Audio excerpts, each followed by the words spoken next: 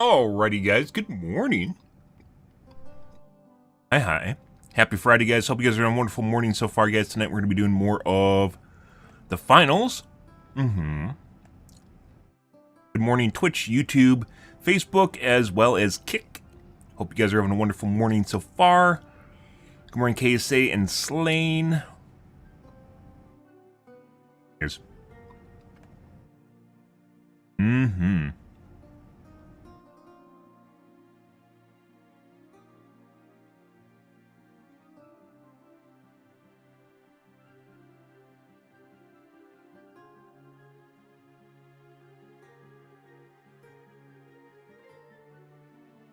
Good.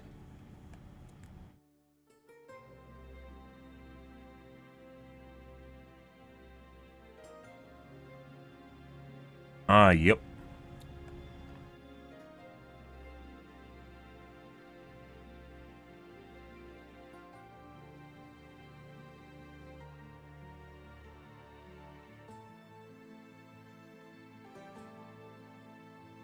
That guy came through and changed my category again. He always does that. I wonder if it's AI that does it. I don't know. I'm not playing the finals right now. This is the beginning of my stream. We're not playing finals. It says finals because this is what we're going to be playing, not what we're currently playing though. We are currently playing Just Chatting. Maybe it's an ad campaign to get me to talk about Kick more by getting them to come across and change my category so that I mention it on stream. Huh?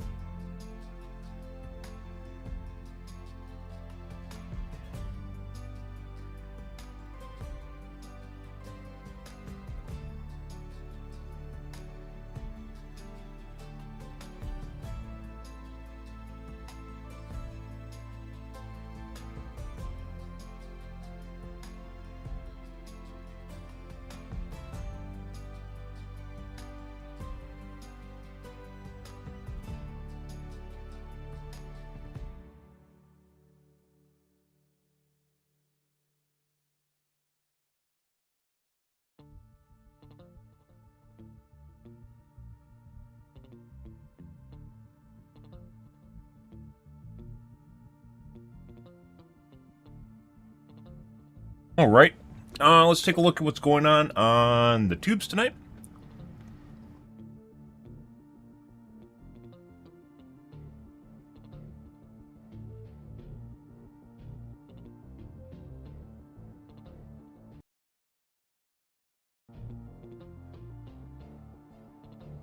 And go from there.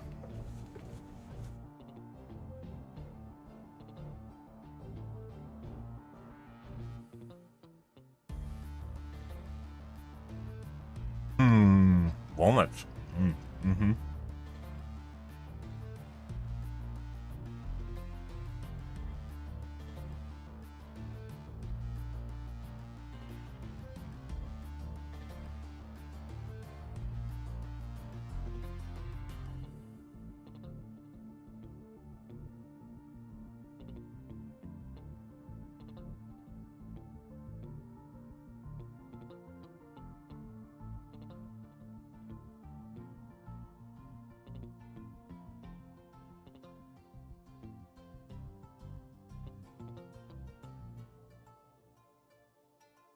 I'm also taking a look at the tubes.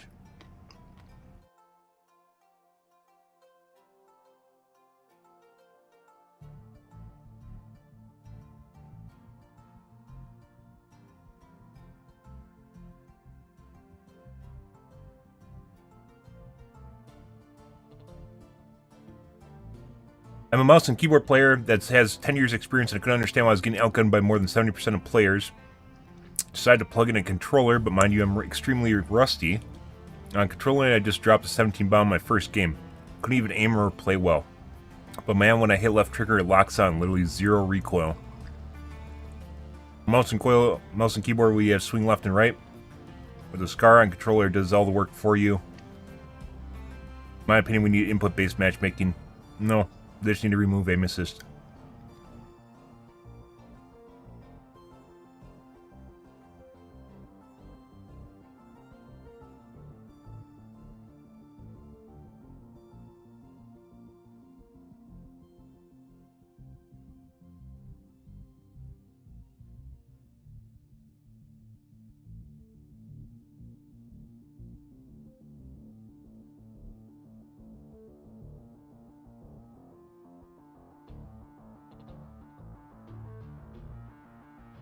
Look at Zim where they're discussing the best cities. Oh my god, cheating.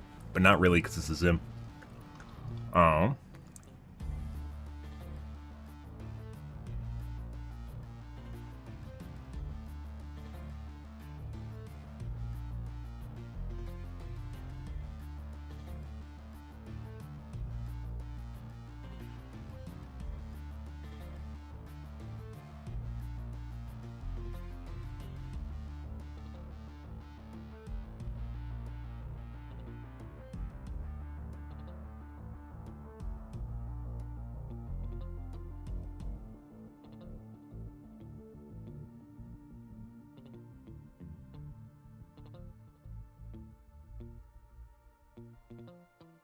Yeah.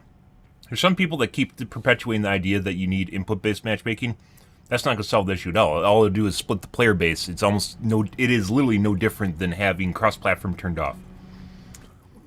People pretend it is because there's a niche case in which it's not true. You can't use, for most games, you can't use keyboard and mouse and console, so they're always on gamepad.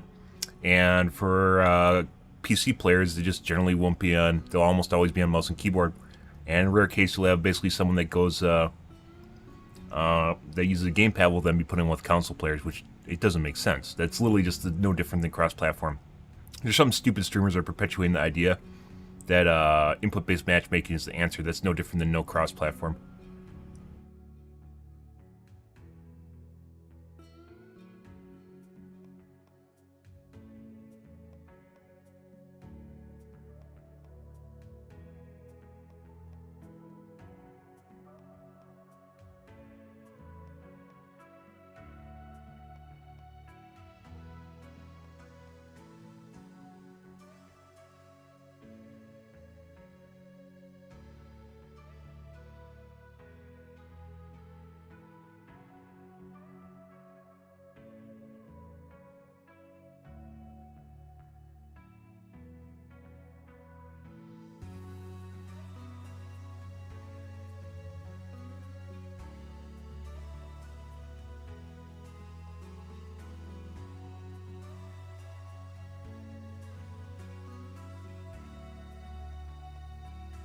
Someone's going to stipulate, well, it's not the same when you turn off cross-platform play as the same as having input-based matchmaking. The reason for that is because you can obviously use gamepad on PC yet. Yeah, the tiny fractional amount of PC players that use it.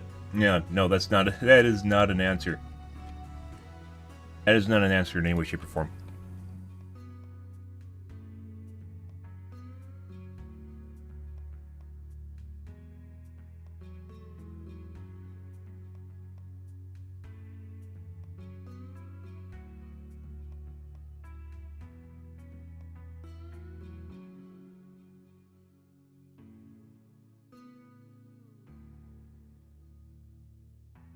I play on controller and I can leave it on the table while I go grab snacks and the damn thing plays itself.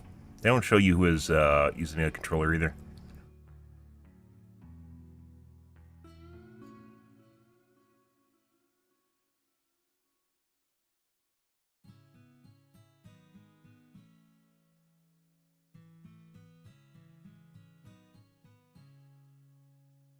The game does have a cheater problem. It's not just aim assist.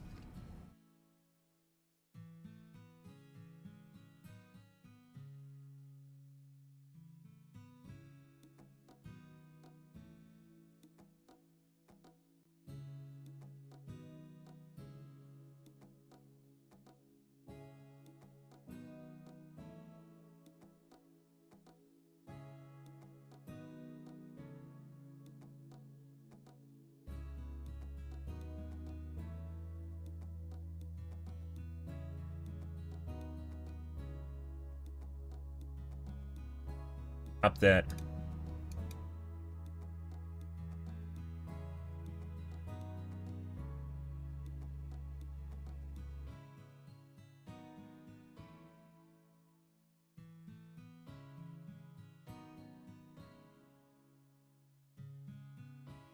Or Edwin. You love DX11? Well, the finals plays like shit with DX11, so. Specifically talking about DX11 for the finals, by the way. And by the way, bad DX12 implementation can be worse than DX11, which it was for a lot of years. DX12's been out for like a decade now. And there's still plenty of games that haven't adopted it, or it's not optimal in their game, which is absolutely silly. Maybe the engines are more at fault for that. Heavies was the only thing keeping lights in check. No shit.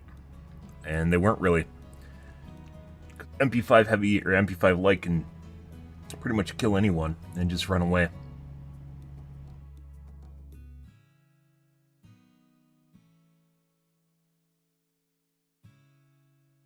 We're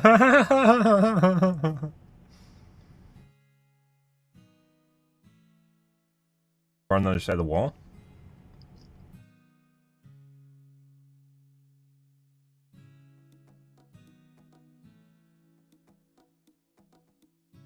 Huh. Heavy? Maybe not. Always light.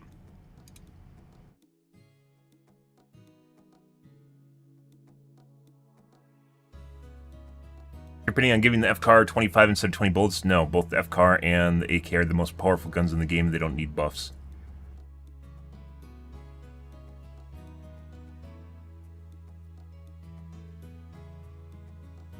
Sniper doesn't fit the game.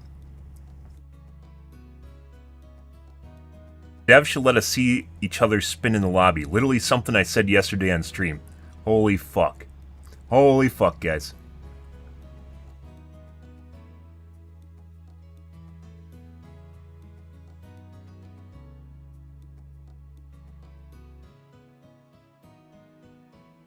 I mentioned that before, where I'll actually just say something on stream and I'll see it pop up on Reddit like a day later, or even sometimes a couple hours later.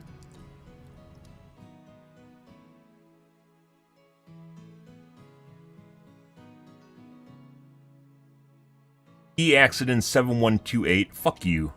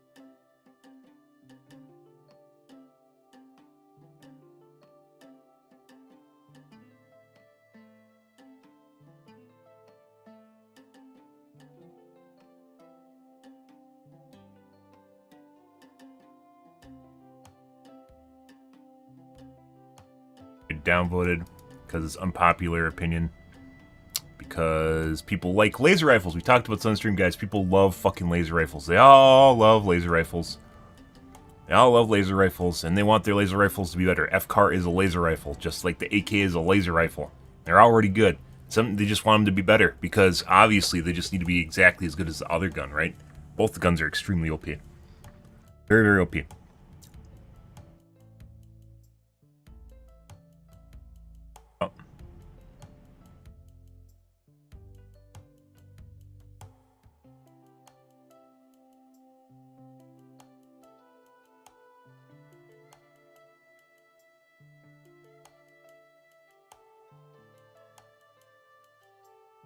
Snipers don't fit the game.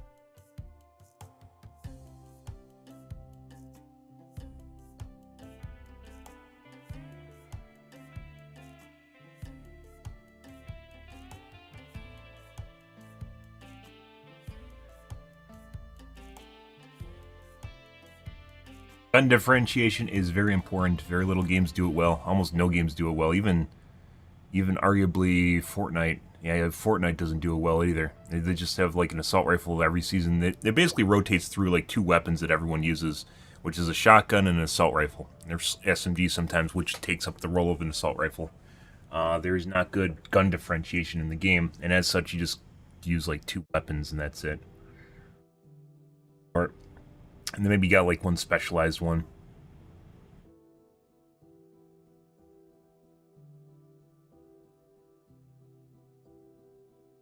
Hey, Marvel. Happy holidays to you too. Excuse me. Weren't even keeping lights in check.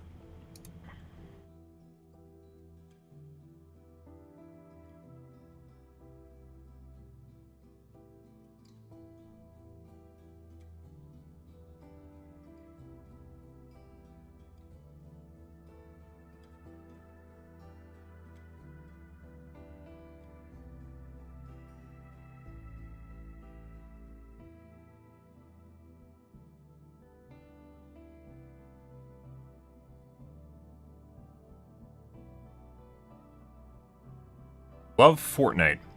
Okay. A lot of people do. It's probably the most popular game out right now, is Fortnite. By far. Watched Aquaman 2. I guess I'll take your word for it. And I have no interest in watching it. There's a little Amber Heard thing that was floating around. I'm pretty sure she's in Aquaman 2, right?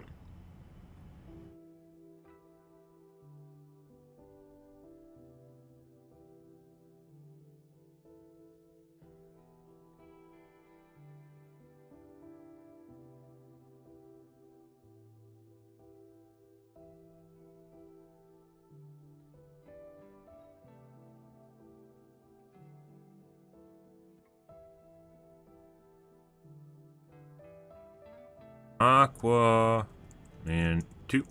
Yes. Yep.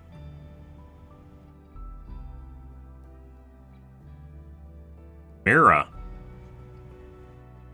She was basically grandfathered into that prior to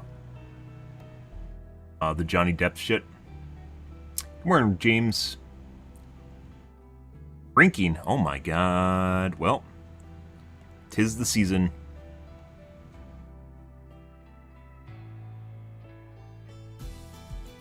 Okay.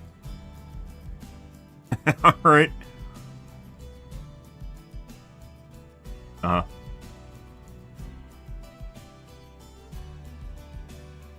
Alright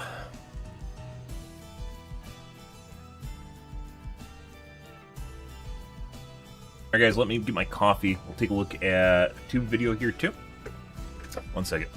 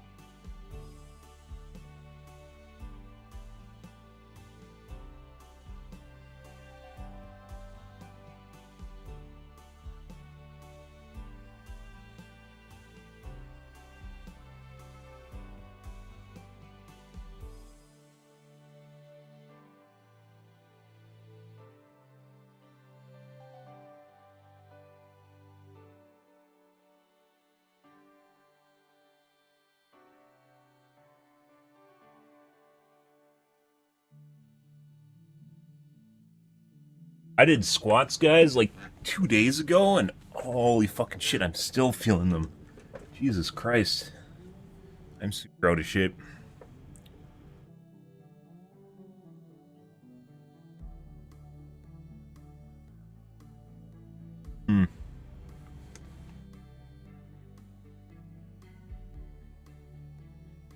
Moving just the right way. It's fucking horrible.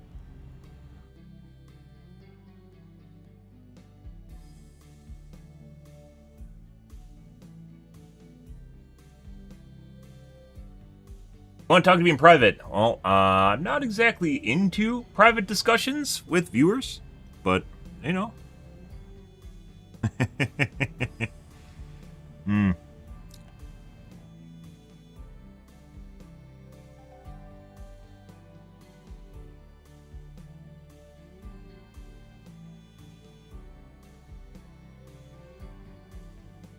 One of the reasons I don't have Discord.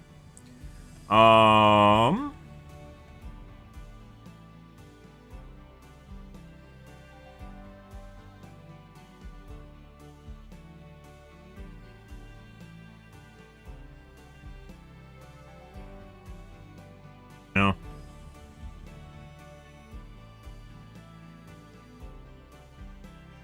Good to good. Alright. Streaming on Facebook dating. Are you jealous, Slane? No, I'm not. Slane's jealous now. See? There's competition. He can't stand it. Oh, also, I'm not into guys, but there's that.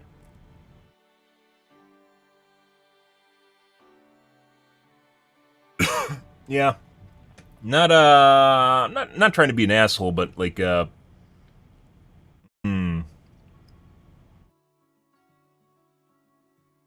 way of approaching that. I'm pretty sure every streamer has to at some point in their life. Some people just like dive headfirst into interpersonal relationships like with anyone constantly, and I'm not one of those people. I pick and choose generally, like if I have a personal relationship, not talking romantic, but just interpersonal relationship. Usually the stuff is off stream. I try to keep things separate, which is why I don't have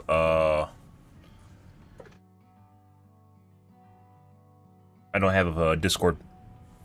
It's because people just generally use it as a way to, I don't know, get to know you more personally, and I'm not really into that. Maybe at some point I'll have a viewer meetup with basically everyone. That's a little bit different, though. Like at a TwitchCon or something. TwitchCon or PAX or something like that.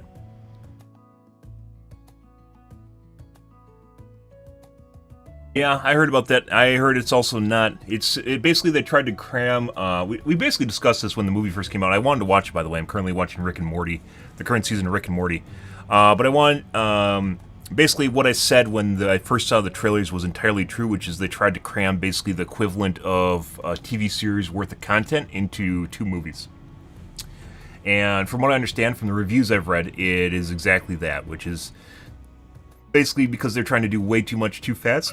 They don't really go anywhere with it. It's like just dragging you from one episodic thing to another, and it basically seems like you're just you're schizophrenic, like you have no idea what's going on in reality. Because they just have too much going on. At the same time, it doesn't allow you time to properly develop cast, characters, story. We talked the other night about how movies in general just don't have enough time to develop themselves. So, yeah. I don't have a Discord, no. I have Twitter. I don't really answer DMs on Twitter, though, so.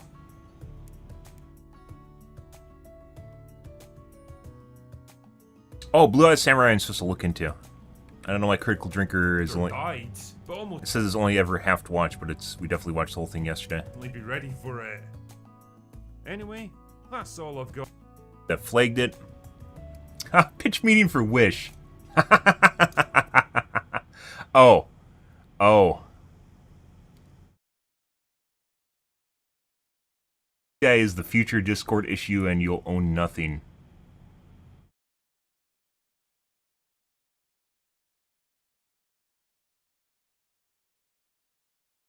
That's about. I think that's kind of a podcast thing. Look at this. I don't plan on watching Wish, by the way. Wish is kind of a... It is the pinnacle of Disney literally just going to shit. Very left-leaning political agenda just going to complete shit, in which the main character, which is, of course, a white male, who's a leader, apparently is perpetuated as just being evil, when in fact he basically just controls essentially chaos. And she, basically a younger minority and a woman, has to overthrow him, obviously, and doesn't actually present a system to replace it with. So, in Wish, the premise is that she wants to... he basically controls who gets wishes and who doesn't, because it would be chaos otherwise, right? If everyone got their wish, it would be absolutely chaos, which is true. Because people don't always wish for exactly the good thing, and other people's wishes are going to impact everyone else, because if you could wish for anything, there's a lot of things that could go completely wrong with it, right? So, he's basically a curator and decides the male protagonist is a curator and basically decides who gets wishes and who doesn't. And she doesn't like that. She thinks that he's an over-controlling individual and obviously representation of the patriarchy, and needs to be overthrown. But then doesn't actually present a system in which she would replace it. She just give everyone wishes. And no one could ever see what could go wrong if everyone got their way all the time, right? Yeah. If anything you wish for was true. Yeah. Rick and Morty's, we talked about that the other day, which is they replaced, obviously because of allegations, they replaced the voice actor for Rick with another guy. And while the new guy sounds almost identical to old Rick, like in terms of like nuances and just kind of iterations, vocalizations, he doesn't have the same air, and I see why people kind of find fault with it, which is, it's nothing to do with the voice actor. It's just the old voice actor was a narcissistic asshole. The new guy does not sound like a narcissistic asshole. Like, he doesn't actually, when he's voice acting Rick, he doesn't actually sound like he's playing the part. Like, he actually just seems like he's actually a good guy, right? Like, in real life, he's actually not that horrible of a person. Where Rick is very much an asshole, and it actually just comes across the wrong way, in which, like, Rick is just kind of, like, sorry for everything he's doing, which is not Rick and Morty at all. Like, Rick the scientist is absolutely a fucking asshole, like, narcissistic asshole. He has his little bits where he's not, but for the most part, he's a dick, right? Yeah, that's his thing. That's the shtick. And if he can't do it, then it's not really, Rick and Morty. But I still watch it. It's still alright, but it's not earlier seasons. That being said, Rick and Morty kind of peaked in season 1 and 2 anyways, so. PUBG's almost impossible now? Okay. So, you have a new movie for me? Yes, sir, I do. Wish. Okay, I will. What are you doing? Doing what you said? No, sir, I already have the movie. It worked! All right, so anyway, this movie takes place in a kingdom called Roses, run by a king named Magnifico. Right. That's him. He's a sorcerer, so he does this thing that when you turn 18, you can tell him your wish, and maybe one day he'll grant it. He does like one per month. Why is he collecting everyone's wishes? Did they give him powers or something? Well, Ad eventually revenue. he learns that they can, but no, he doesn't know that right away. So why do that? Because that works. And so another thing is that once you give him your wish, you forget about it completely, like it's gone. What if someone told somebody else their wish or wrote it down on a piece of paper before seeing him? Hey, shut up. So one day our main character, Asha, goes to interview to be his apprentice, right? Okay, and what does that job entail? It entails that I needed a reason to get her into a one-on-one conversation with the king. Gotcha. And so the two of them are gonna break out into this song called At All Costs with lyrics like, "There's no ocean I won't swim across to be by you." Oh, so they're in love? What? No, she's 17. Oh my god, that kind of sounded like a love song. No. Okay, what are some of the other lyrics? You pull me in like some kind of wind, mesmerized by the hold I'm in. That's a love song. Oh yeah, I might have accidentally written this as a love song. Whoops. Whoopsie. Anyway, so then she asked if he'd consider granting her 100-year-old grandfather's wish. Okay. So he checks it out, but the wish is to inspire people. So the king's like, well, that's too vague. What if he wants to inspire people to destroy the kingdom? We can't have that. Kinda has a good point. No, he's the bad guy. Oh. And so Asha's like, wait, so most of these wishes aren't ever going to be granted? You're the bad guy. And they already figured that out mathematically. He only does like 12 a year. No, they had not figured that out mathematically, so Asha's like, hey, you can't do this. These are people's wishes. You're the bad guy. Hey, what if somebody's wish is to kill a lot of people or be like a really good arsonist? Hey, no hypotheticals, please. Just listen. Oh, my bad. Thank you. And so now Asha's like, well, it can't be up to one person to decide which wishes get granted or not. I gotta find a way to get people's wishes back. Is everybody in the kingdom miserable or something? No, they're pretty much all doing great. All right. So she goes and wishes upon a star, but then that star shows up, and it's just the cutest little merchandising opportunity. I like the sound of that. Ragu. So this merchandising opportunity starts doing magic and giving animals the ability to talk, including Asha's 3-week-old goat Valentino. Oh, talking animals, that is a Disney tradition. Yeah, well, this whole movie's supposed to be like a celebration of 100 years of Disney. It's been a good century. We gobbled everything up. So it turns out Valentino gets a super deep voice and he smirks all the time, so that's gonna be lots of fun. Very cool. And what's that character's role gonna be in the movie? I just told you. Oh, okay. But now the king feels threatened because he saw some lights. So what does he do? Well, he's gonna sing a little song called This Is the Thanks I Get. Oh, yeah? Yeah, he's gonna be like, I let you live here for free and I don't even charge you rent. Those mean the same thing. And then he's immediately gonna turn to dark magic, which turns him fully evil and corrupts him. Oh, good. Okay, that'll remove any ambiguity about whether or not he was being reasonable. Yeah, so he's fully evil now, and he wants all the wishes for power. Being straight up evil is tight. I hate puppies. Oh, my God. So what else happens? Well, it turns out that Simon sells Asha out to the king and tells him that she's the one who summoned the merchandising opportunity. What? Who's Simon? Oh, yeah, see, Asha has 7 friends, and they're inspired by the 7 dwarves. Because 100-year anniversary? Because 100-year anniversary, that's right. So their names are Simon,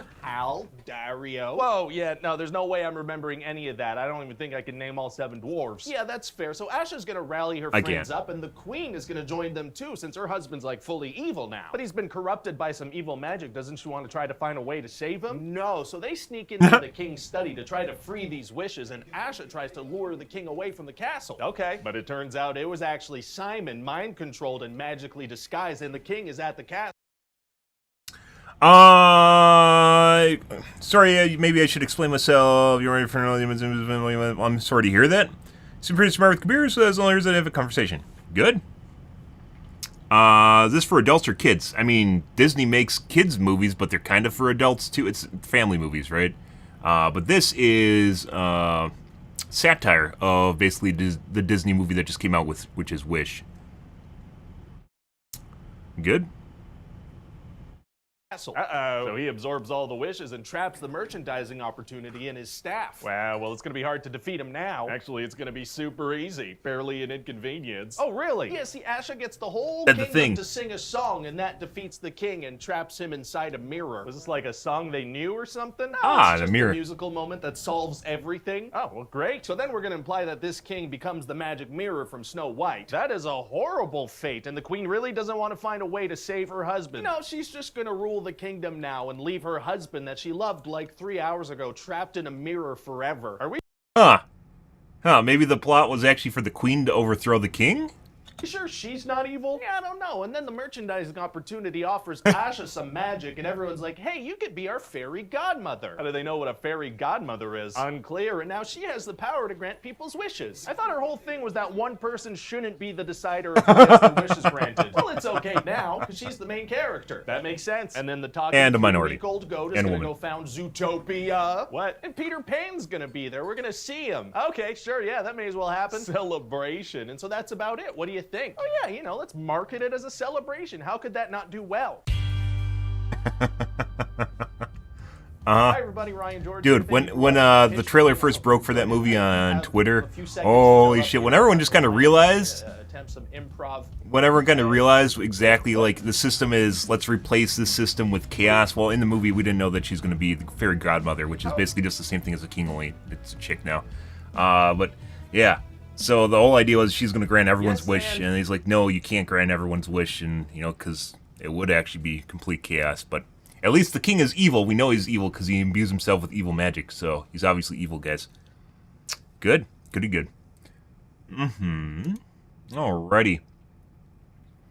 What else we got going on here? That's Wish, guys. Fantastic.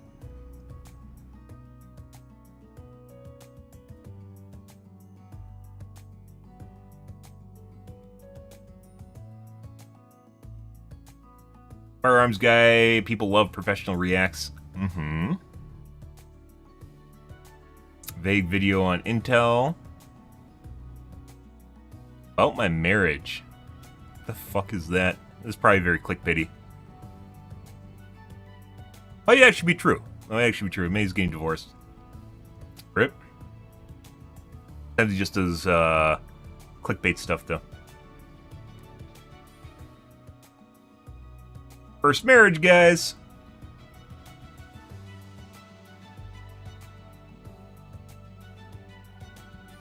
Oak Hollywood is broke.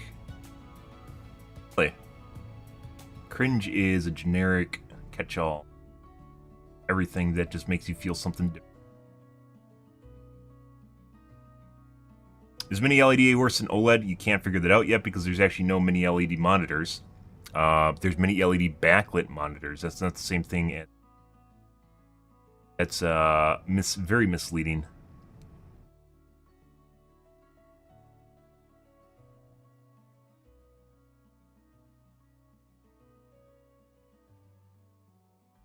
Ready or Not is outrageously good. Jack Frey's drumming up the hype for anything that moves. Yep. I watched it. It's basically the equivalent of an old game called SWAT, or some of the old Rainbow Six that are terrorist hunt mode. It's basically the same thing, right? But I don't think that's anything that people read.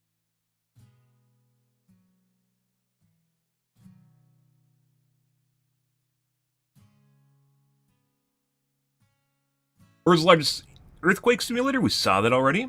Oh, and then Tom Scott video.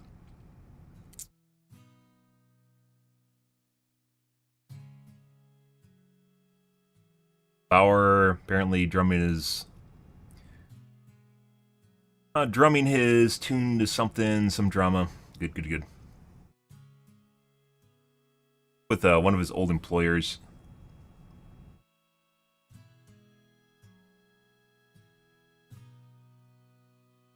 Do you have anything here?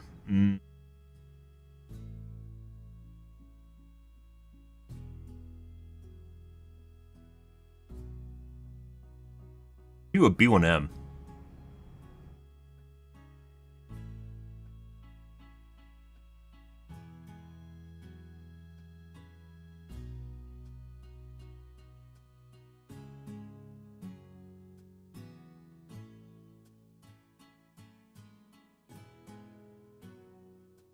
Oh, how the energy restraint in the Leaning Tower of Pisa. Let's see if this gets my channel audio muted. Long ago, maybe upwards of 1 to 2 million years ago, In a bit YouTube, river maybe. in the central part of what's now Italy emptied into what's now the Ligurian Sea. It still does, by the way, but it did. I thought there's still, they didn't actually screen the rose Leaning and Tower of fell Pisa. from the It's still tides, leaning, and and the it's actually in river danger of moved falling over sediment now. Downstream, silt and soil were deposited across the landscape. In one little spot, in what's now the city of Pisa, that sea and that river deposited a little bit more sand to the north and a little bit more clay to the south. And no one knew or cared until around the year 1173, when construction of a bell tower, or campanile for the nearby cathedral, began. You know the rest of the story. For whatever reason, we humans love stuff like the Leaning Tower. There's just something special about a massive structure that looks like it's about to fall over. I mean, But you it might is. not know that it almost did. It fucking is. Over the roughly Yep. 6 centuries from when it was built to modern times, that iconic tilt continued to increase to a point in 1990 when the tower was closed to the public for fear that it was near collapse. The Italian government appointed a committee of engineers, architects, and experts in historical restoration to decide how to fix the structure once and for all, or at least for the next several centuries, we hope. And the way they did it is really pretty cool if you're into recreational geology and heavy construction. And who isn't? I'm Grady, and this is Practical Engineering. Today, we're talking about the Leaning Tower of Pisa. So, the most recent thing is they actually closed it off and they put up like fences in the direction that it's going to fall. Because it's at risk of actually toppling. That was the average tilt of the tower in 1990 when all this got started.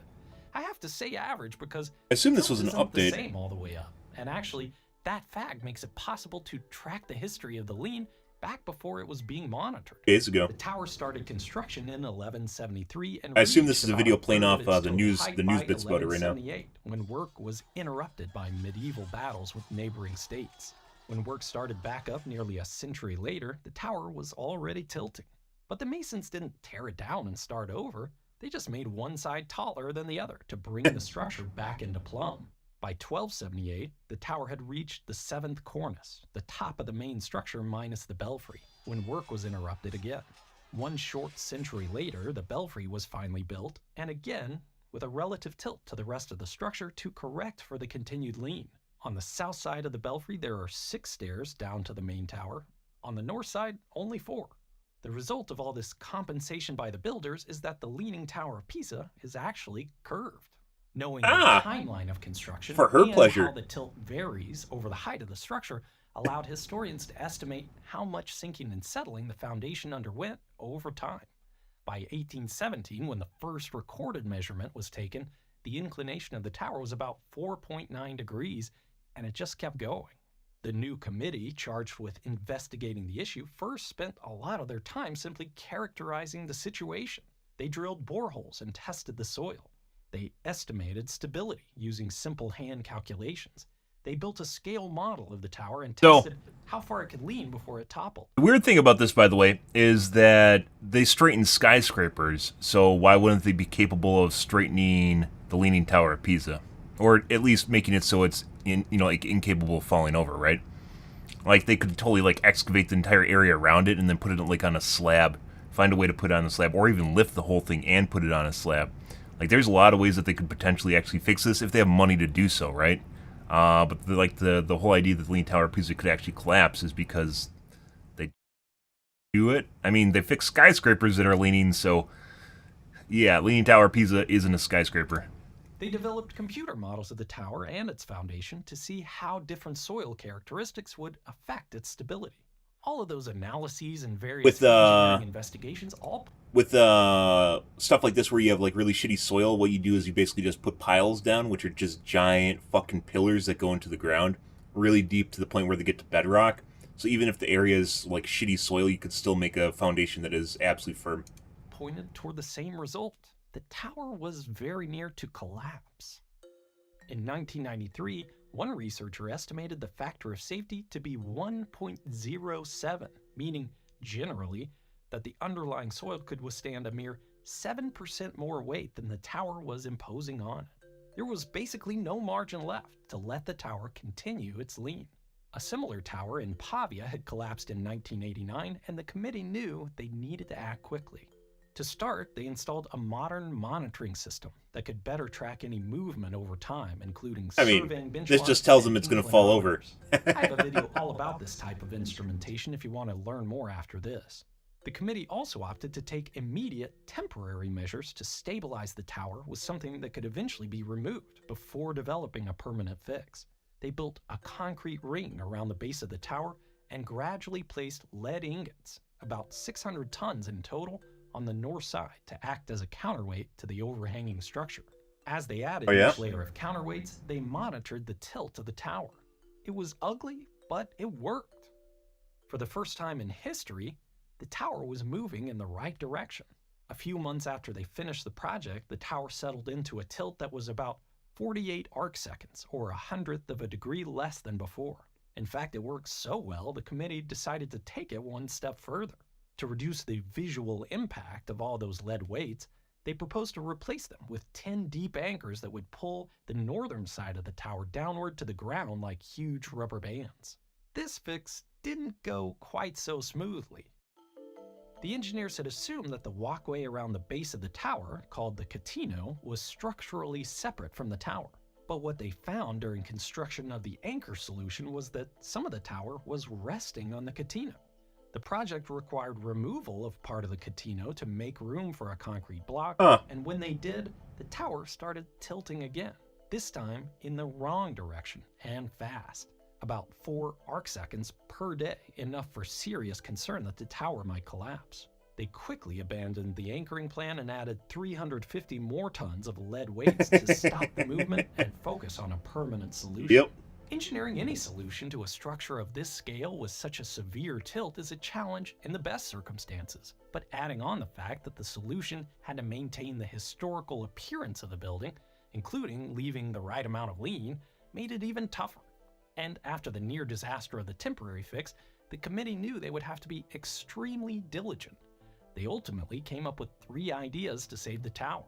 The first one was to pump groundwater from the sand below the north side of the tower, but they didn't feel confident that they could predict how the structure would respond over the long term. Another idea was electroosmosis. If you've seen some of my other videos about settlement, you know that it's hard to get water out of clay.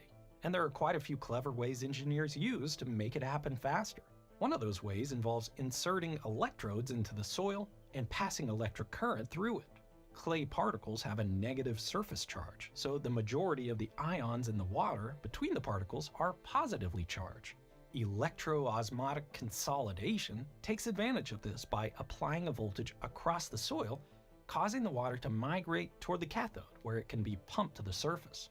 The idea seemed promising because by carefully choosing the location of electrodes, engineers hoped they could selectively consolidate the clay below the north side of the tower, reducing its overall tilt. They even performed a large-scale field test near the tower to shake out some of the kinks and gather. So, water can be structural when it's in reservoirs. There's problems in California with the aquifers being depleted where the ground then settles, which I assume they're taking into account. But when it happens, you can't always predict, like what you said earlier, you can't always predict what's going to happen with settling or where it's going to settle the best. Like you need to have, this does look like a lot of samples out of the area. But like the whole idea of just removing the groundwater seems kind of fallacious in and of itself. I don't know. That's the whole case where you just discuss the idea of either carefully pulling it apart and then just putting it back together exactly the way you found after you put down a new foundation, which is probably something they could do, or lifting the whole tower, which is also something they could do, or put down piles and find a way to put them underneath the tower itself, which they also could do. Like I said, they rebalance skyscrapers that are leaning, so they can do it to a tiny little tower in Italy. Very kind of weird. I don't know why they would have suggested actually removing the groundwater in the first place, because once again, it will cause settling, but you don't always know what way it's going to settle perfectly. That's kind of weird in and of itself. Good morning, Nuggets.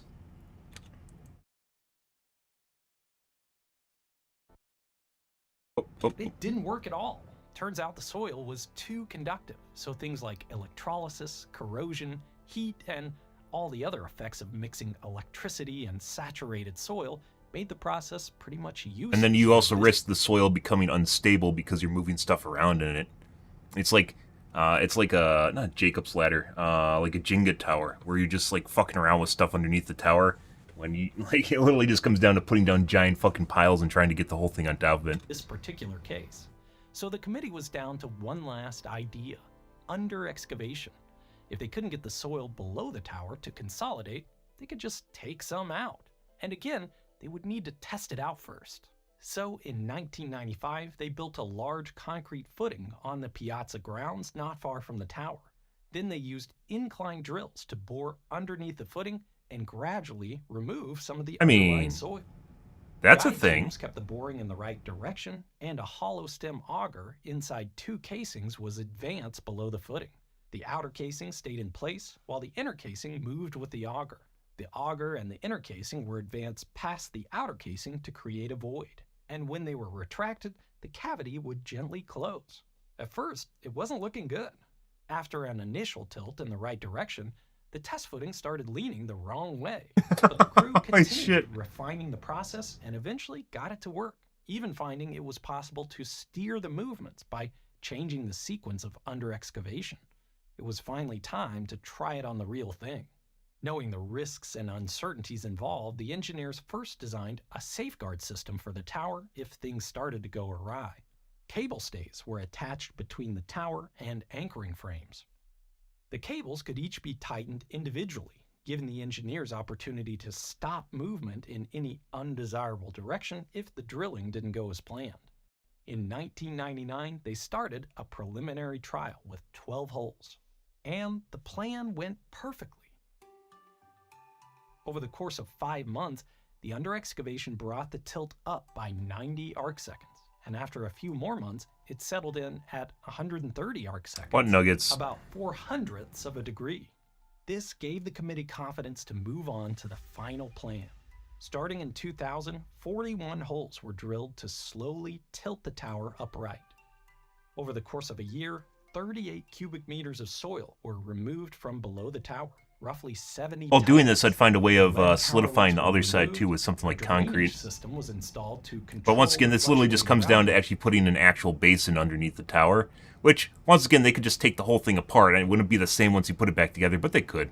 They 100% could. water levels that exacerbated the tilt, and the tower was structurally attached to the Catino. Oh, did increasing YouTube the mute me? effective area of the foundation. In the end, the project had reduced the tilt of the tower by about YouTube didn't half mute a me. degree. What are you talking In about? fact, reversing time to the early 1800s Fire. when its likelihood of toppling was much lower. Of course, they didn't straighten it all the way. The lean isn't just a fascinating oddity, it's integral to the historical character of the tower. It's a big part of why we care. Tilting's in the Campanili's DNA, and in that way, the stabilization project was... By the way, when I say stabilize it by putting like a foundation under it, it does not mean you make it straight. Make it to the point where it was straight when it was first built, or the top was put on it, which they could figure out based on what he said at the beginning of the video. just a continuation of an 850-year-old process. Unlike the millions of photos with tourists pretending to hold the tower up, the contractors, restoration experts, and engineers actually did it. For the next few centuries, at least. The logistics of the operation to fix the Leaning Tower are really the most... So, what's going on? They literally... Is it a different tower?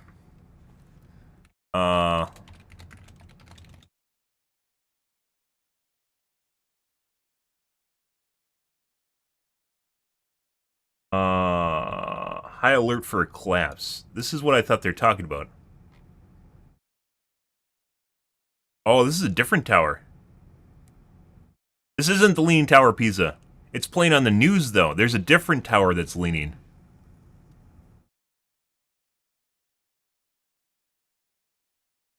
Yeah, it's a different one. It's not the Leaning Tower Pisa. Apparently, I didn't look at the picture close enough. This is for another Leaning Tower.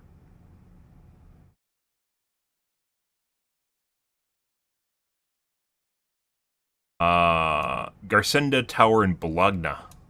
Bologna? Yeah, this guy. This is what they're... Yeah, this guy right here. This is the one I was talking about. Not the Leaning Tower Pisa. It was the Leaning Tower in Bologna, which I assume this is based on. Yeah, it actually looks taller than a Leaning Tower Pisa. That guy. Rip.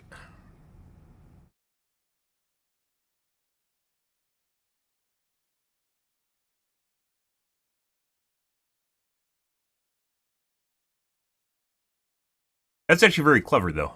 Is drilling holes and just letting the soils settle. Another way of doing it, and cheaper. That's pretty good. Fascinating part of the whole project. Not Leaning Tower This Pisa. idea of inclining Leaning Tower road in to Bologna. carefully remove soil with so much precision is an insider story at its core. On the surface, it's not really that interesting, but if you dig deeper, you see how ingenious it really was. I love those kinds of stories, and I figure you probably do too, so I have a recommendation for you. The Logistics of X. These videos are put together by the same team as the Windower Productions YouTube channel, and they're so good. Just deep dives into various industries that would otherwise seem uninteresting if you didn't get to peek behind the curtain and see how they really work. I had no idea that's so interesting if you didn't get to peek behind the curtain and see Huh. Well, if that doesn't look dangerous, I don't know what does. how they really work. I had no idea that so much of the U.S. coal supply comes from a single county. Maybe you've noticed what I have over the past few years, which is that all my favorite There's TV Brando networks account. are just Bye. running reality shows and even high-budget documentaries that stream online just don't go deep enough for my tastes. Almost everything I watch now is being made by Likes it deep, guys. independent creators like Brian Good. from Real Engineering, Sam from Windover, Scotty from Strange Parts and Integrity. I watched Scotty. Sam's series, The Logistics of X, along with a lot more excellent content, is only available on Nebula, the streaming not platform Floatplane. built by and for independent educational creators. Nebula and Believe me, Floatplane are having to Nebula's duke off right now, basically guys. the answer to the question of what could happen if the best channels on YouTube didn't have to cater to an algorithm. It's just a different model that changes the incentives and rewards, and it's come so far. It's totally ad-free with tons of excellent educational channels and lots of original series and specials that just wouldn't see the light of day if they were produced for YouTube, where you have to optimize. It does make you wish that there's a way on YouTube, for instance, that you could form like a channel. And certain content would be found in specific channels that you're looking at. You kind of already do this by looking at looking at certain videos on the algorithm, right? It picks out basically videos of interest to you, right? Based on your browsing history. But they could 100% refine this to make this more like real life in terms of giving you certain content. Like you could click on a channel that would be a specific category, and it would just keep you. It keeps sending you stuff there, and it doesn't. YouTube really doesn't do that. Like, is there even? Not really.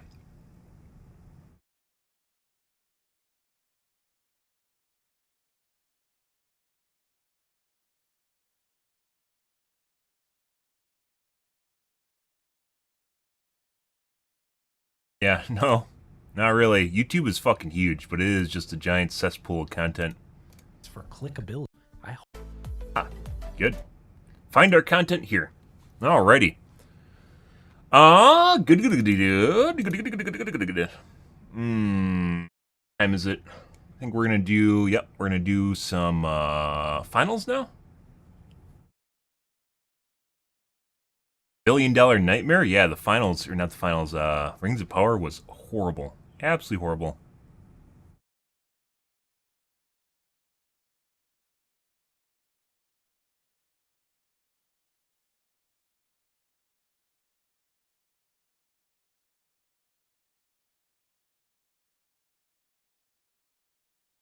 Video with Matt Farrell. When we look at different videos, there's just content, or YouTube content creators that literally just like take a Wikipedia article and they turn it into a video. And Matt Farrell is basically one of those. There's a couple of them, and it's unfortunate because they don't really give you anything outside of what you could already find yourself on YouTube. Like we watch B1M. B1M has like they get like content from the sites that they're talking about themselves, and make personal like their own clips and stuff to add on to it too, to make things more exciting. It's like going a step beyond just like Wikipedia. This is kind of practical engineering. It kind of seems that way. We don't watch a lot of practical engineering, but maybe.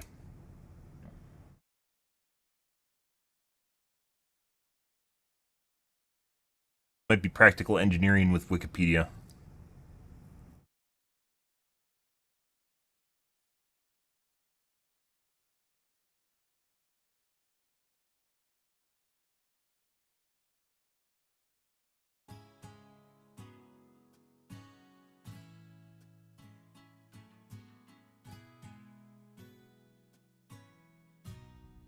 Worth, according to engineers, probably breaks down the, maybe more so a chemist, breaks down all the materials inside your body.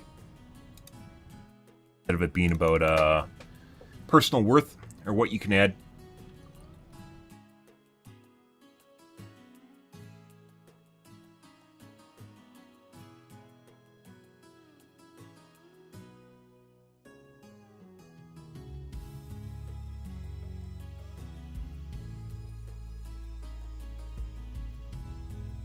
When the game first dropped, all the posts up were about how fun the game was with friends and how it was a breath of fresh air and field FPS and how this could be the next big thing. Now it's all demands for nerf heavy, buff medium, and a wave of posts hating anyone who plays light. I don't think I've ever been able to watch a toxic environment be born in real time. Is truly amazing. Yeah, well, they're playing ranked. They could just play quick play, which we do, and run around with the sword and kill people, which I also do. Okay. Righty.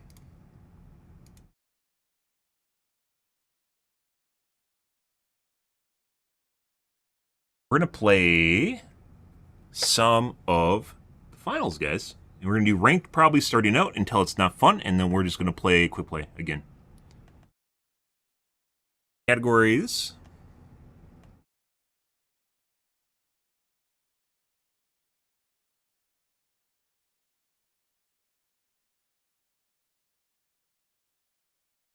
We're going to be going back to Overwatch at some point, but in classic Ben Sam fashion, we're going to milk the shit out of the game first before I do that, and get sick of it.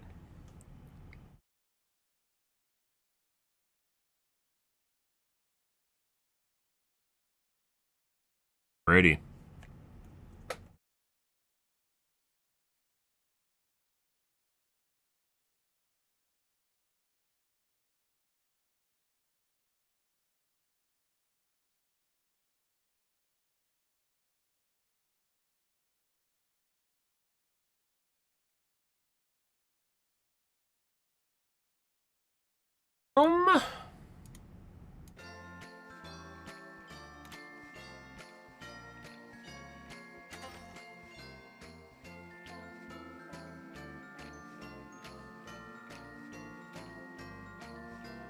Okay.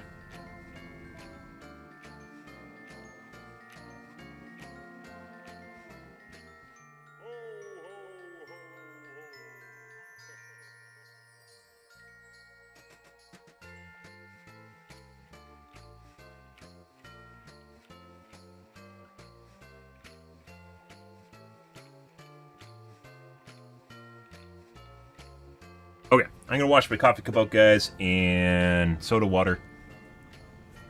Bathroom. Be right back.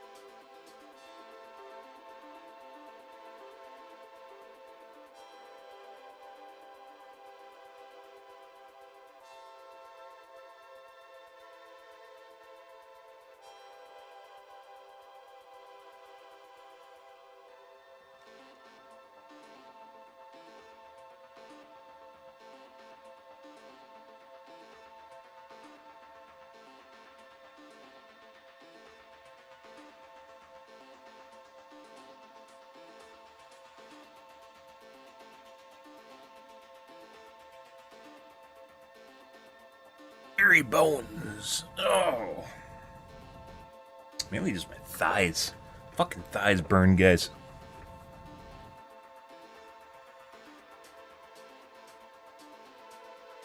Alright, so we're gonna play some ranked here, guys.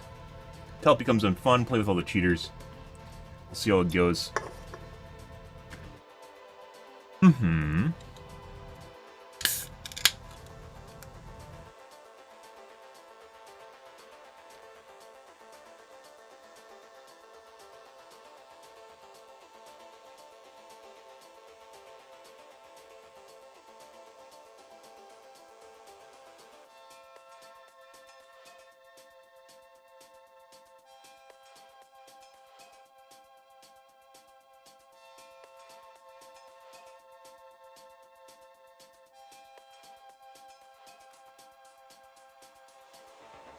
Still not showing up in the finals category on YouTube, more than likely because they got a copyright strike. Now we're being deprioritized, guys, horribly deprioritized. Oh, jeez. That was from Embark, too. It was from Embark, because I mentioned cheating in my title, and Lars came into work and he thought I was advocating cheats. I was showing you guys cheats, and I wasn't. Oh, fucking Lars. Alright. Oh, no. We do not want to play in NA.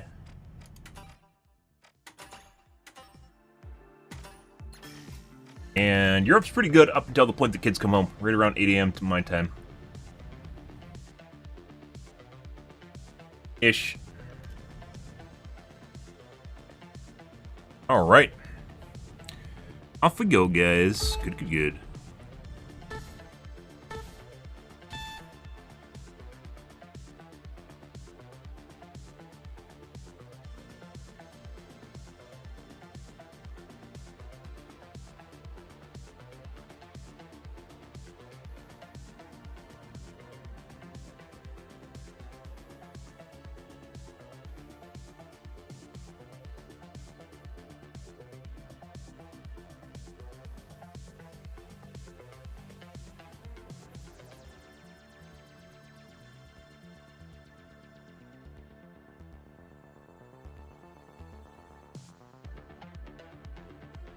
Alrighty, what do we got?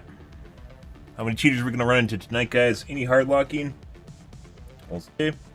That's the really blatant shit, the rage cheating. Ran into 2 yesterday. All playing ranked.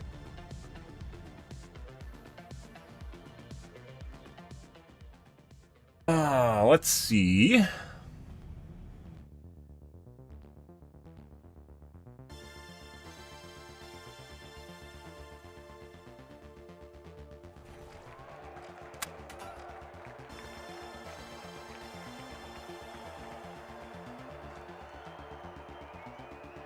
And Chinese name guy. Ah, with a scarf. Let's see. We'll start in Las Vegas. In this rags to riches to rags city, it never hurts to have insurance, like coverage from our sponsor, Halto. Now, the tough shells, the steamrollers, the mighty, and finally, the jet setters. Uh-huh. Watch closely, folks. They're ready.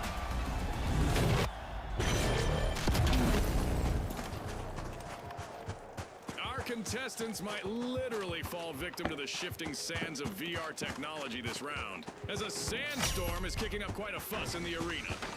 The tough shells break through, opening Vault 2.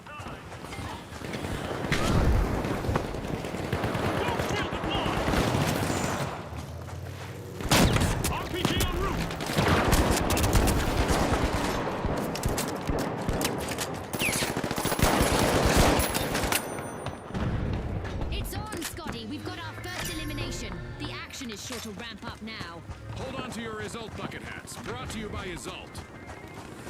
The mighty sure pack a punch, and they've started to unpack Vault 1.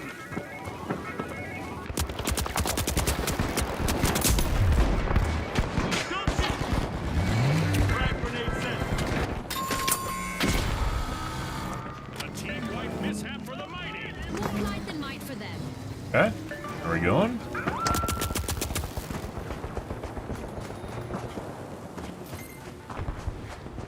I don't know if this is on the roof or second floor.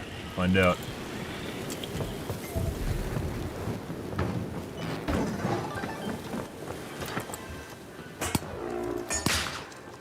Shoving to the front of the line, the jet setters have started our first cash. Really shitty place to defend. Eyes on the remaining contestant on the steamrollers. It's their time to shine. Enemies down there.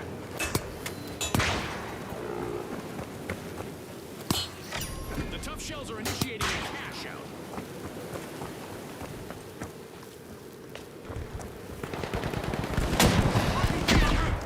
Miss.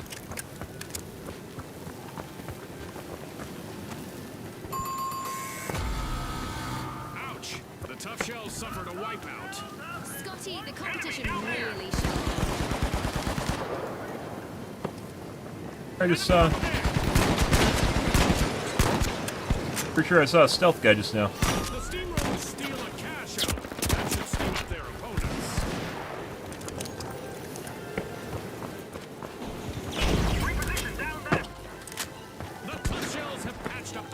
in their armor and are back in business.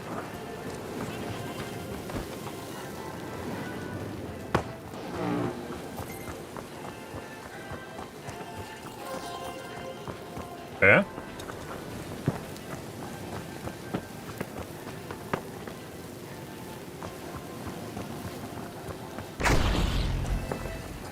Enemy spotted down there.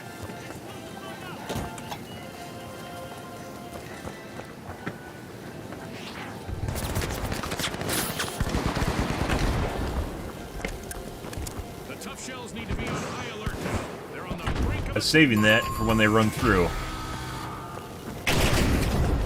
Oh, now they just went through the floor.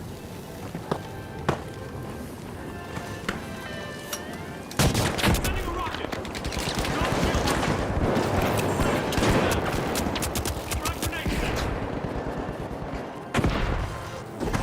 Our first cash out goes to the jet centers. Let's see whether they can keep that momentum going. Yeah.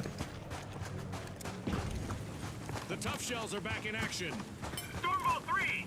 Oh, we can wait for Vault 4, wherever that is. Probably gonna be over by us. The tough shells are busy busting into Vault 3. Cash out completed by the steamrollers. Deploying a surprise. Vault 4, heading out.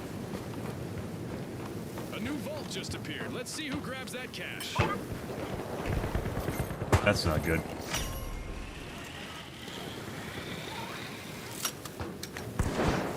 Okay.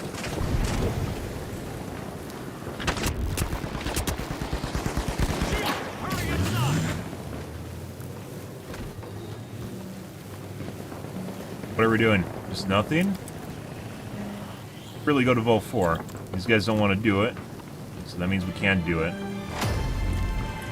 Destruction and mayhem characterize the first half of this Okay, match. well. I can't wait for what comes next. Is evident, and it makes one think about the possible outcomes of their involvement.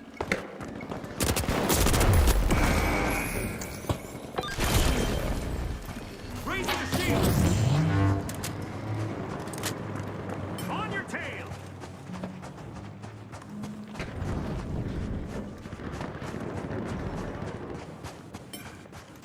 I don't understand why these guys... Okay.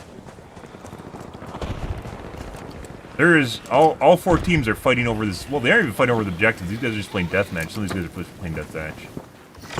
The jet setters are turning on the engines. They've started a cash out.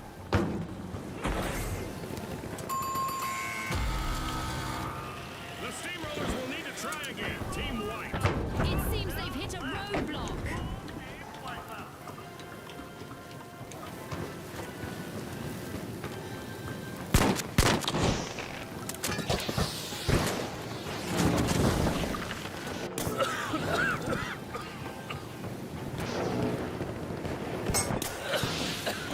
A long-awaited Nice. return to the arena for the steamrollers.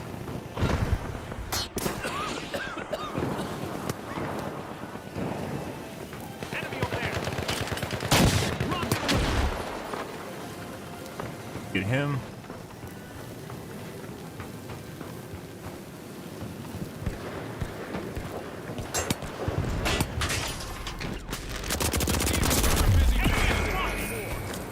Uh-huh. Look at that range in the stun. Why did the stun gun need a buff, guys? I have no idea. That's most unfortunate. Huh. I guess it's really easy to see. I guess it's really easy to see people when they're close. In a sandstorm in his shadow. Ah, okay. Sure, Well, Scotty. you know, I guess the contestants decided to bring their A I just don't have that. I don't have that, guys. I don't have the add-on. The Mighty's remaining contestant is doing everything they can to avoid a team wipe. It would be a Oh my god, Purple actually went and did an objective. No way. eliminated from the tournament. No way. The jet setters are back in the arena, folks. I don't know why people aren't capping D right now. Defend up there. Guys. That's kind of weird. Okay, there's a new event coming up in the round for our contestants. Tough shells will need to come back from that wipeout. They'll need Actually, just avoid wiping now.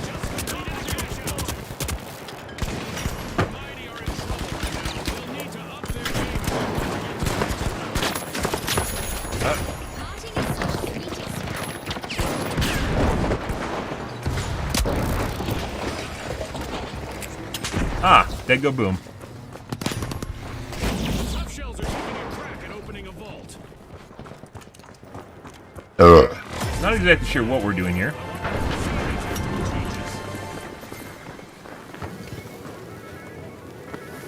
Heaven shook, guys. Oh my god.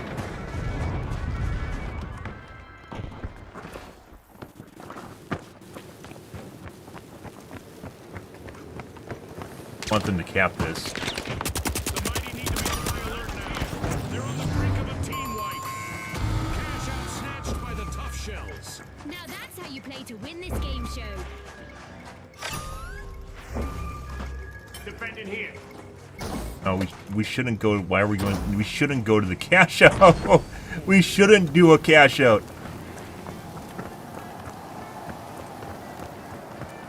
I don't know what red and orange did, guys. This entire game was like just deathmatch for these guys.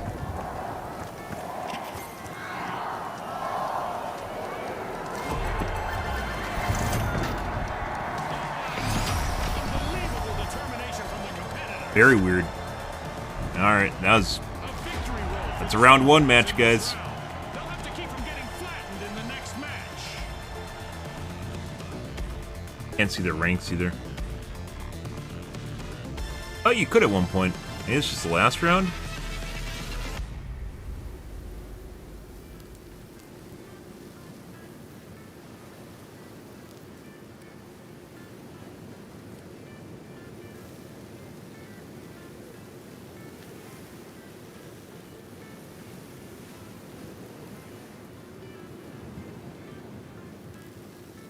Hit again.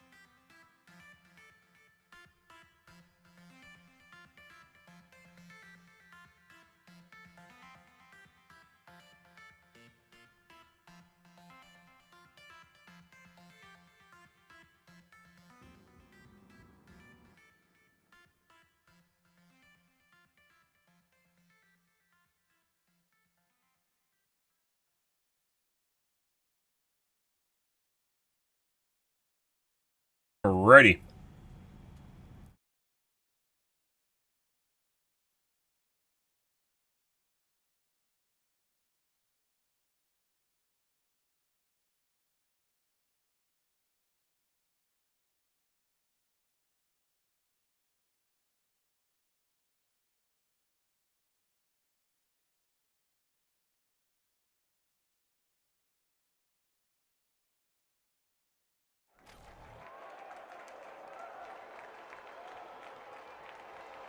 Yep.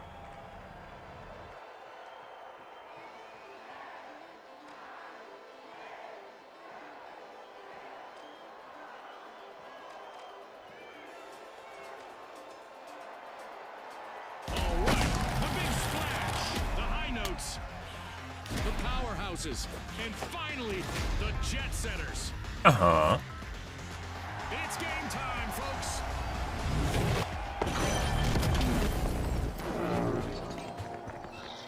Who knows what's going to be lurking around the corners out there in the dark? Low visibility for this round. Well, what do you know? The arena has rendered perfectly for this match. Not a scratch on it. Let's see how long that lasts. Unlocking Vault 2. The jet setters are trying to book a ticket to fame. We've got our first You gotta be fucking shitting me. getting acquainted. That guy shot me through the vent. One is being unlocked. When I looked away too.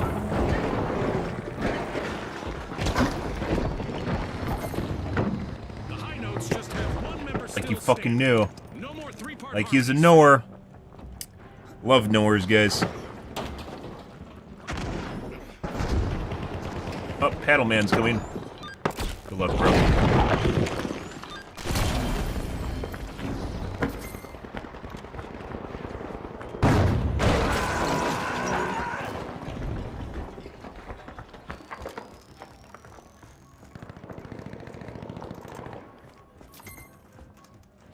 The powerhouses are revving their engines and have started our first cash out. Notes will need to try again. That actually blew it up, but at the same time it actually did damage to it. That's kind of weird. A cash out.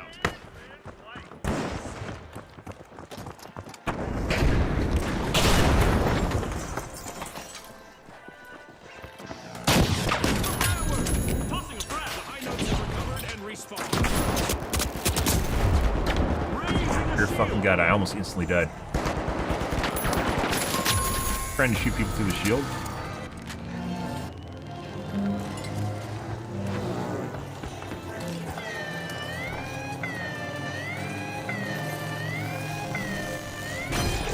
With sky-high skill, the jet setters have just stolen a cash out. But will there be consequences? The last contestant on the high notes needs to bring Just blew up that the A side I was game gonna land down on. to a full team I wipe. think they made it bigger so I could get out. They thought I was too fat. Oh, funny. Enemy high notes will need to reboot. Team wiped. Set the line. Frag grenade out. Don't shield active.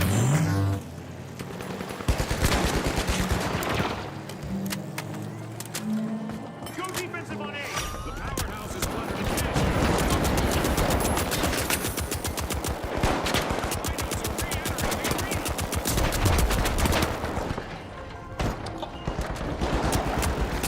Oh my god.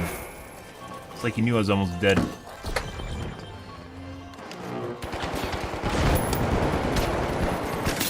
I believe that's the knower from the other side, too. That shot us with the rocket earlier.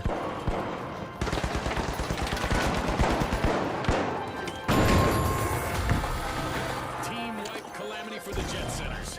Remember, folks, a team that pulls together loses cash together. Good. In our tournament matches, a team wipe costs you cash. First cash out goes to the powerhouses. Let's see whether they can keep that momentum going. The Big Splash completed a cash out. Really enjoy shooting me right now. Back on the scene. The Big Splash are applying pressure on all four.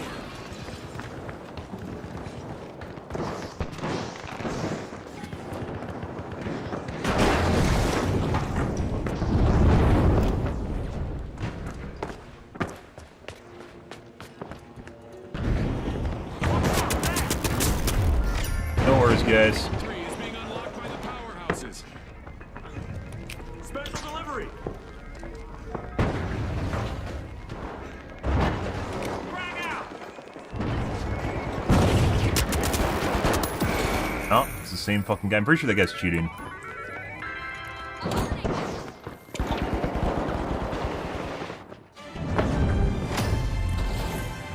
Not a stale moment yet, and we just passed the midway point of this bout. The second half is going to be full of suspense. I can hardly contain myself.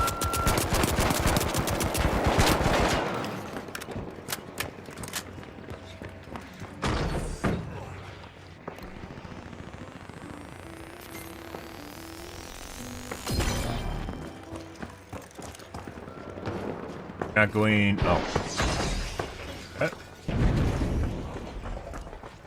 Fuck is 15? What is 4 doing? What is? Are these guys going for 4?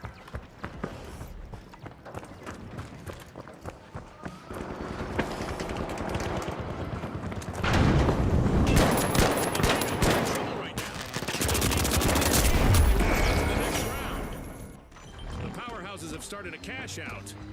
A team wipe might be in the cards. Yeah? The high note's only standing member isn't careful.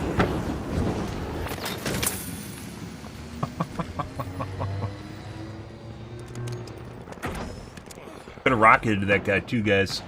I didn't. I was like, I'm not going to waste my rocket. A new event is looming, and our contestants might find that the best strategy is simply to embrace the unexpected.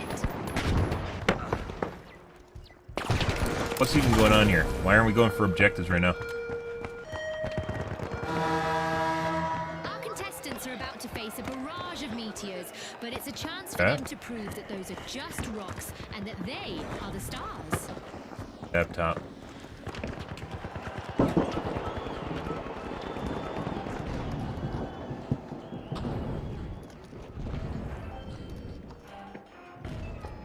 Team bows right now for some reason. I don't know why. They're in neither objective right now. Our contestants are projecting big, big spirit in the arena. They're showing our fans that they are here to win. That's Got 'em not just all now. they're projecting. I can practically hear the detonations from here. Are we just not playing? The big splash are ahead of I mean, we had teams like this last round too that just weren't doing shit. the in the works. We're at the end of this game show event. What a spectacle. Off, dude. Uh-oh, there's only one brave high note still singing out there. Too fat.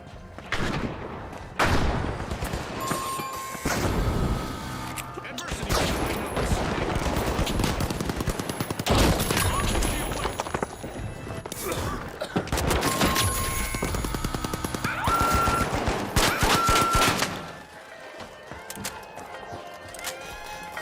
The jet setters denied a cash out. Great steal. The jet setters completed a cash out.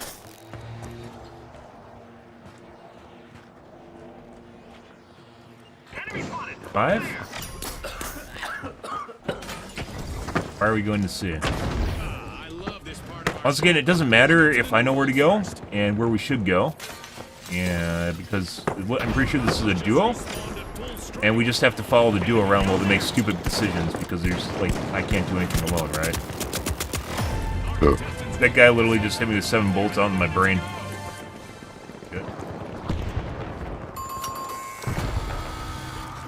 misfortune for the big splash. Team wiped. What are we doing? Wash away the mistakes they made there. Alright, I guess we're going to the Vault C now.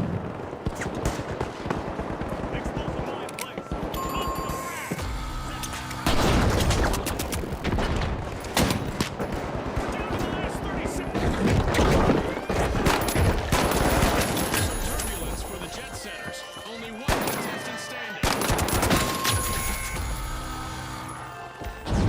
Enough time to res this guy. I should have went for the... And he just fucking used up my mind. I wouldn't have been able to get it in time.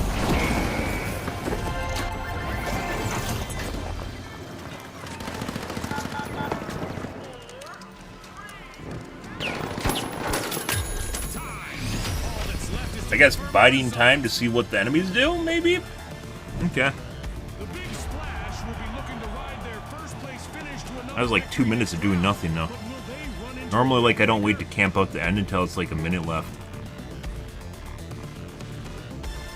Things can change.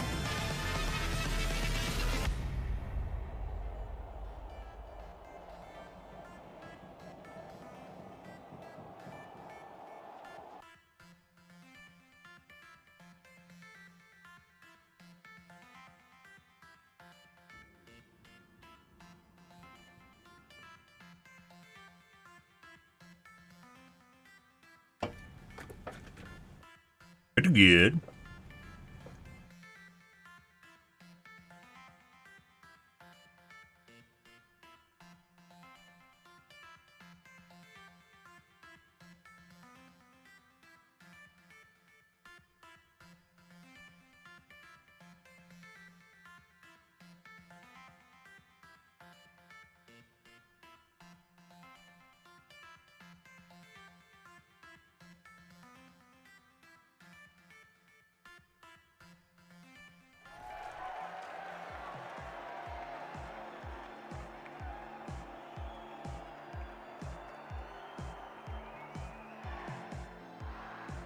I'd have had enough time to defuse the bomb.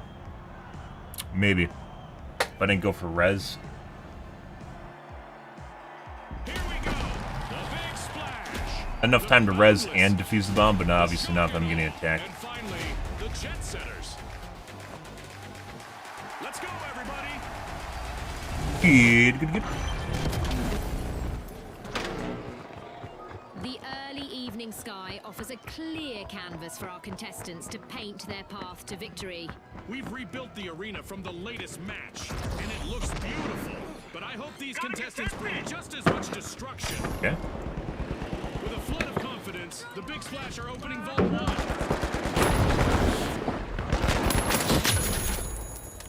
That was our first elimination of this match, and in all likelihood, not the last. The battle lines So, are drawn. do that. Craving cash, the jet setters are opening Vault 2. Even fucking work because there's a thing on top of it. What? Do I just wait for respawns now? We aren't going to be able to do anything about that. This just got interesting. Can the final member of the Big Splash avoid a full team wipe?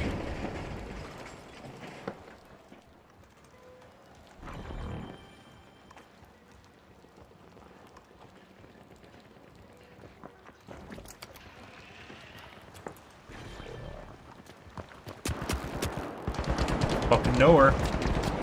Good for him. That's why I didn't even want to bother. Went up there. The fuck? Sending a rocket. Don't shoot the line.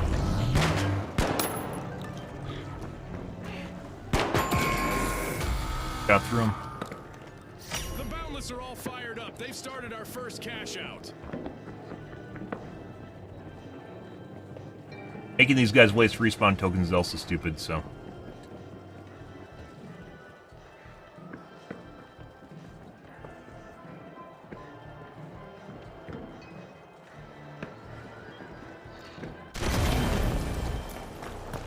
We've got the jet setters returning to the arena.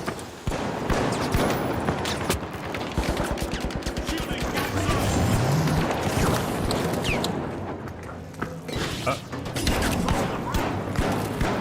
Special delivery.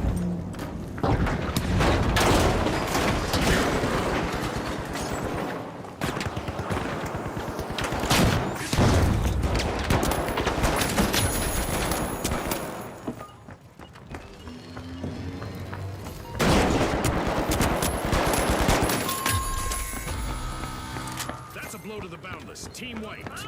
Teamwork is crucial in our tournament matches. Guys are just playing as a deathmatch. team wipe will cost them a percentage of their cash total.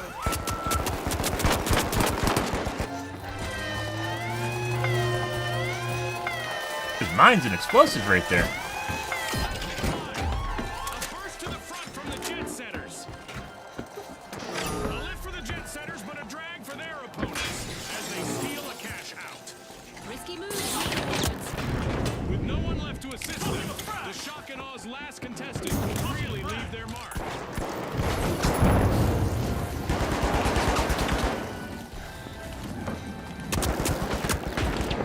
Yeah?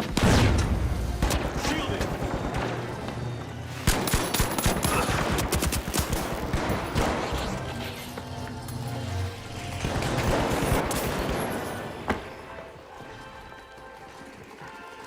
Big Splash are on the march to victory.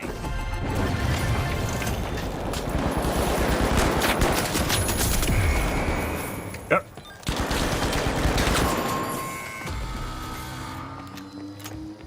Good. Guess might as well just go out there and die with my teammates. Camaraderie, guys. Gotta make sure everyone's on the same page.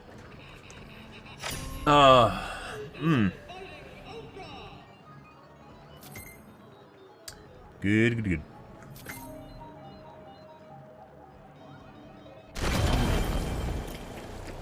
The jet setters are re-entering the arena.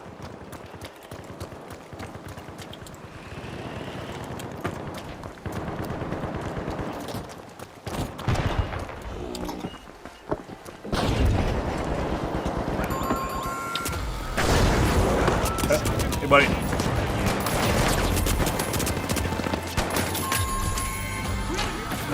The anticipation is driving me crazy. Our sponsors must be A lot of mines there. with the performance so far. They're eager to see what the second half brings. Well, there's no backup now for the remaining member of the Big Splash. splash. I am literally stuck.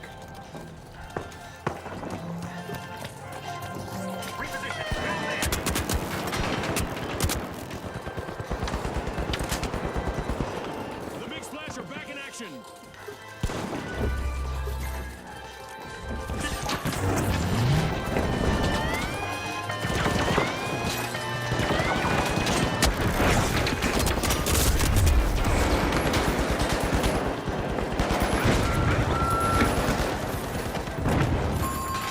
A lot of people there. Good. Back for the Jet Setters.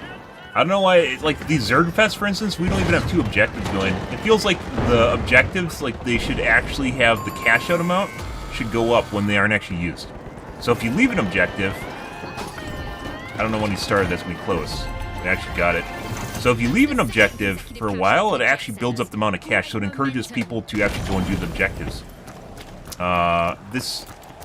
Part of the reason that we got this kind of gameplay right now is because it's like the bronzes or gold is starting to. We're getting the bronzes up to gold at this point. Like plastic tier is coming up to wood tier, or maybe wood tiers. Metal's turning back into wood tier again. Are examining the contents of Vault 4. But like people are just zerging to objectives rather than actually doing another objective, when they should realistically be doing another objective. The Boundless bound into action, unlocking Vault 3. I'm just following these guys where they're going, because if they don't go where I'm going, then it doesn't matter. If you have a choice between being a team player and not being a team player, you have to be a team player. Oh. Absolutely incredible skills on display in the arena. What a show we're having today. For sure, Scotty. I guess the contestants decided to bring their A game.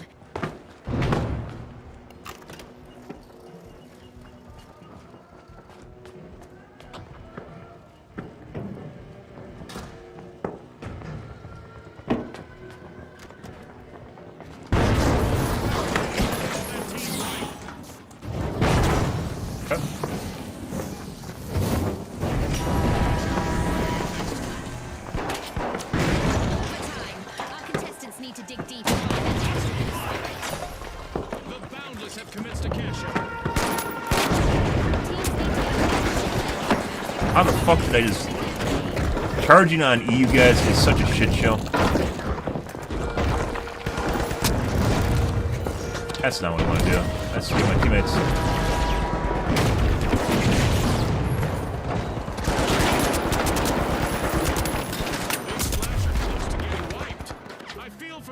Still can't... They need to reduce the duration of blitz grenades.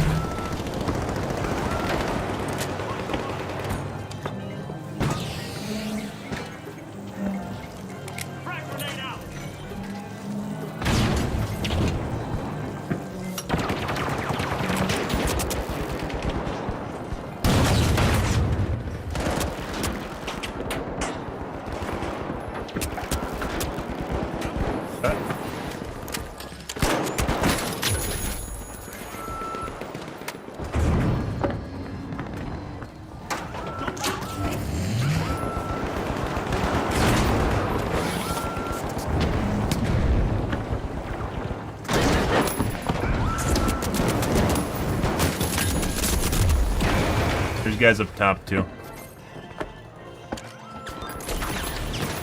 Oh, can't ping that! Can't ping that. You should be able to free look when you're dead, by the way, and ping whatever you want.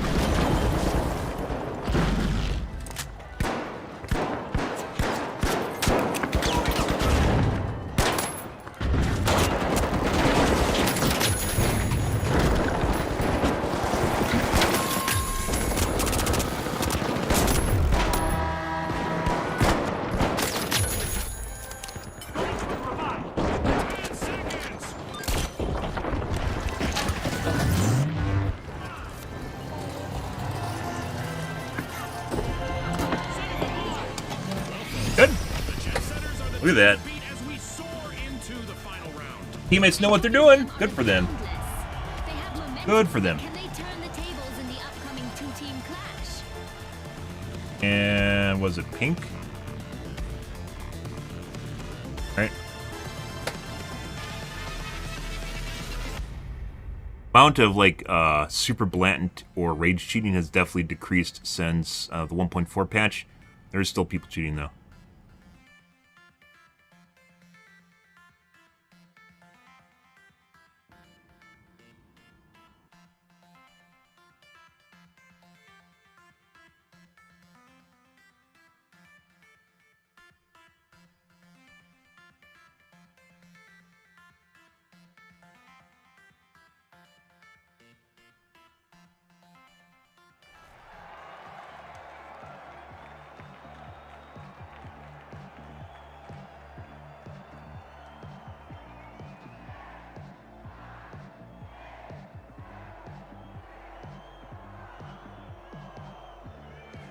Alright.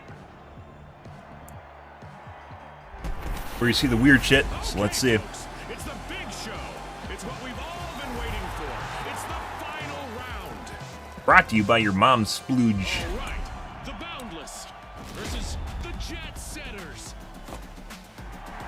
Unleash our Good, contestants. good, good. Finals. It's Yeah. the moment we've all been waiting for. The final round. The team to reach 20,000 first will emerge as the winners. Are you nervous, Scotty? I think our fans know by now that I'm not so easily agitated, June. Unlocking Vault 1, the Jet Setters are trying to take it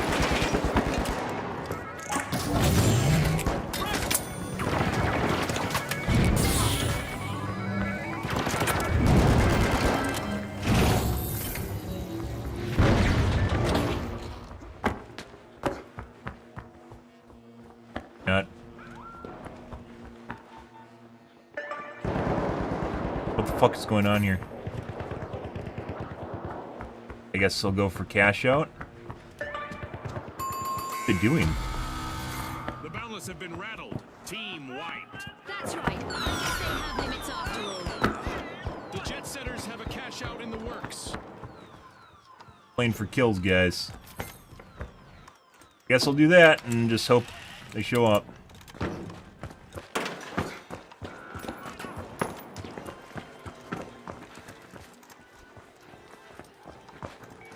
The Boundless have respawned.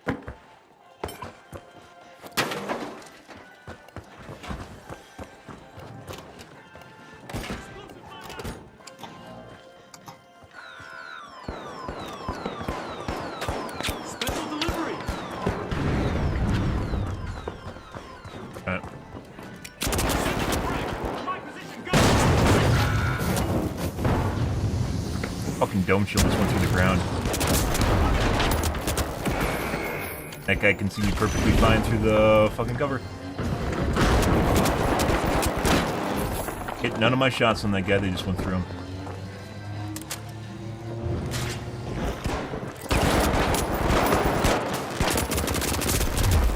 Literally can't crouch. Literally can't crouch and can't move.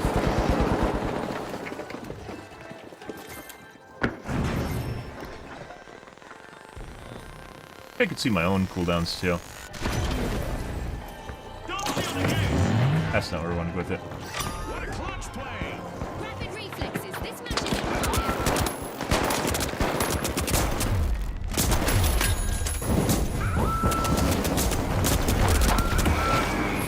Pretty sure the MP5 guy, which is that guy, is cheating.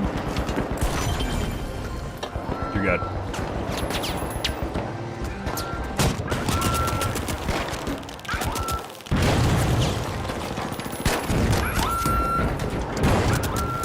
Yeah. Like, you can hear like the super thick tonks are like headshots. I'm pretty sure almost all the guy's shots are headshots too. In the match. Boundless land the first cash out. That guy I'm very certain is cheating.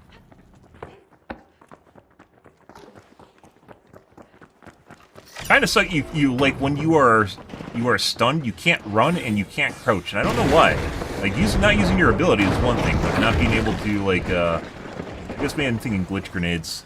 Stun isn't the same thing as glitch grenades.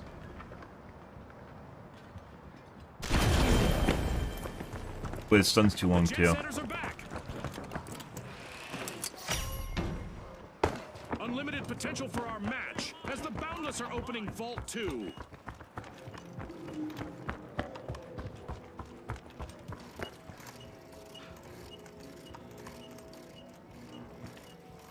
Waiting to see what they do. Pretty sure this is a dual queue, by the way. That's why I'm just following them around.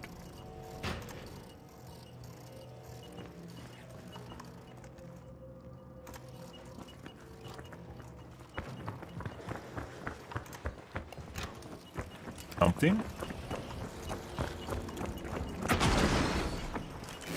Frag grenade out. Cash out set in motion by the Boundless.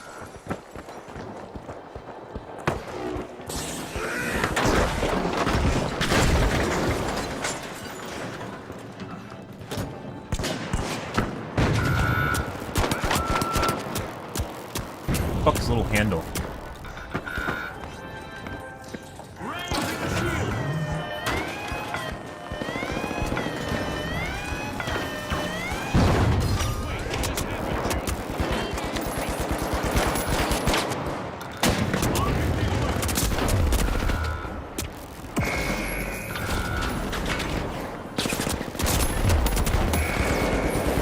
That guy, very certain is cheating.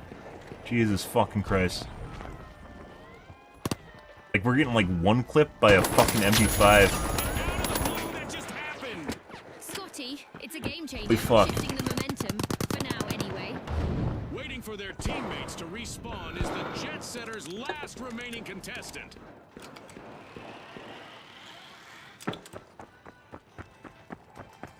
All into my brain.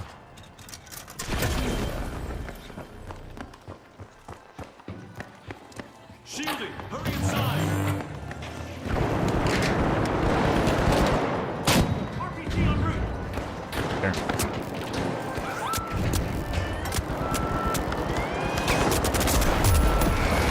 Trying to kite them out, get them to come out so my teammates can kill them.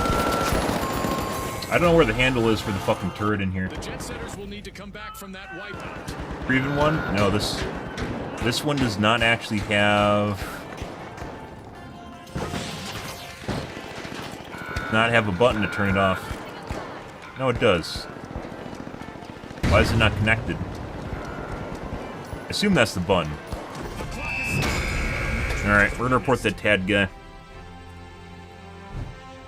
And now we celebrate as one team of contestants becomes a group of rising stars. Congratulations to the Boundless from all of us here at the finals.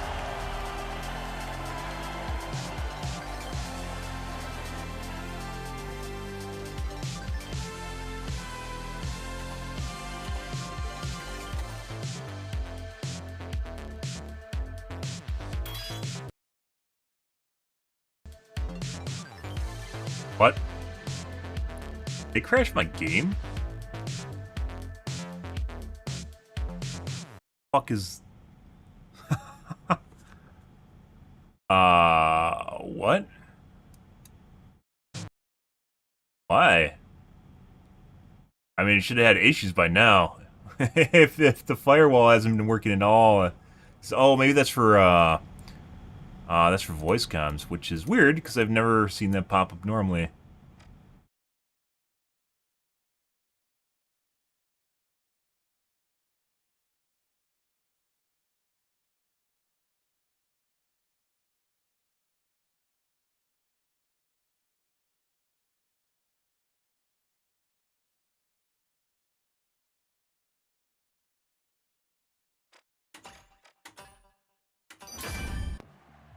Very weird. I'm gonna restart my game.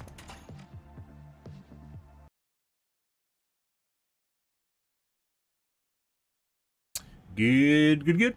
Drink your water, guys.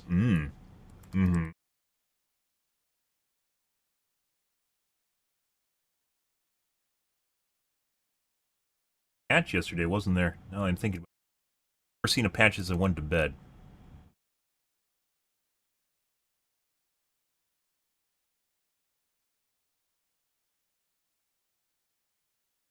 Actually,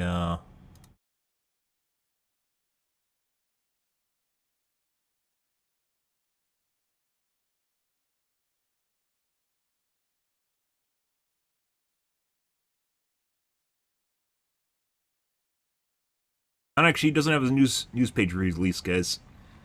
No news release.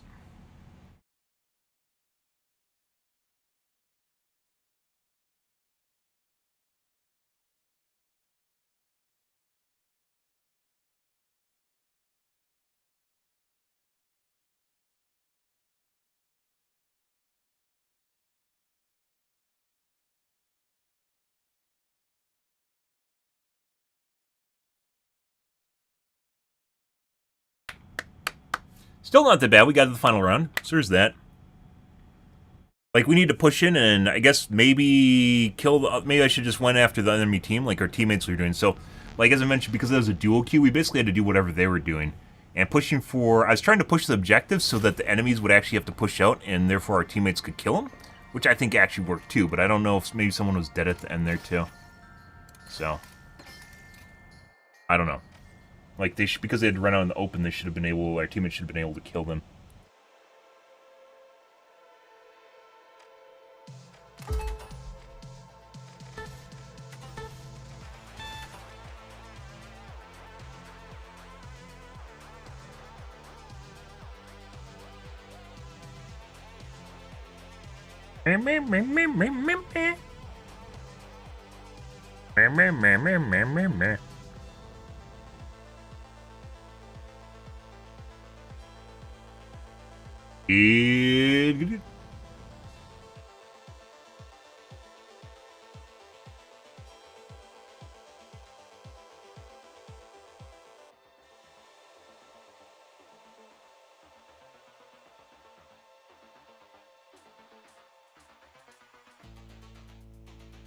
I don't know if you can get one clip by MP5. Let's see. Finals, damage, spreadsheet.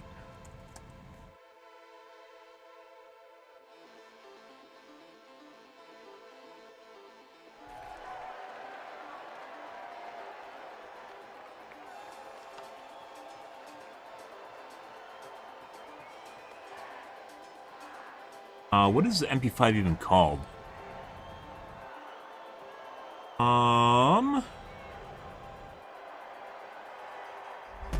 We'll start in Monaco. XB54? The rooftops offer spectacular views of the coastline. Brought to you by our spoons.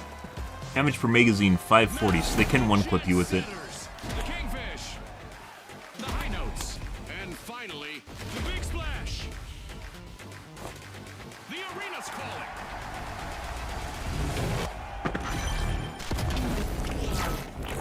Yeah. I hope our contestants like the cold because the arena's a regular snowscape. Let's see who melts under pressure. For once, our arena hasn't been shaken or stirred. It's a straight-up playing field for this round. Heard that too. There's some guys up there. Teams have now formally introduced themselves as elimination. Everyone's dead. A bit of virtual catastrophe for the big splash. Team wiped. The jet setters break through, unlocking Vault 1. You have to res or die. Doing neither is a waste of time. Vault 2.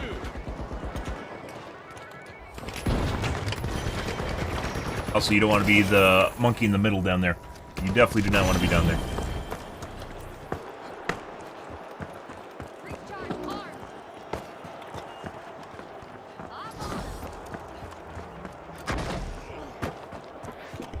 Huh? On me, come on.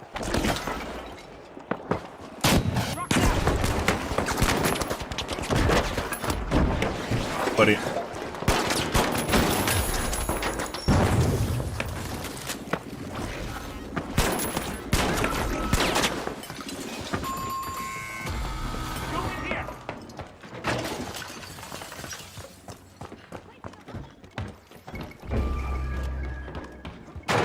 Yeah.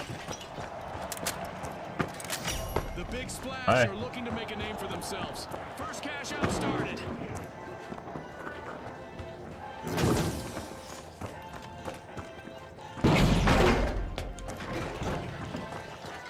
The high notes are back in the arena, folks.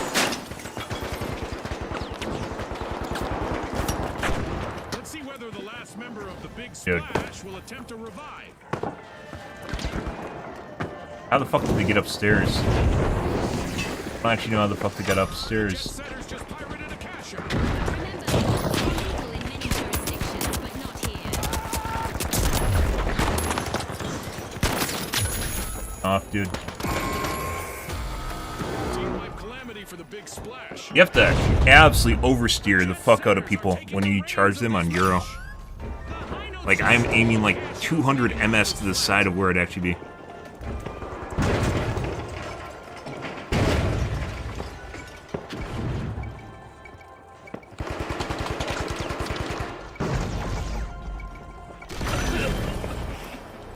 The big splash have respawned. Let's see how they bounce back.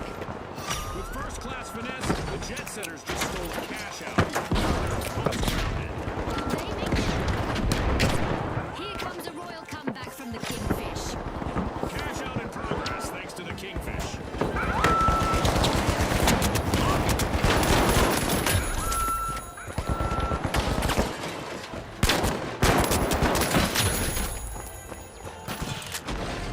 No one went for the objective? What the fuck's going on here?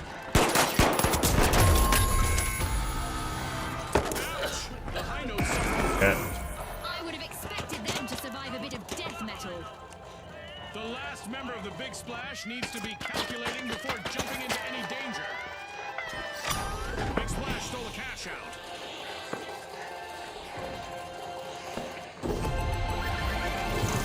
Nice. Cash out goes to the Big Splash. Let's see whether they can keep that momentum going.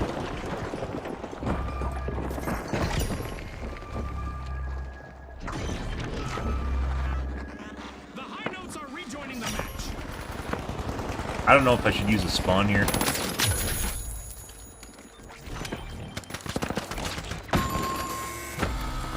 Wait, let's start over. Adversity for the Big Splash wipeout. The res though.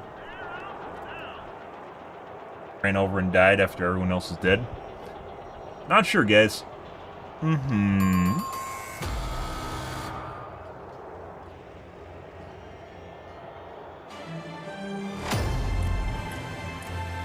just passed the midway point of this great match. You're right, Scotty. There's no time for a break, as anything could happen in an instant.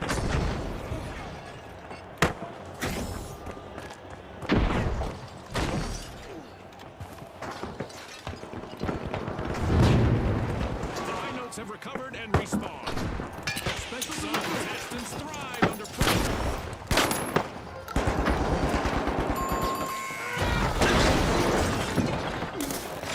God. The High Notes seem to be extorting Vault 3. Oh, there's that. Okay, I guess your teammates are running away. Outstanding. Cash out delivered by the Kingfish. Being chased right now.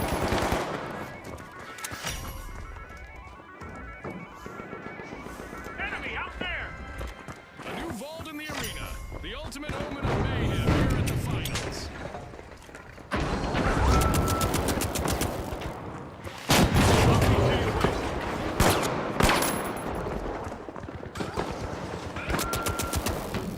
There he is. Oh, that's a different guy. Alright, Kingfish are bye. working Vault 4.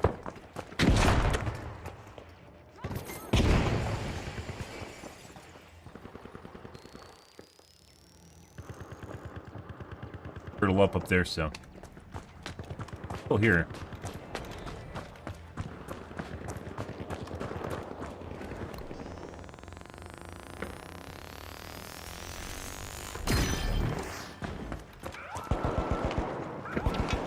What are these guys even fucking doing?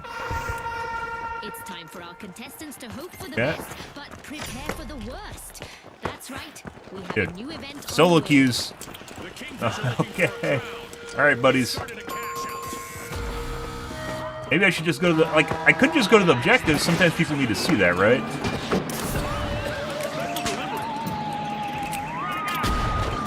Desync leg or inherited momentum. Desync. Our contestants will want to prepare for unexpected guests from outer space who apparently do not believe in peaceful arrivals. The jet setters have started a Now you want to cash help? out, Alright. waiting for their teammates to respond as they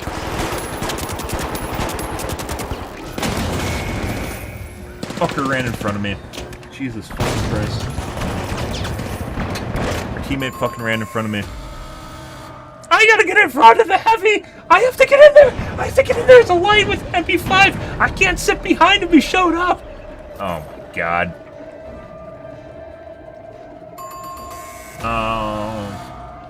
That's a blow to the That 270 damage is literally our teammate walking in front of me, in front of my rocket, right as I launched it, and blowing myself up. Just don't know when to quit.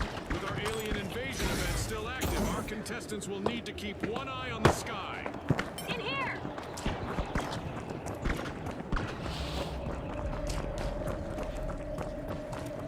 The Kingfish are re-engaging. The High Notes denied a cash out. Great steal. Big rewards from a risky move. Frag grenade out!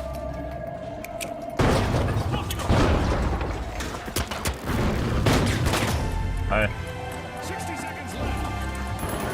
don't have time for this shit. I don't have time for broken stairs either. Apparently is what that is, so. The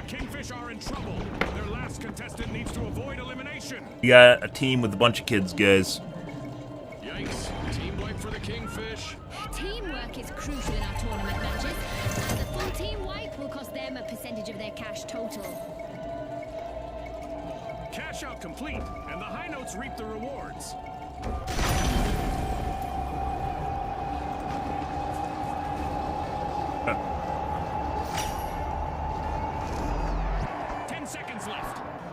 Not enough time to actually change the objective either, so. Nice game.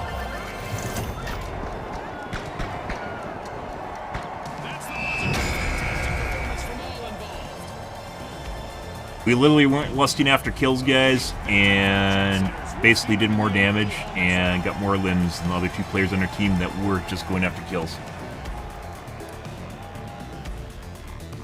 Fun. Alright, well, negative 100, guys. That's great. I gotta take a piss, though. We're back.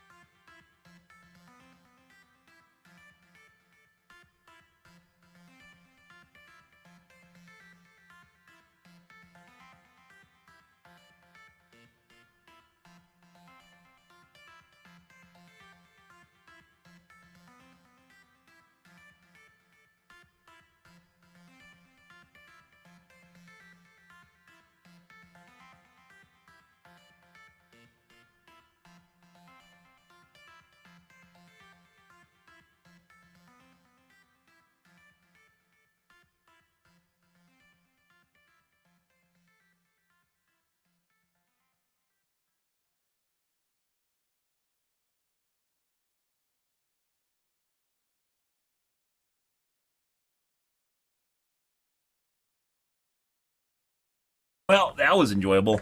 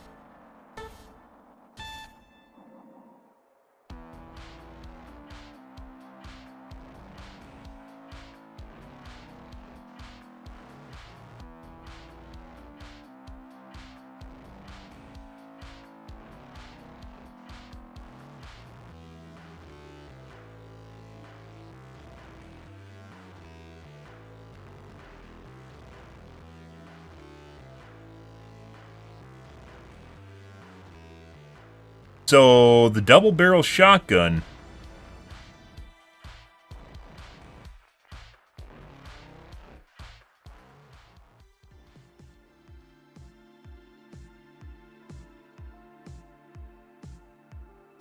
And 2-shot heavies.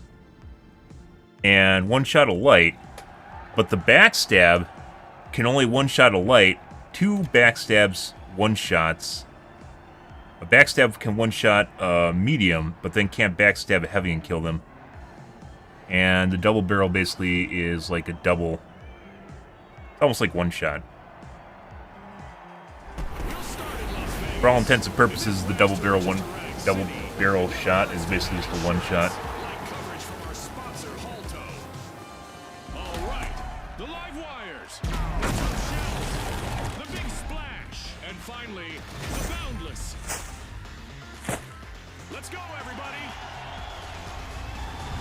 And using the backstab is ridiculously hard to do.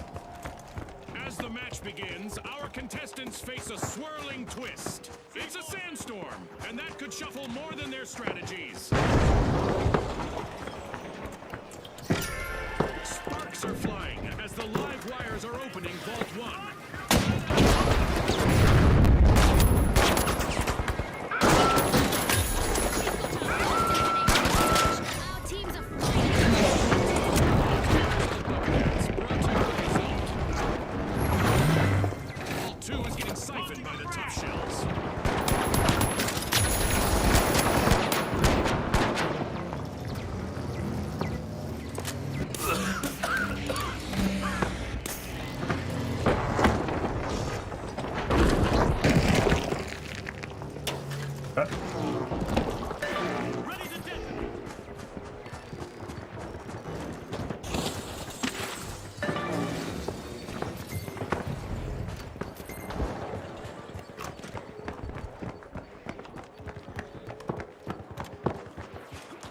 I just threw it upstairs. I heard them just use paddles, so. This could be bad for the tough shells, June. They're on the verge of a full team wipe.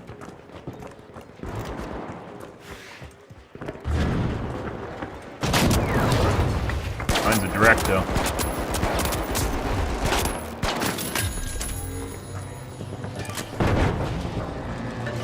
What the fuck is this guy doing?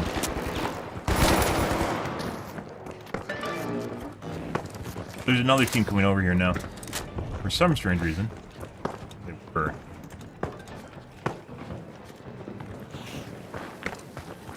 Apparently it was not upstairs on the second floor there, it was actually over here. Cash out. Good.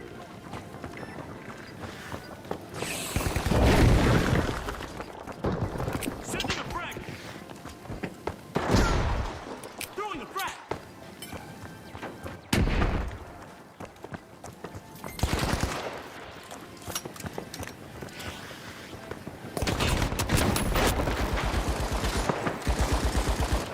The tough shells are taking the reins of this match. The tough shells are initiating a cash out.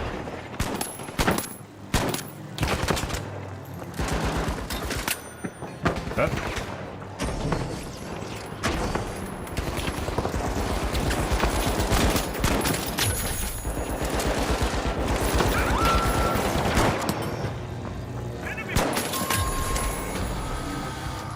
An awkward moment for the live wire.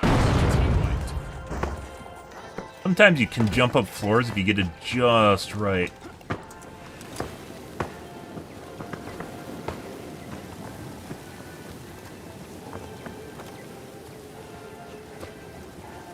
Guys are actually playing objectives. Good for them. Good for them. Good for them doing objective stuff. The live wires are re-engaging.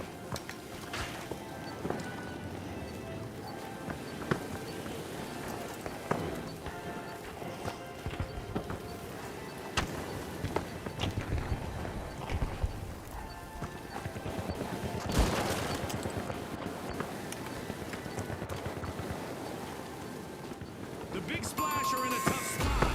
They are down to just one contestant. Alas, the live wires have been wiped out. That's what I call an alternating current.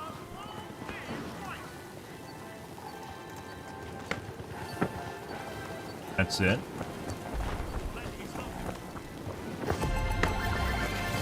The Boundless are playing for keeps. They've snagged the match's first cash out. Heading for cash out today. Yeah.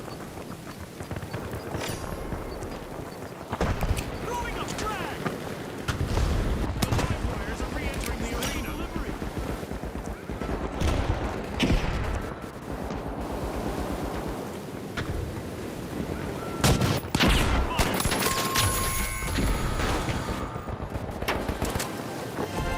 Enough time. In the bag. Cash out for the tough shells. At the halfway point, our contestant. Ah, I love the smell of a fresh vault in the arena. The And live wires stairwell. are crowding into Vault 4. Applying pressure on the tough shells in Vault 3. What? The tough shells are at the head of the line.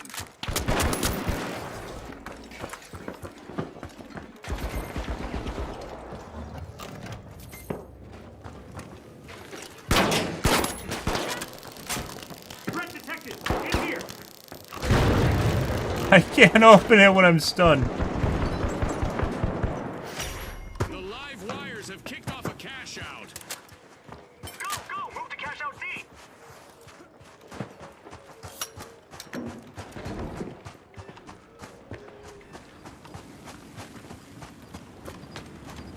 The guy's still around. He's gonna try and fuck with the guy that's trailing, so.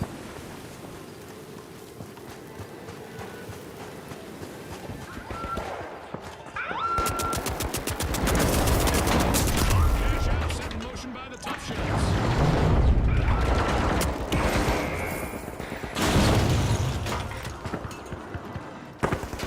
Good.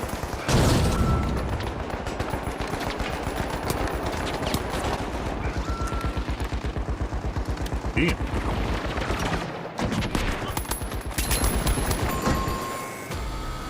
don't know how his rocket did like no damage to that guy, but you know, I suppose. I suppose, guys.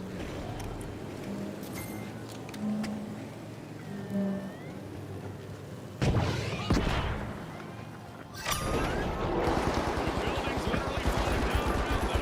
Our contestants will need to be confident in themselves and in their training. Who says virtual worlds can't be dangerous?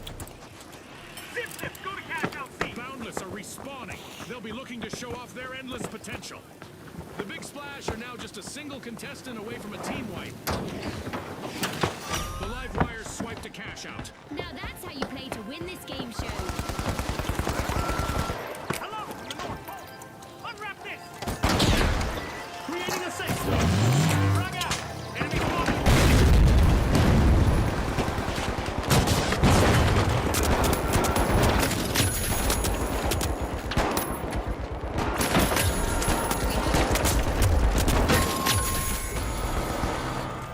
Not the fucking turret! Not the turret death! Not the turret death! With boundless energy, the Boundless just stole a cash out. I should have just ran outside. The arena is transforming into I should have ran a outside. playground. Live wires completed a cash out. The Big Splash are in trouble right now. They need to up their game Oh, if they we want tried. to the next round. Brian. The top shells have respawned.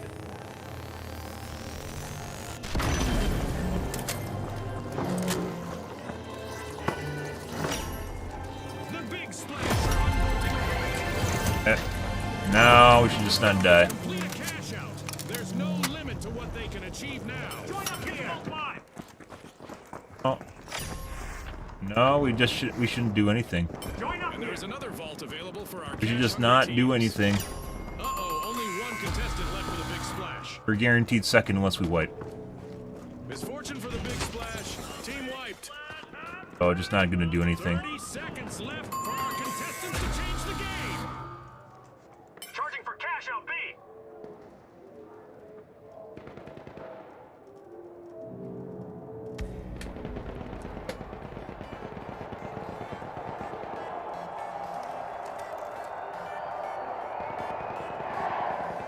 Seconds.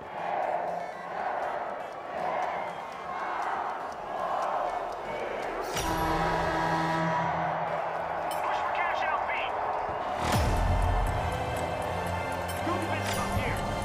The Boundless are opening a vault. What are you? Well, I mean, it still doesn't matter. They can do what they want. I'm just not gonna wipe with them, so. Actually, I think even if we do wipe, we'll still be in second, right? Yeah, even if we wipe, we'd have to wipe twice in order for Pink to beat us. It actually doesn't matter. We're down to the last 30 seconds. Which team will triumph?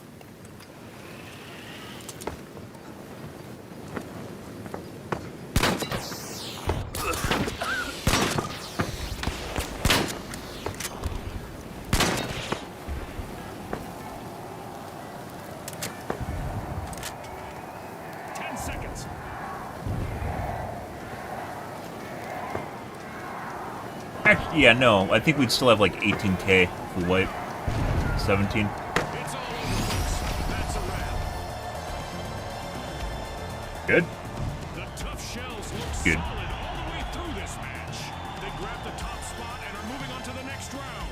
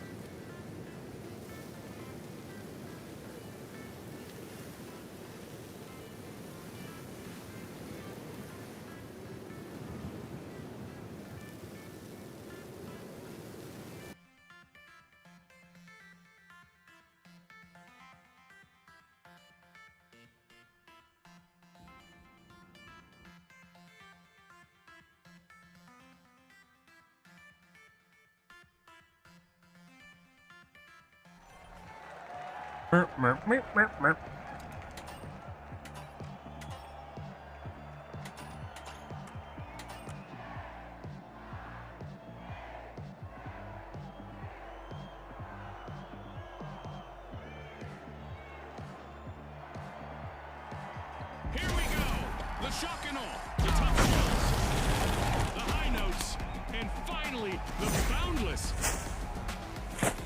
Yeah. Let's get this started.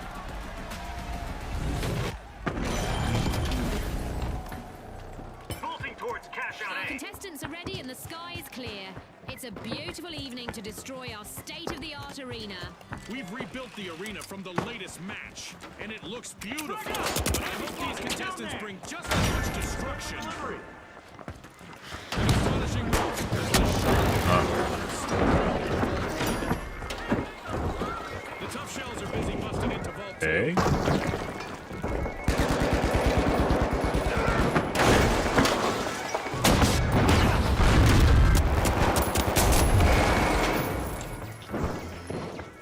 Grenade. And then RPG.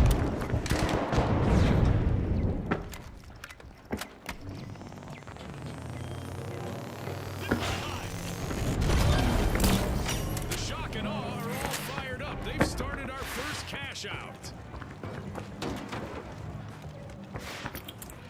What is doing? Yeah. Alright. The tough shells have kicked off a cash out. Frag grenade set. Frag grenade out. Shield.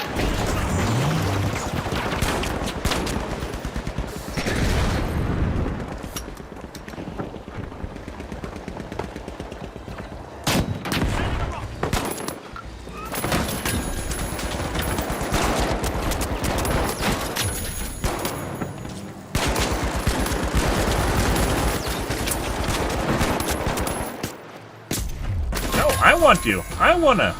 A wipeout and a setback for the shock and awe. That came right out of left field. The boundless just lifted a cash out. They just upped the ante.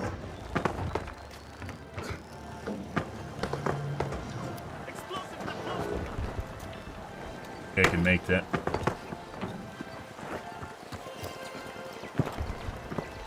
Yeah. The shock and awe are back. Team Hardcore in this game, guys, sometimes just not what you want it to be.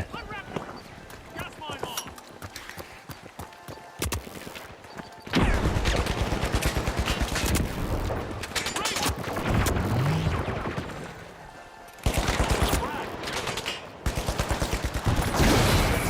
Ah, C4 barrels. I love C4 barrels, guys. Yeah. Thanks for nerfing those devs. Literally the one thing that needed to be nerfed was the C4 barrels. Shock and awe. They just stole that cash out.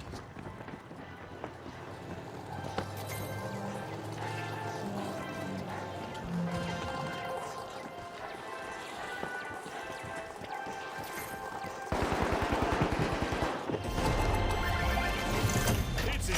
The shock and awe make a bold statement with the first cash out of the match.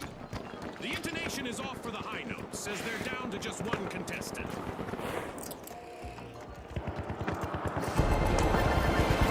The tough shells banked their earnings. Cash out complete. Nice. Team wipes the high notes.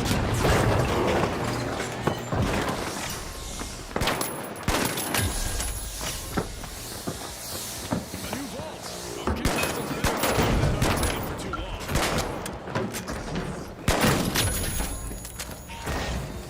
We've got the high notes returning to the arena.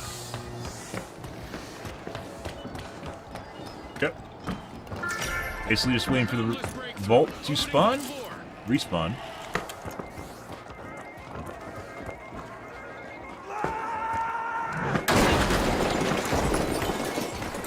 That was janky.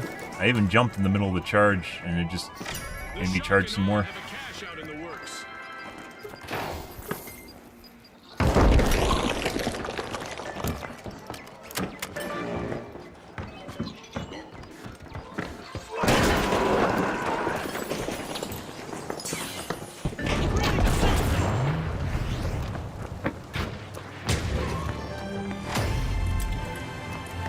We're halfway through the round and there's been plenty of action. Let's see how the next half will play out. As we witness the Good. enthusiasm and skill of the contestants, it's hard not to consider the possible influence our sponsors may have. Not quick, the Boundless have commenced the cash out. A team wipe might be in the cards if the High Note's only standing member isn't careful.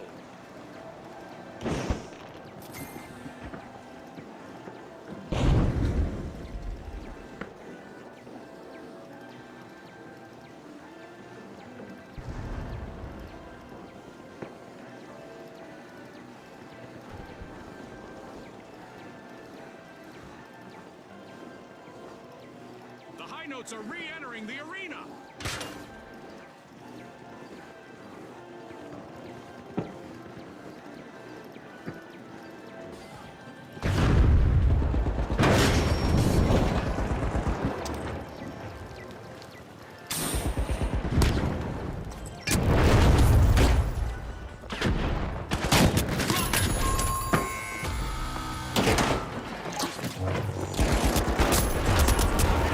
Dude, you gotta be fucking kidding me. I charged right through that guy twice.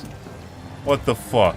That's a steal. A bold move. Unbelievable. One skill plague Our contestants are in for an astronomical surprise as meteors rain down upon the arena. Not what you wished for. C4 set. The Shock and Awe have a chance to strike again. Team respawn. Find the mine.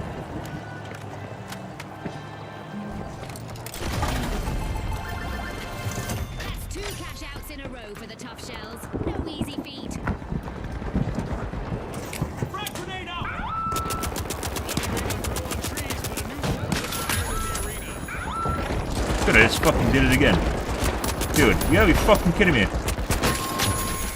Unbelievable. Literally just charged through that guy. With our meteor showers event still active, our contestants are coping with the universe. Again, it's a heavy, dude. He's not moving fast at all. Why? Bingo! Cash out nabbed by the Boundless. The tough shells are busy busting into a vault. It would have res to avoid losing 30%. A new vault just appeared. All that guy had to do was survive, and then we could have coined.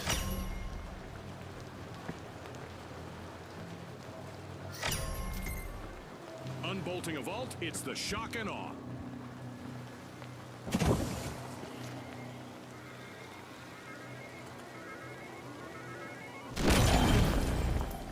The Boundless are back and ready to avenge that team wipe.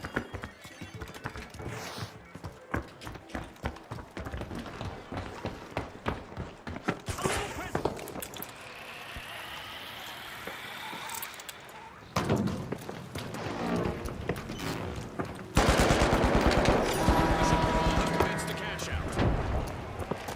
Brace yourselves, folks. This match will be decided in overtime. Special delivery!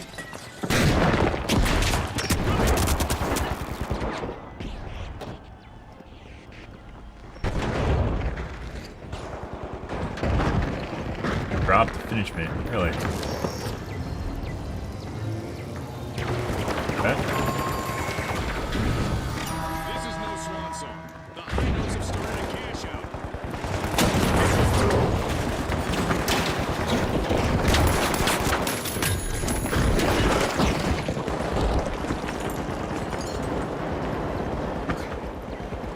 Oh. Tossing a frag!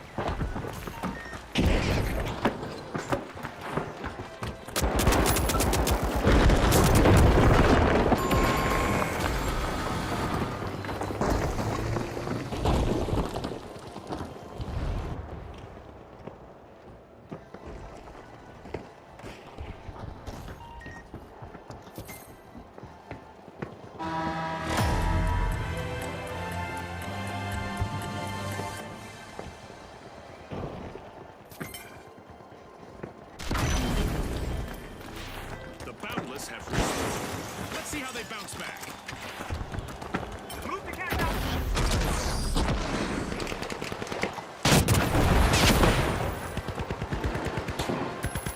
Up there, C4 girl.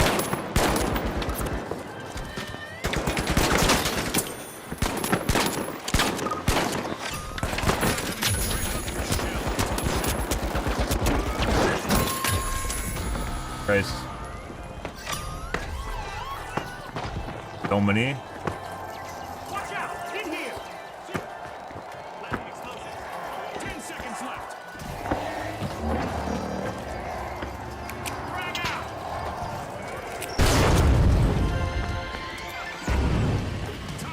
Yep. All that's left is to confirm the Good. result. It did good. What a roller coaster. Tough shells finished first. There'll be targets on their shells in the next round, I guess.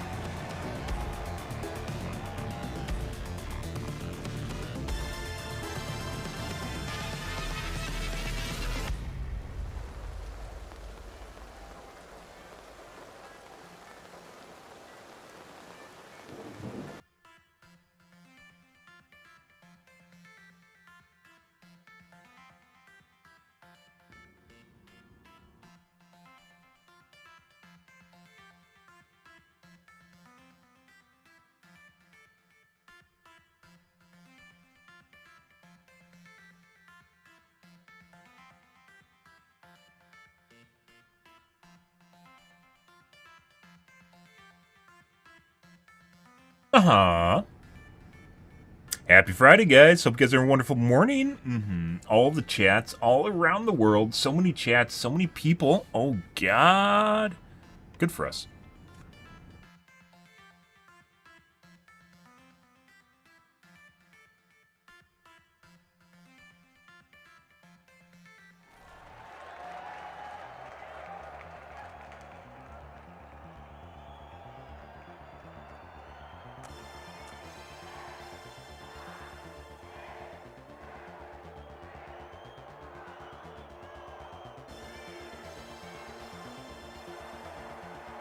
All right. The socialites. The kingfish. The stuffed shells.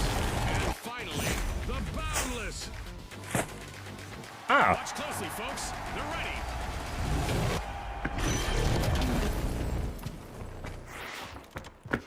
Nighttime in the arena brings reduced visibility, but I'm sure our contestants will light up the place. We've got our standard default arena lined up today, folks, but I'm pretty sure we'll see some exceptional action from the teams today. The socialites are knocking at the door of Vault 2. Don't seal the game!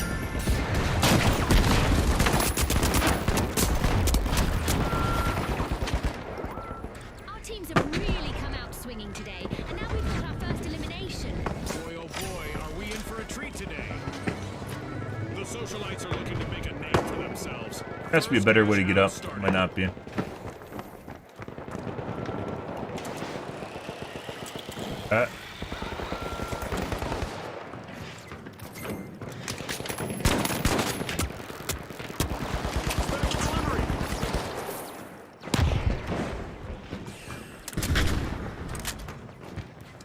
Frag grenade set.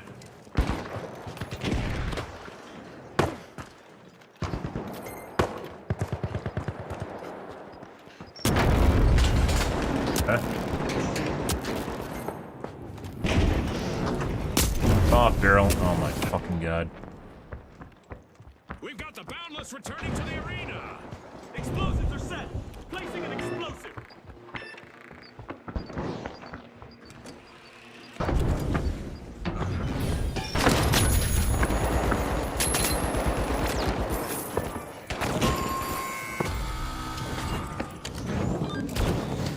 Yep.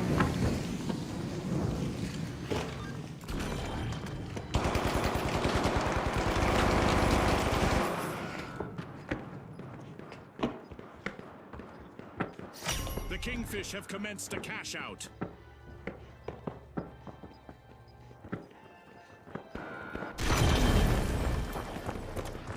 Sprint, grab cash out A.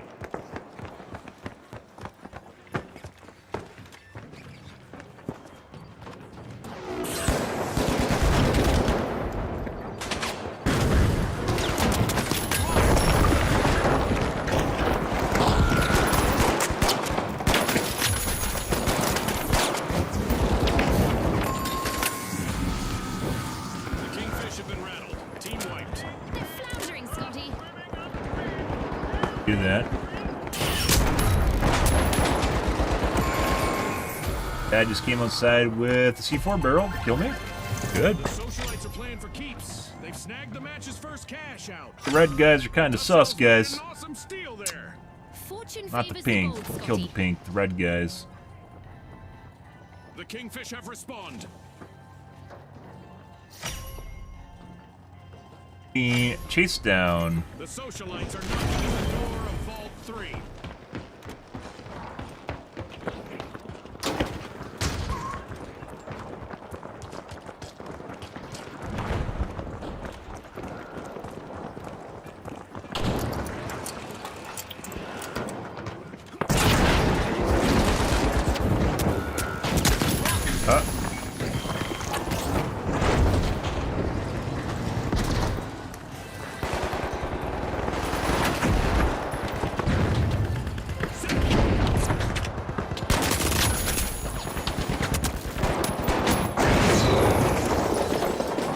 They're looking at me.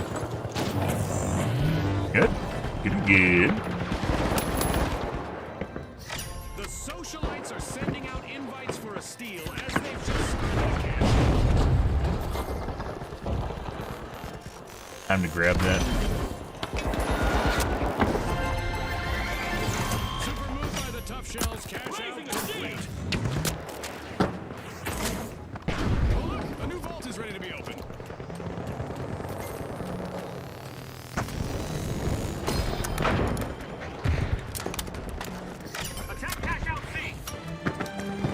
Got. Halftime. Don't touch that gun or things can change pretty quickly around here.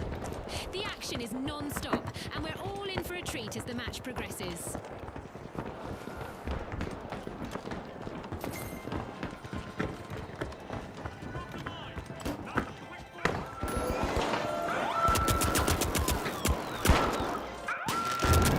Where the fuck? Dude, I just got shot. What? Did he just like stun me and then cloak immediately? I think I got stunned from the other end of the platform. Why the fuck did they increase the range of the stun gun? I have no idea. We needed that? Contestant is trying to steer clear of a team wipe. Yeah, so I got stunned from the other edge of the stage. Pretty sure. Not from behind. Very obnoxious. Was the guy behind me? I don't think so, though. Shielding.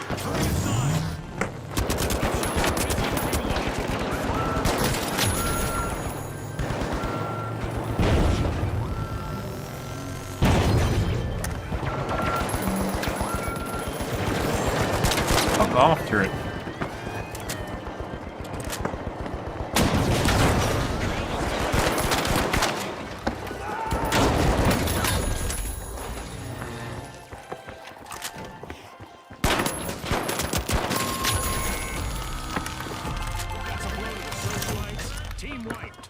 Maybe he shot me earlier and then immediately cloaked? Maybe he shot me and immediately cloaked earlier? He might have. Completed by the Boundless. Danger, danger. The Boundless are currently at risk of being eliminated.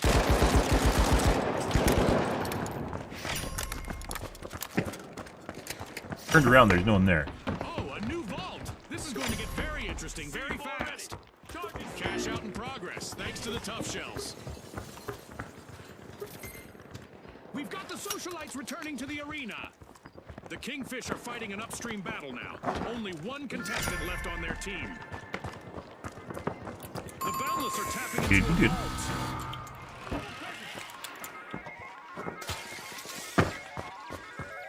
Those zip lines are procedurally generated. I swear some of these are like they're different on occasion.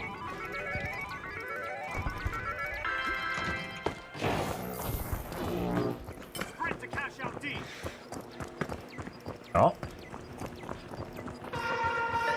Here we go.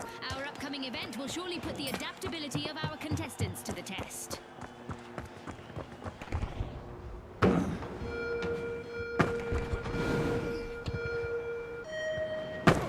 Forget about the dead go boom. Engaging in close combat is about to offer an extra risk, as eliminated May contestants very well be people here too.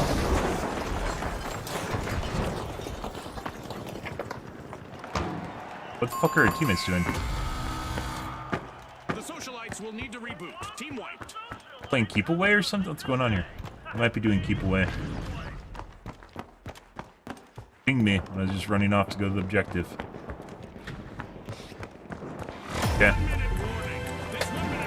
I believe we're playing keep away right now.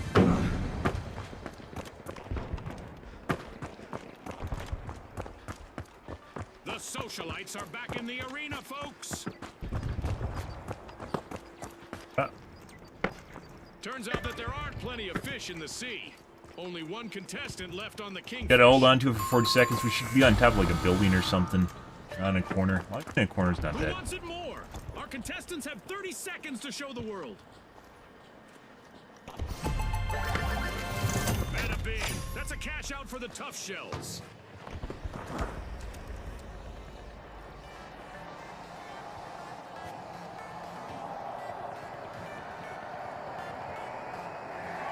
Ten seconds left.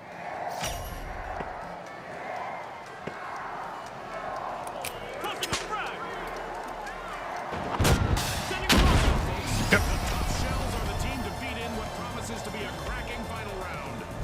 And they'll be joined by the boundless, who are ready to leap over every obstacle between them and the tournament victory.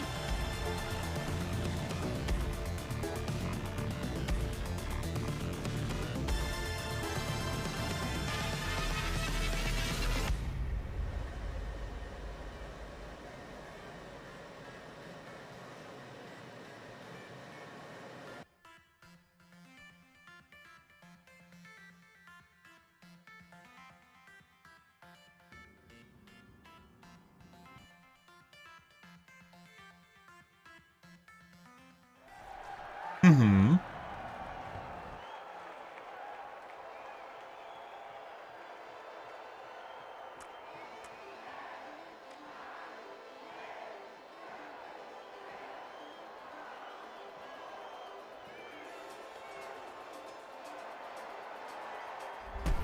Alrighty. Okay, folks. The finals of the finals. Again. Finals.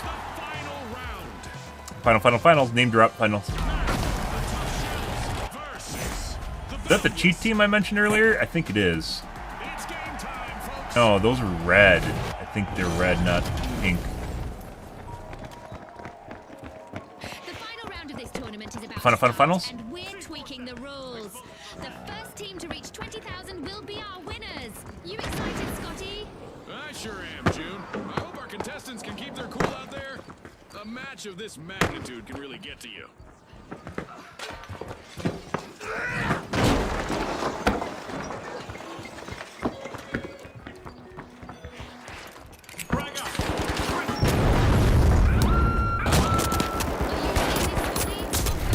Instant give. Pace for the rest of the match. Warm-up is definitely over. Gotta love C4. I think multiple people put bricks of C4 onto the same barrel. Boundaries. Yeah, I think is what we just saw there. Once again, this shit is silly. This shouldn't be in the game. Like, there's a bunch of things that are, like, you know, arguably broken in the game, right? Are balancing issues. But the C4 barrels are dumb. Like, it's game-breaking damage. It doesn't make sense. Joining the match. It's not what C4 should be used for. You can barely throw C4. Why should it be on like an RPG? You can barely throw C4, and when you do, like, it has a time before you can detonate it. An arm timer. So they already stop you from just, like, playing like fucking GoldenEye where you can insta-give people. The tough shells just jump-started a cash out.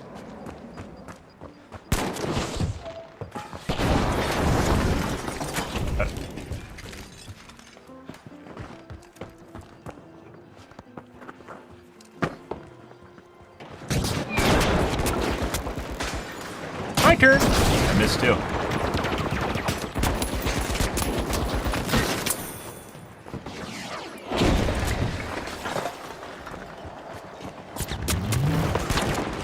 Trying to give me.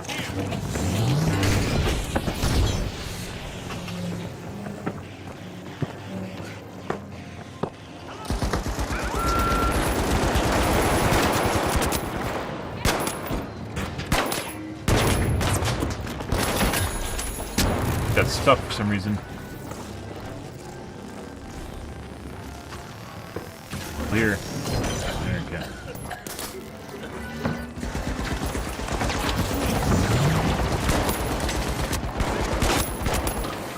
C4 barrel again. Got him.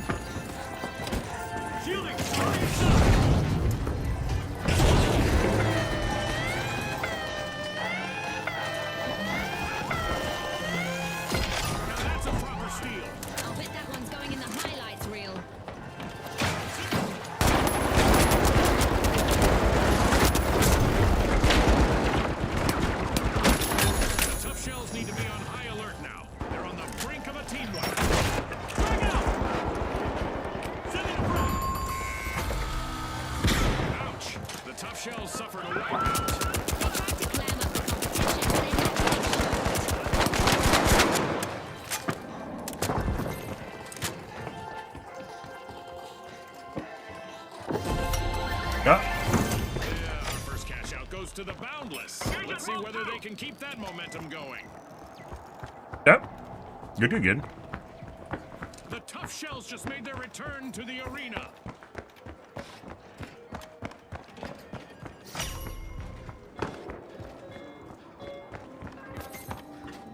Charge is set.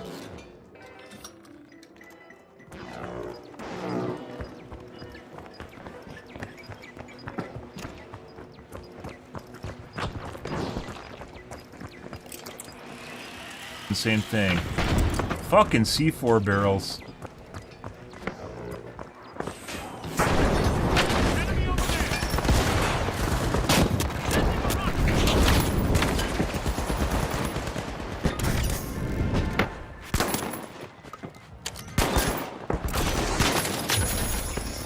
Raise the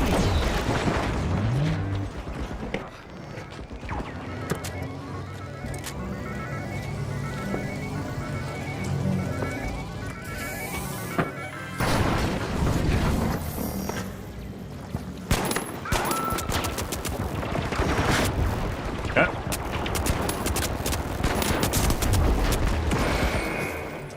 Guy on the roof behind me.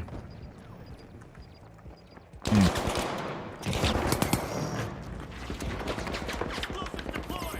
Placing an explosive.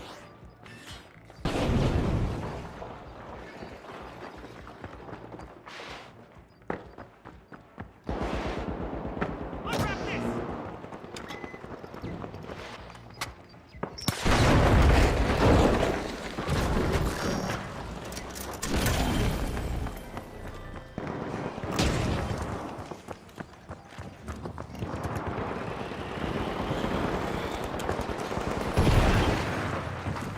Frag grenade out. Sending the frag. What the fuck, guys? All fucking headshots. Fucking Christ.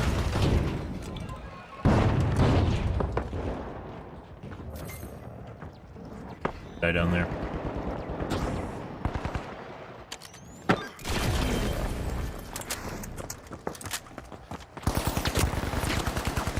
Fucking shot me. Going for the revive. Danger over here. Watch out here.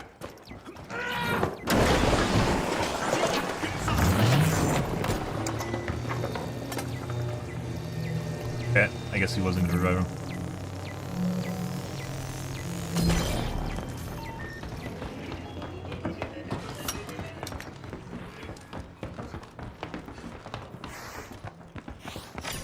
Other guy has paddles. Started a cash out. I guess they weren't up, or didn't want to use the cooldown. Not sure which it was.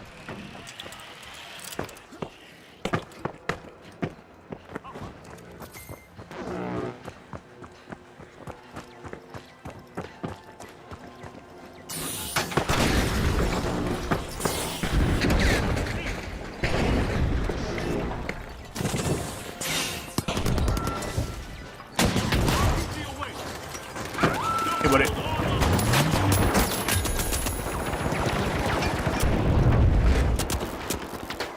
Special delivery. Let's go in there. Tossing a frag.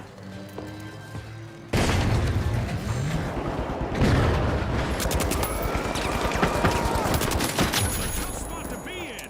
The Tough Shells are down to one. I actually tried to fire to cancel it and wouldn't cancel.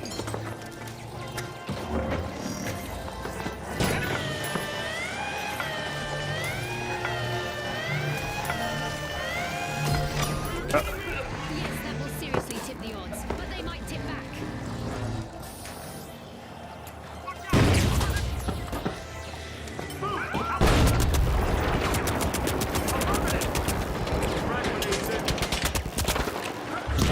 Do it. Yeah, he fucking shooting me. Guy fucking shooting me through cracks. Can't point him out. Literally one shot, guys. Not figurative, literally one shot.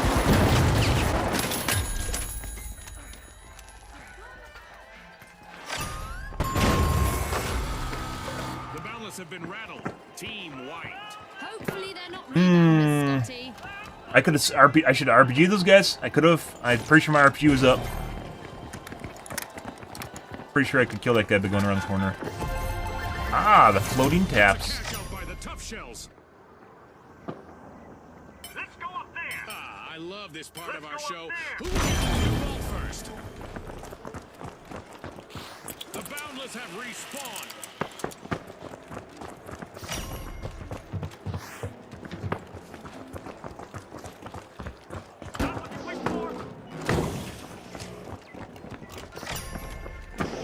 Vault 3 is being unlocked by the tough shells.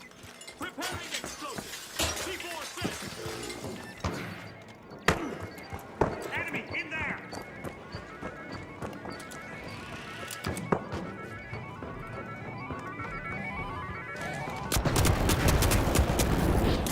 You gotta be fucking kidding me.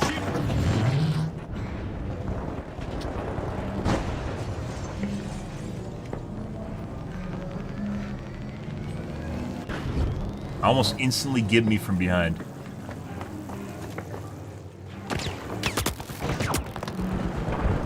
Over there, let's go.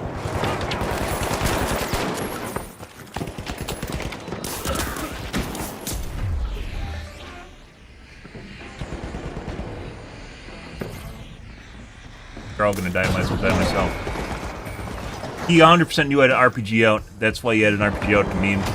Fucking hate fucking cheaters so much, guys. So people will gotcha good. They love gotcha good because once again, cheating has a lot to do with ego and hubris. And if they see you doing something that makes them feel like ill or bad, like they'll just try and do it exactly back to you. So that guy could have fired that at any point. He held it literally right till I came around the corner just to shoot me with it.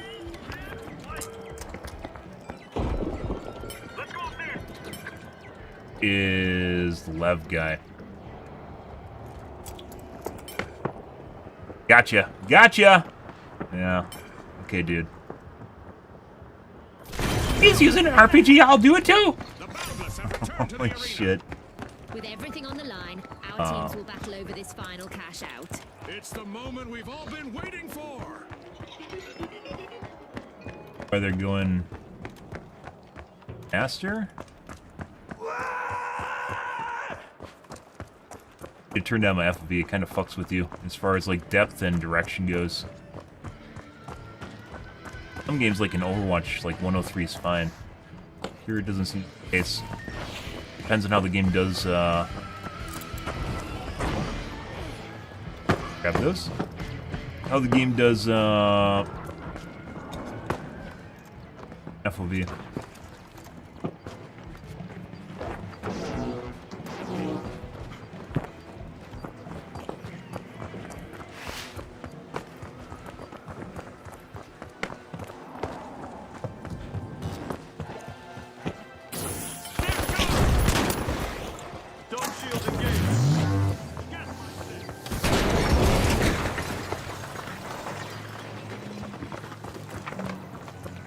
Ran away.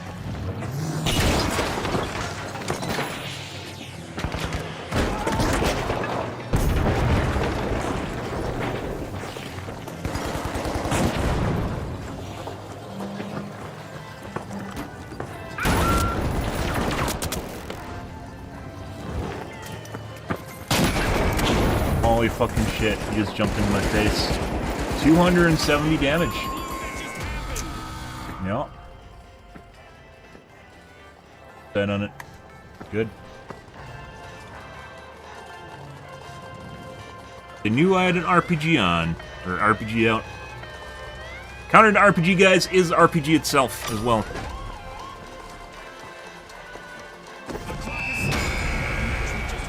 Pretty sure we had some sus shit going on here, guys. Not, like, the fuckers, like, literally just running it like they know where you're looking. As I mentioned before, guys, this comes back down to Overwatch with Tracer. And when you're cheating, like seeing cheaters at GM, what you'll see is Tracers that shoot you in the back. And the moment you turn and look at them, like, they'll dash away if they know you're remotely good. Like, they'll dash away just constantly. And then they'll wait for you to turn around, and then they'll come out and shoot you in the back again. So what you saw there is they're trying to engage us, and then the moment that we look at them and try to go after them, they just leave. And we can't find them because they know where we're looking and where we are, but we don't know where they are. And those two guys at the end there literally just jumped right into me because they knew I had an RPG and I'd do more damage to myself and then kill myself, which is what I did at the end there. Oh my fucking god. And the fucking Me Too guy on the rooftop, yeah, gotta show me good. But, that's all conjuncture, because we didn't see anything. So, behavior that you run into.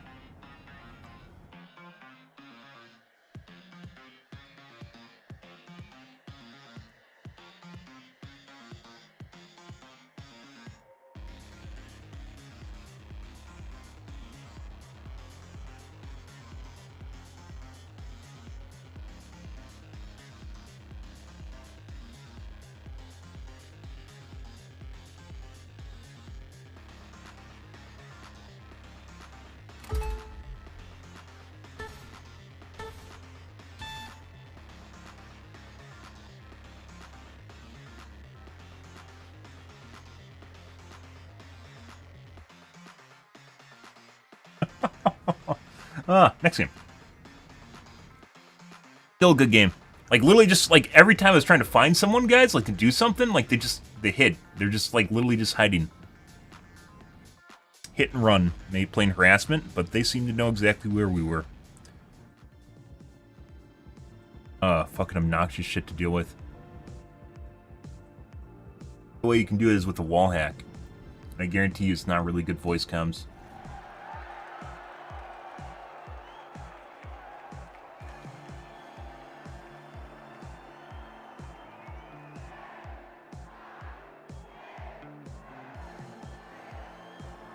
Next game.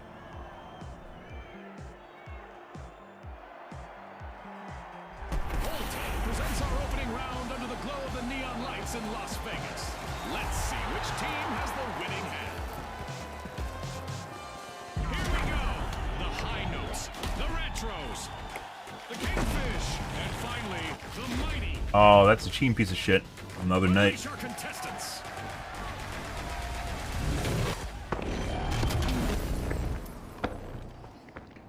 A sunny day with normal visibility greets our contestants, giving them a golden opportunity to leave an unforgettable impression. Welcome to an untouched arena, everyone, like a sandcastle before the tide rolls in. Let the waves of competition commence. Vault 2 is being unlocked by the retros. There it is! Our first elimination has really ignited this match. This might get crazier than I expected. The mighty are ready to peel into Vault 1.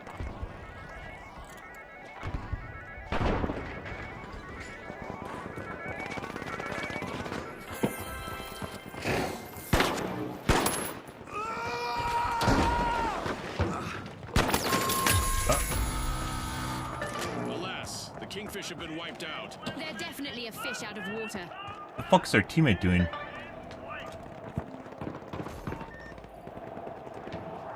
Good. Okay.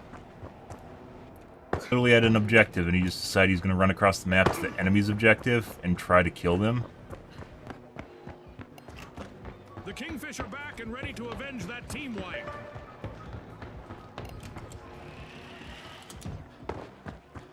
That's unfortunate. Last game we had a really good team, so. Arming a mine! Mine the mine! The mighty are all fired up. They've started our first cash out. Ah, For the high notes. splooge. It's everywhere. That's not the kind of percussion they were hoping for. Cash out set in motion by the kingfish.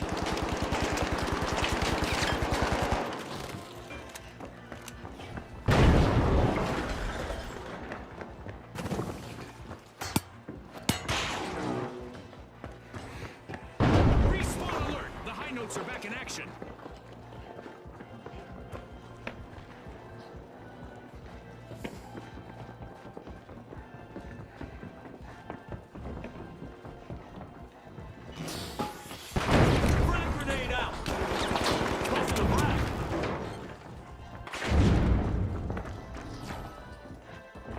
And just like that, a cash out belongs to the retros. What a steal! Dome shield deployed.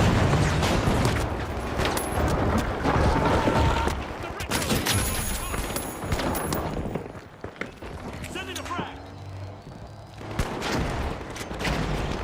Dude. Dude, oh shit. What? Huh? Why are we... The Kingfish will need to reboot. Team White. They'll need to learn to swim with the sharks out there. The virtual rug has almost been pulled out from under the high notes. One contestant left. Dude. Oh, my fucking cheater god.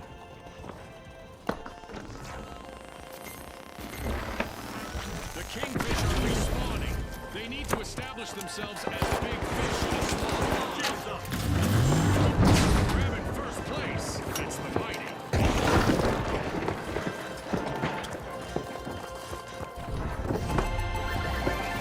It's in. The Mighty make a bold statement with the first cash out of the match. Okay. Fired. The Kingfish denied a cash out. Great steal. The way DC works? Looks like the Kingfish just cashed out.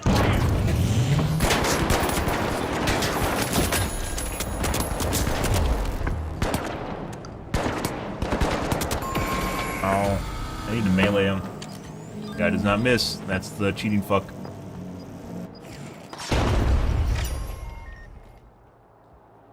Yep.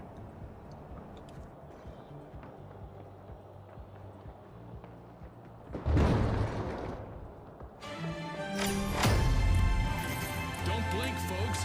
Anything could happen in the second half of this match. The first half was just a taste of what's to come. The real battle has only just begun. The high notes are squeezing into Vault 3. Secure cash out C.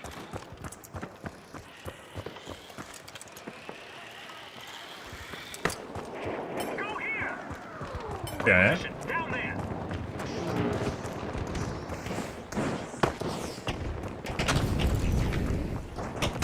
But are we not going to see now?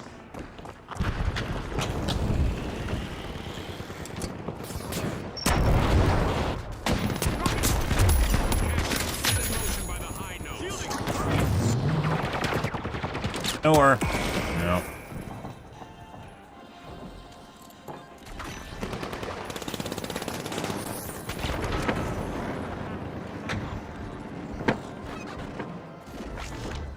Literally go for either of these two reses, and one below me especially.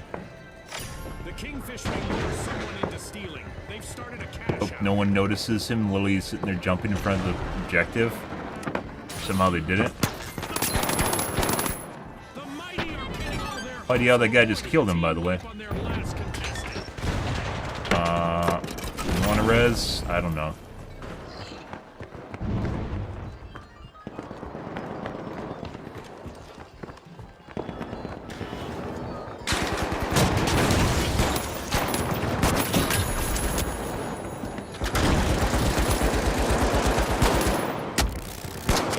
Fucking me too, man. That's hilarious. The Mighty will need to reboot. Team White. Scotty, someone meddled with their might.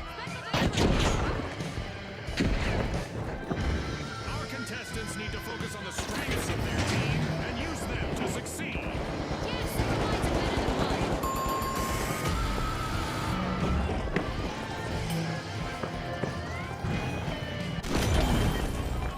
Heading to cash out C. Back in play.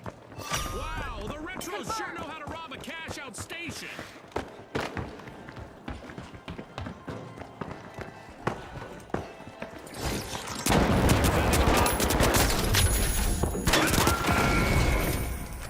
Guy up top. This. Don't feel the way.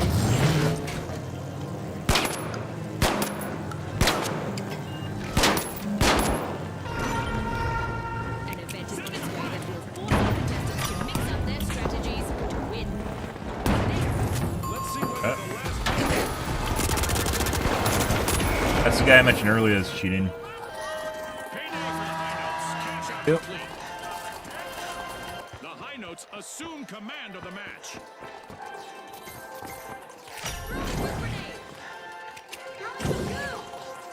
A shiny new vault just spawn, June. Let's see who gets to it first. Report him at the end of the match. Like I said, it's like wall hack harassment, I guess is the best way of describing it, where they know exactly where you are and what you're doing. Where you are and what you're doing, and just wait for your back to be turned. Maybe I should res. This guy's also extremely accurate. And just like that, a new vault has appeared in the arena.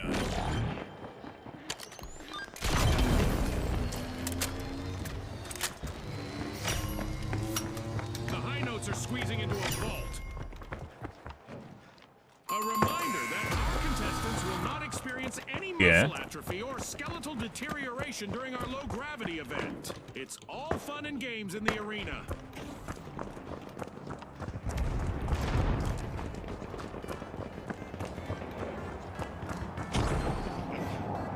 Yeah, they're just playing keep away. We should have won. Well, we didn't have enough time to unlock the other objective.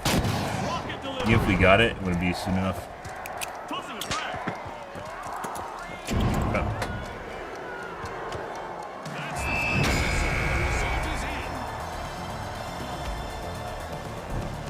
The Kingfish landed a fine win in this round. Definitely the ones to catch in our next match. Good.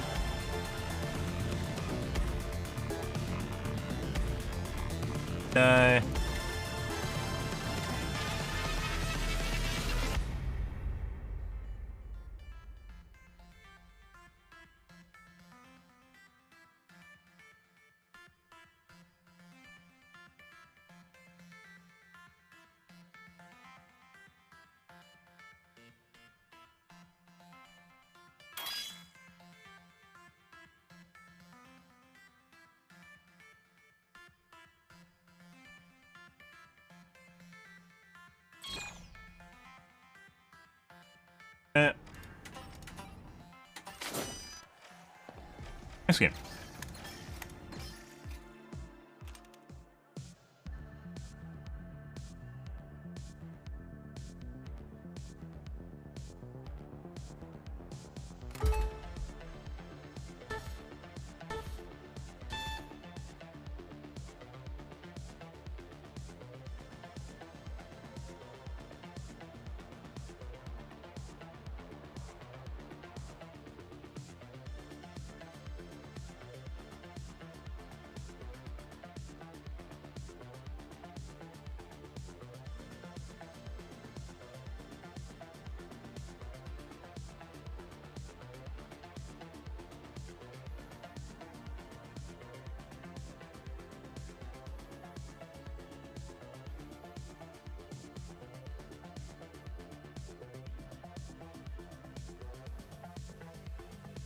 Good. We'll probably switch off to quick play and do swords in a little bit. Where this goes though.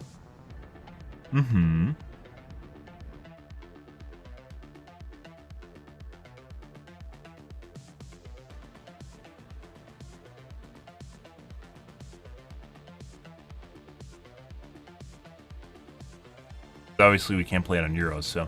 And we can't play it in ranked. But it's fun.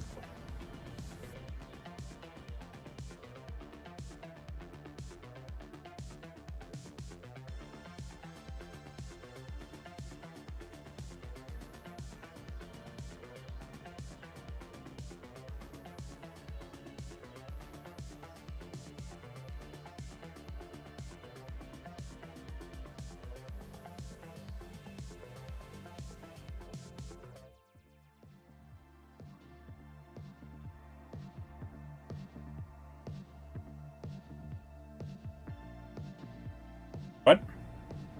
Why does one team have time remaining?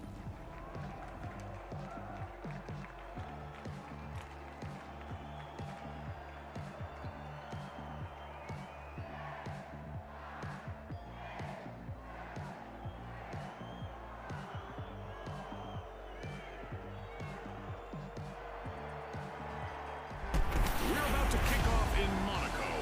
Narrow alleys, rooftops, and close-quarter firefights are on the menu. Brought to you by Ospuz. All right, the Vogues, the shock and awe, the powerhouses. powerhouses. And finally, the tough shells. Let's get into it.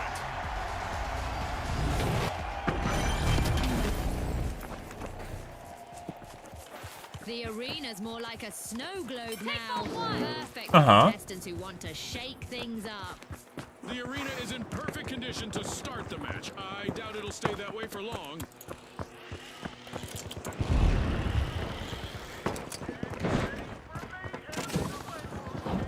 There it is, our first elimination of the match. It's go time! Vault 2 is being unlocked by the shock and awe.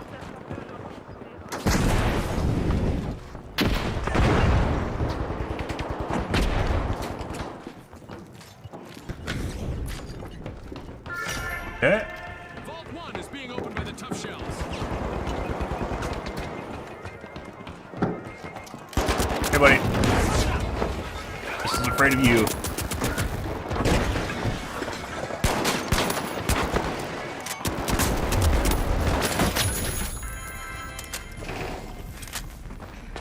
You are a man. Kill yourself.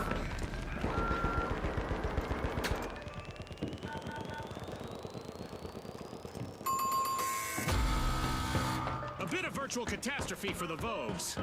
Team wiped. Not the pose that I would be striking if I were them.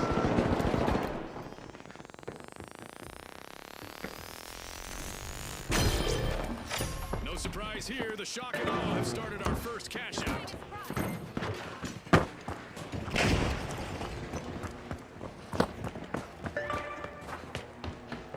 The Vogues are re-entering the arena.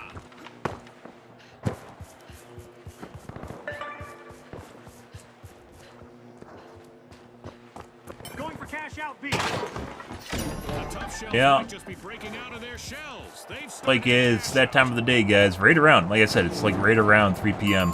in Europe time. The tough shells just left their Go to opponents shit. in the lurch. Playing deathmatch right now. Why even play ranked if you're gonna play deathmatch? Unless they fucking know where everything is, because they're cheating. Shock and awe needs to be shockproof to avoid a team wipe. No one's over here, which is why they aren't over here.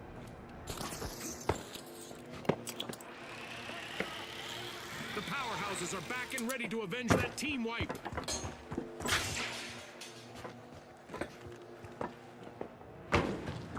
A nifty steal by the Vogues. Rocket away.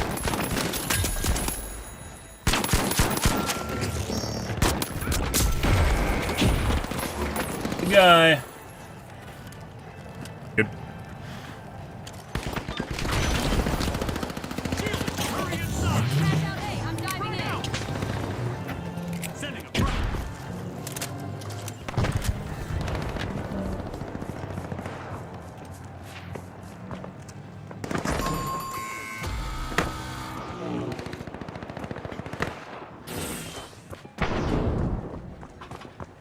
Okay. The shock and awe relieved another team of their cash out. Where I heard a cloak.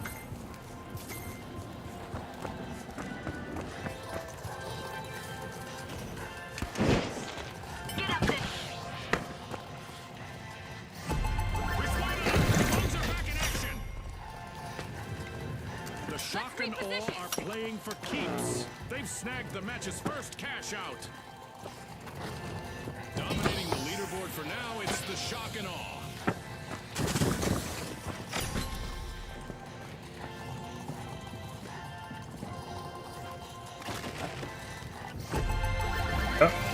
Cash out complete, and the tough shells reap the rewards.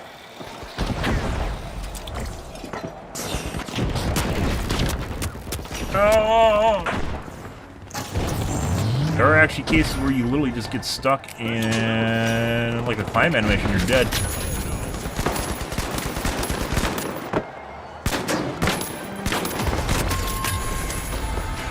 tension is rising by the minute. We're in for a wild ride. Every second counts in this action-packed match.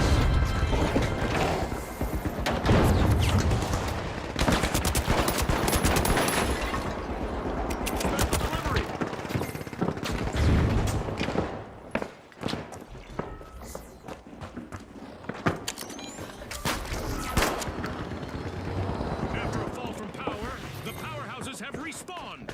Huh?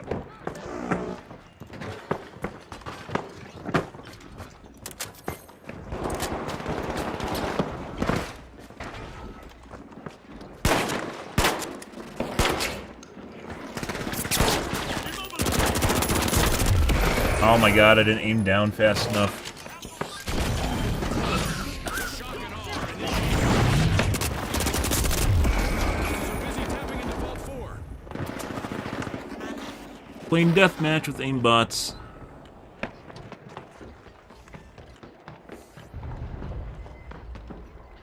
Action active.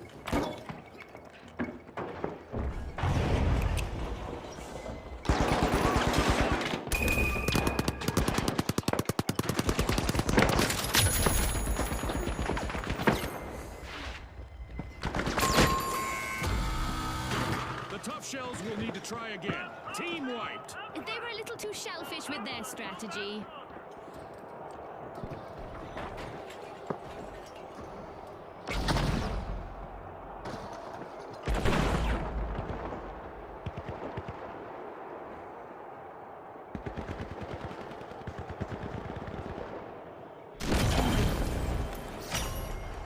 The tough shells have patched up the cracks in their armor and are back in business. A strapping performance here as the powerhouses have started to cash out. Frag grenade set. Frag out. God game. Who needs it? Oh. Okay.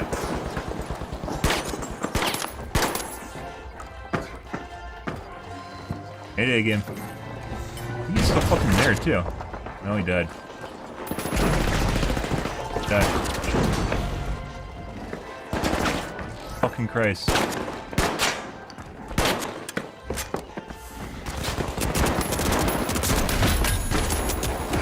And then another guy. Good. Finals. Our contestants need to be prepared for anything. See which team is best equipped to deal with our upcoming event.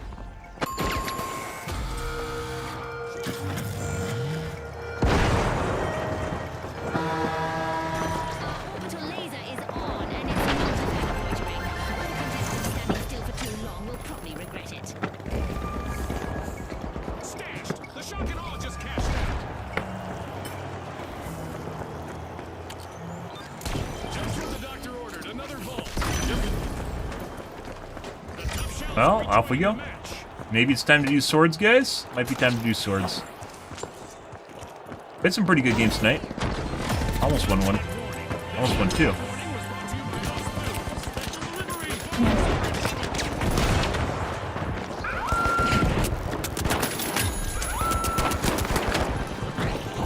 Don't feel Hey, buddy.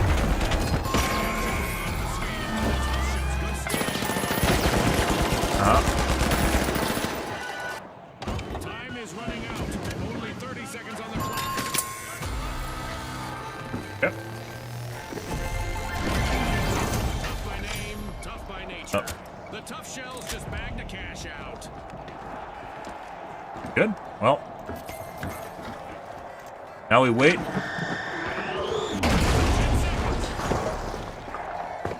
Get this start overtime.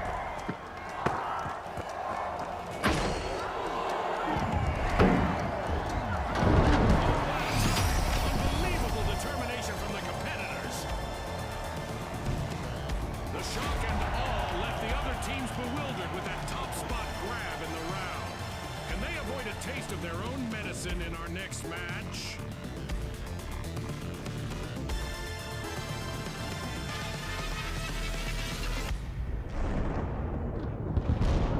Well, made it to the next round, guys. Good for us.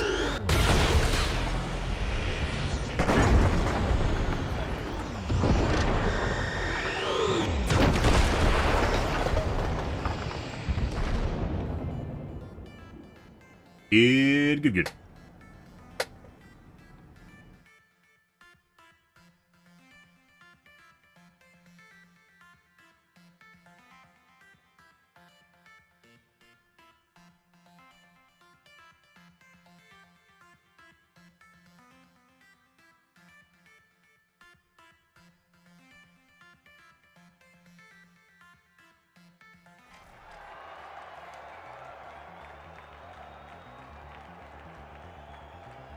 Uh-huh.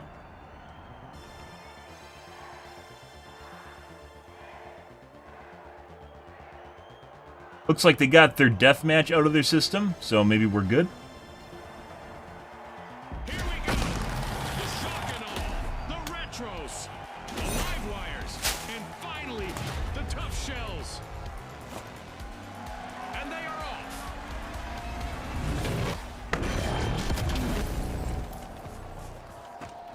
Our contestants might be tempted to make a snow fort out there in our holiday arena, but as always, Goo will make a better defense. Things are looking up in the I mean arena. foam. Spray foam. Cash-out stations are sitting on suspended structures, challenging our contestants to climb to victory.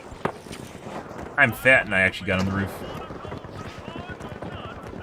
Our contestants aren't here to play nice, as evidenced by that first elimination. We've got some trigger-happy contestants out there today. Love it. Here. Danger down here. Well, I mean, he's down there, so I don't know what's going to happen. Get Vault 1!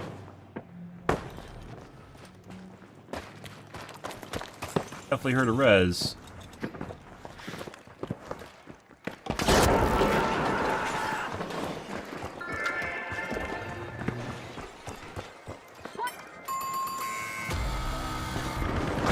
Been a virtual catastrophe for the shock and awe. Team White. Some action in the arena as the retros are moving Vault 2. Hey, buddy.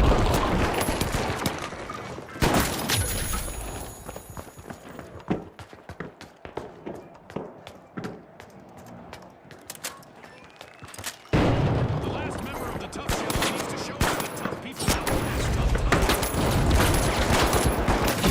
Where the fuck are my bullets going? What the fuck is that? Oh, that was a different team. Both red and pink are The there. match is starting to heat up as the retros have started our first cash out.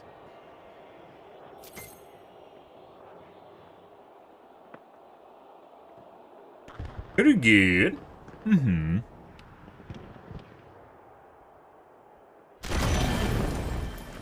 A long-awaited return to the arena for the tough shells. Cash out in progress thanks to the live wires. Special delivery.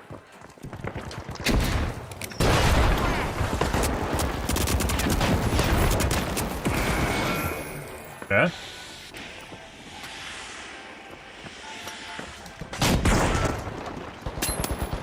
Apparently there's a pink team underneath the bounty. The fuck is that? The live wires move ahead. Hop on up.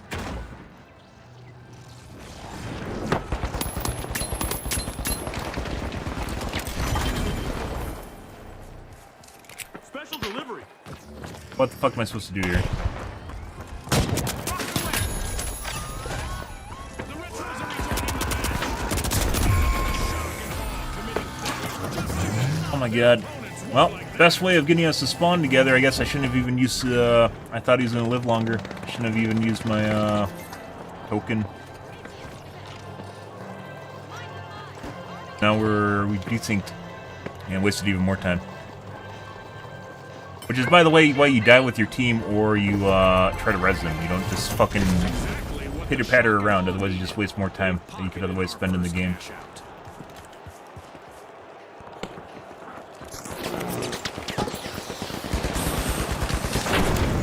What was that? Setting a trap. The retros have only one contestant left, folks. The shock and awe squad.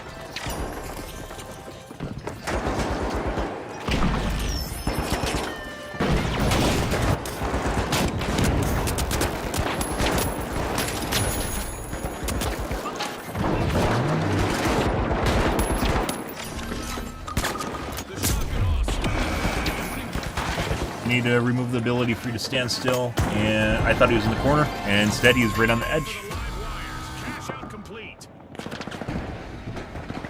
Stand still and be completely invisible, as well as add omnidirectional, or not omnidirectional, positional audio. Spoken so you can hear it louder. Financial hit on the scoreboard.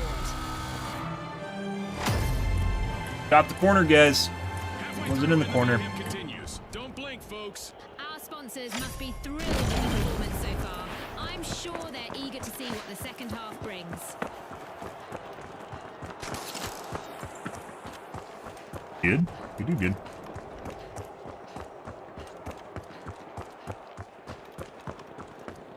The live wires are back and ready to avenge that team wipe. The live wires are cracking open both 4.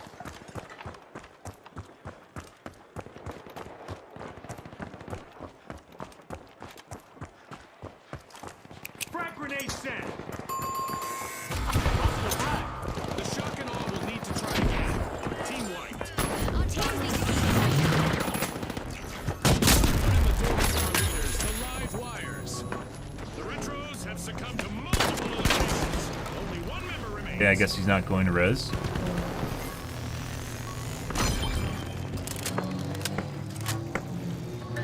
Go to the objective. Deploying a surprise.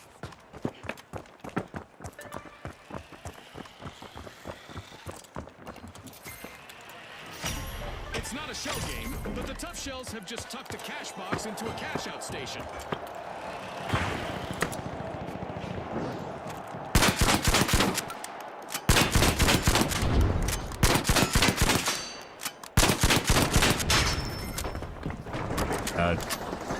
I don't know how they blow it up so fast, guys. Enemy down there. No way we can stall this for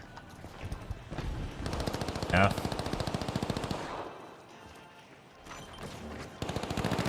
Special delivery. Frag out. There's no bleak midwinter here, June. Our contestants are putting on a real show. That's right, Scotty. There's snow on snow in the arena, but the competition is red hot.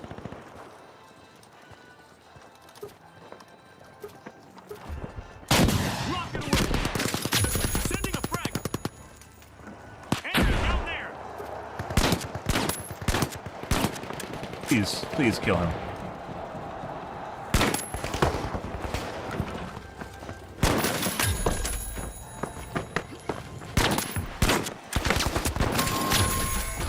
The retros will need to come back from that wipeout. I guess some plays do Yep. go out of fashion. The live wires are placing all of their hopes on their last remaining contestant. It's event time. I hope our contestants are ready for a surprise out there. The retros are in trouble right now. They'll need to up their game if they want to get Make to a the next building round. damage. It's colossal chaos time. We've cranked up the damage that contestants will experience in the arena.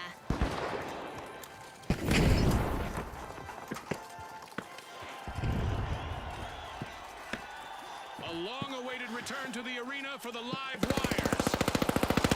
Frag grenade out! Cover's here! Throwing a frag!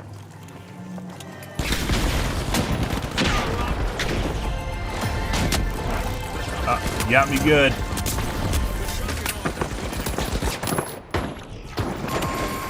God, me too, man. It's like a team wipeout for the tough shells.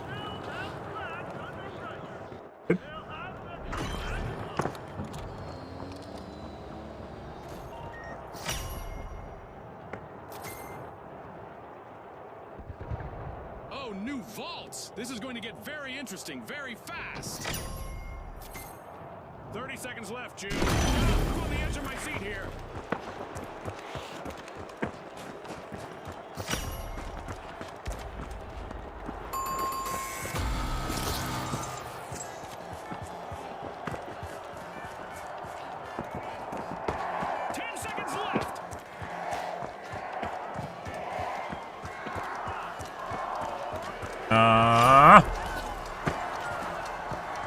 Fuck you!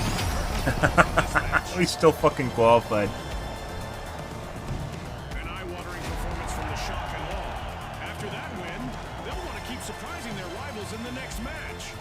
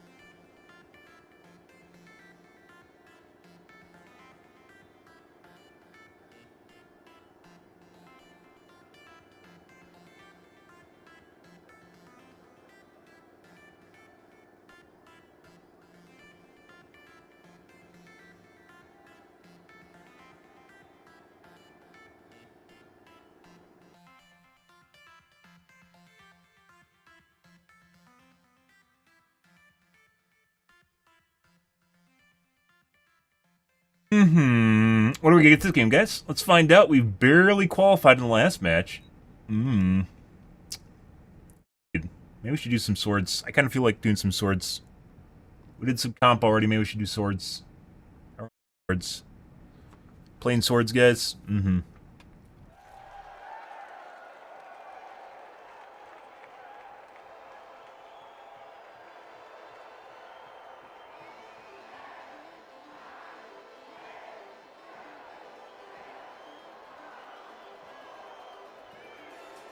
God. No. Why? Why the fuck would you do that? Why? It does. Even if you have an aimbot, we've seen snipers with aimbots, and they still can't do shit. Why would you do that? That is literally like the only thing where I'm like, oh my god, we lost. I've seen even hammers used better than snipers. Why? I think we're gonna lose that much.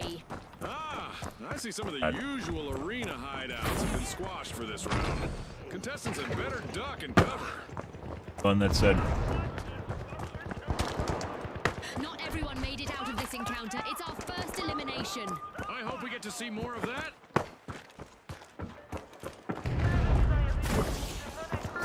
Are they just... Drilling into Vault 2, it's the they're doing?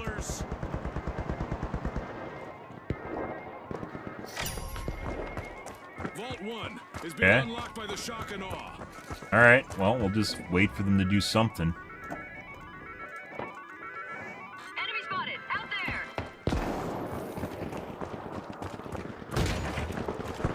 No one left to assist them. Back to doing deathmatch again. Contestant could really leave their mark.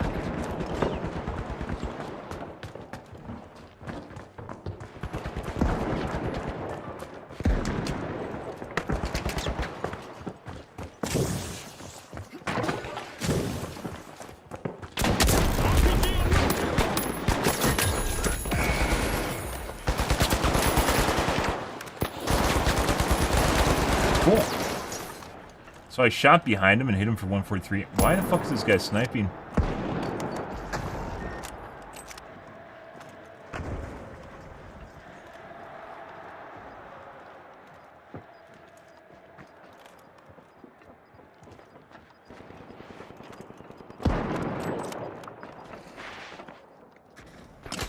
Oh, whatever.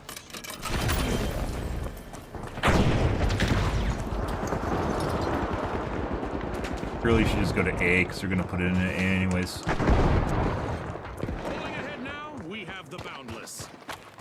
Like this guy's actually trying to do something, so we'll go after him.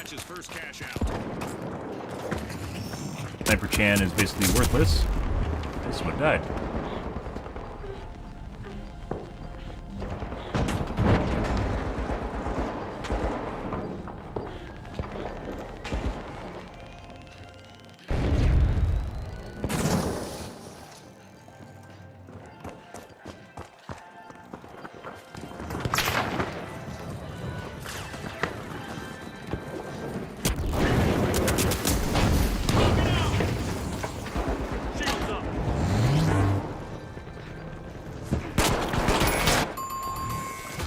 Good. A wipeout and a setback for the Steamrollers. Rolled up like an old carpet. Not how you take an objective, guys. You don't sit on the side and just shoot at it from long ways. Long ways. I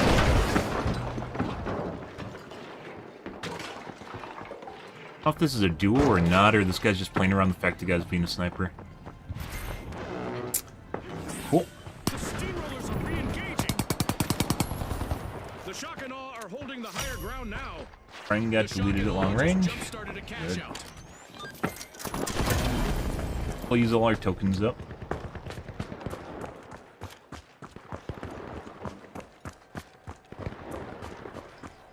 Yep, we're gonna do swords after this. We're gonna do swords. There's no reason to fucking play this shit. It's literally like 8 p.m. Literally 8 p.m. when things go to fucking shit. At 3 p.m. 8 a.m. my time. The Steamrollers have been wiped out. Remember, folks, a team that falls together loses cash together. In our tournament matches, a team wipe costs you cash.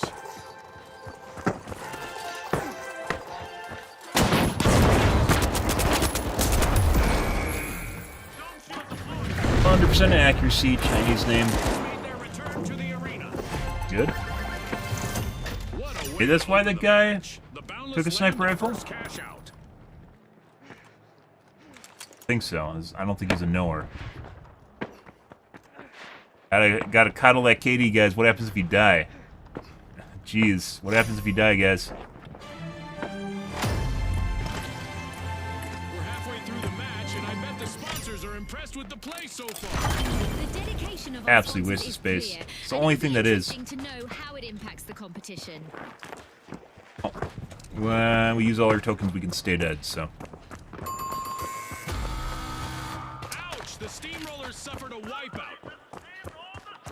Be able to get that. Be able to get anything, so it doesn't really matter, but might as well. Because we can.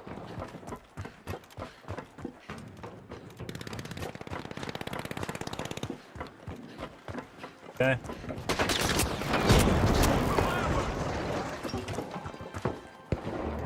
The Steamrollers have respawned. Let's see how they bounce back.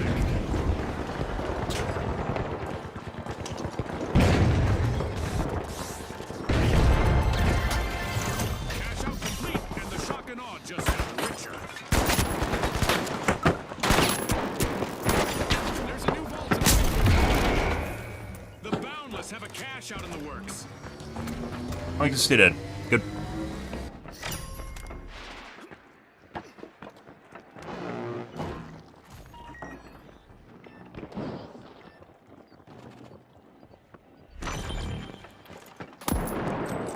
Let's go over there.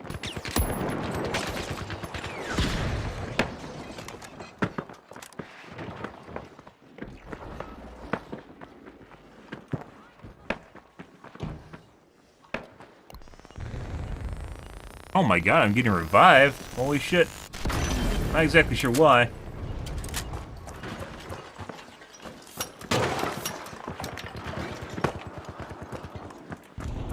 I'm gonna say negative 80 for this match. Got these guys. This isn't just a game in the snow, Good. folks. It's a display of icy resolve and steely determination. Absolutely, Scotty. There's no competitive spirit in this holiday face-off.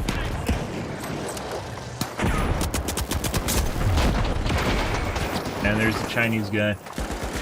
We're gonna report this guy at the end. I don't know if that's like a Discord link or something, maybe a Telegram username.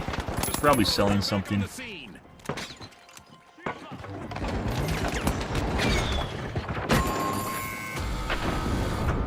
An awkward moment for the tough shells. Team Wild.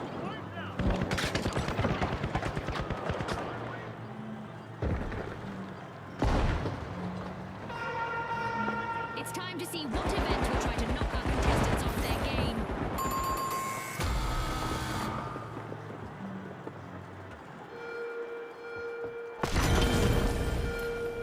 God, it was a team wipe. I can't just AFK? Be rewarded handsomely, which means we might see Can't more get that aggressive anyways. playstyles.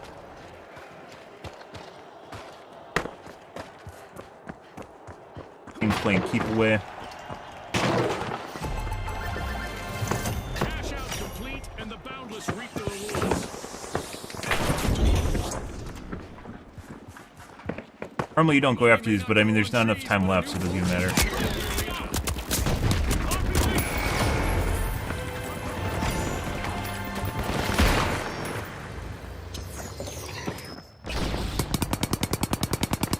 Jesus Christ. Like with the way our teammates are playing, like you think they'd like get kills or something, right? Like they're trying, and they're what are they even doing? Why would you even try to res me?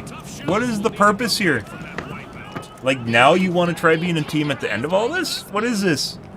Game's over when the guy picked a light or sniper rifle. 30 seconds left to impress our sponsors.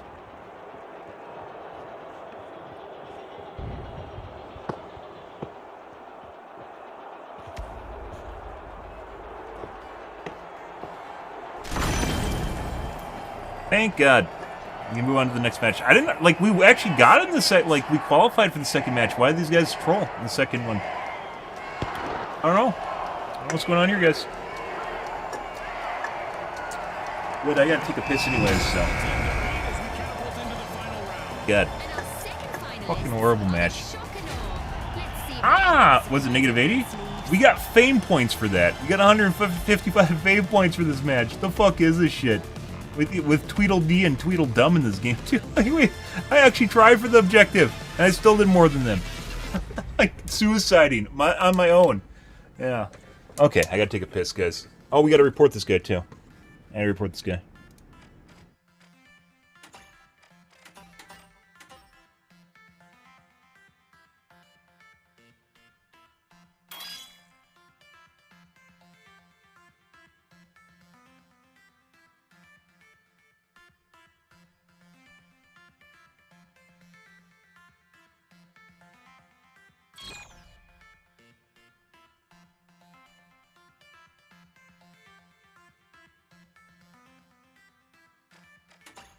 Oh no, kill cam, but pretty sure it's cheating. Okay. We're back, guys.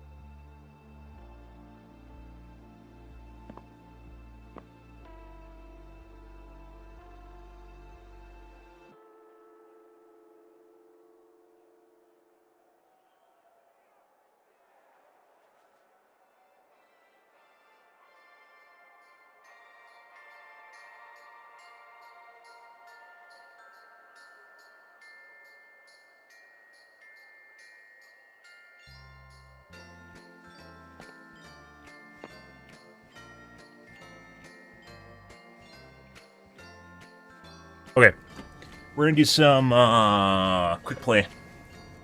Change things up a bit, and because it's that time of the day, NA is worse than EU. So, literally the kids come home on EU and then turns to shit. Seemingly, or maybe it's people come home from work. I don't really know. Not really, unless most people work. I think still 9 to 5s in EU. So. Looks like we unlocked everything.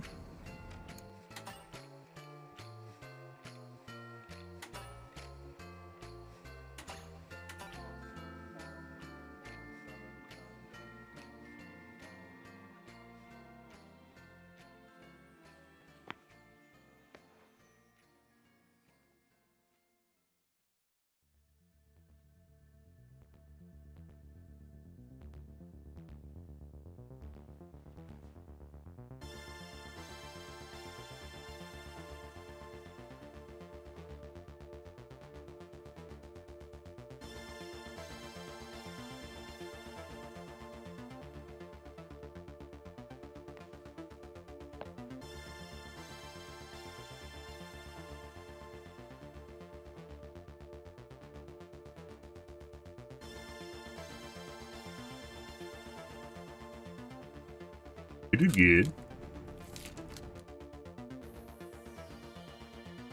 Good. Oh.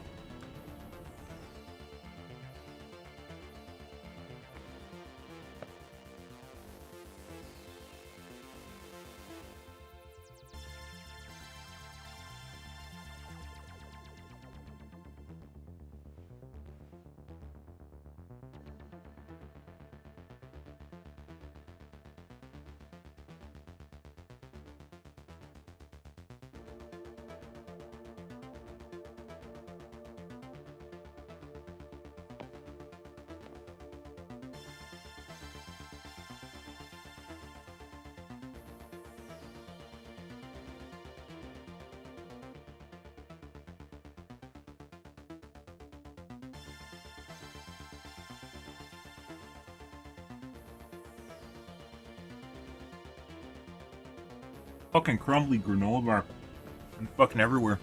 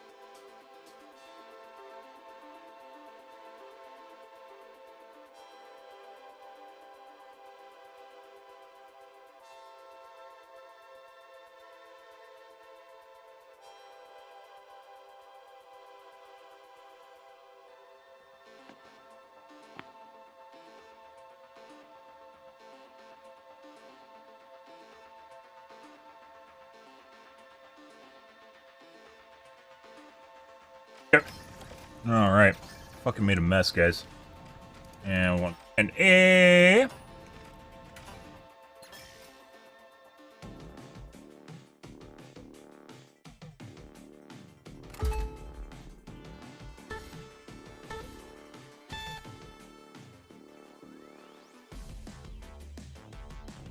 Alrighty.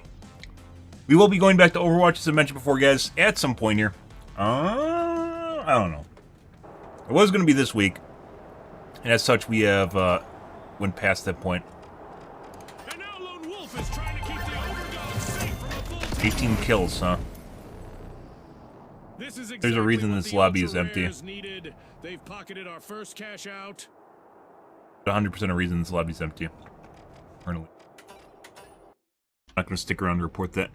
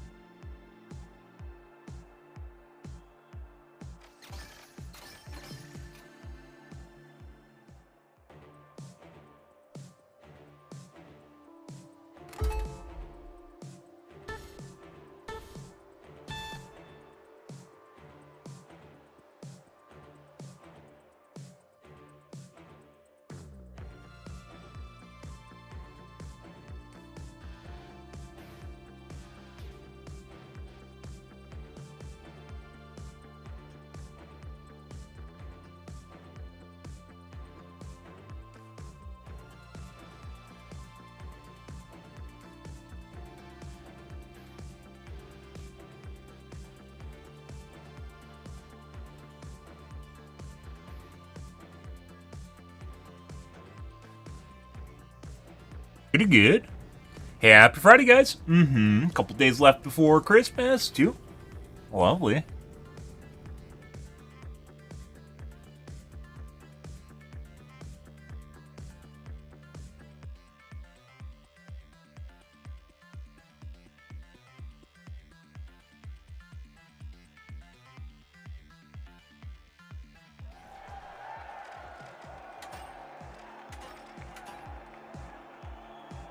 Chinese names, you think they're cheating?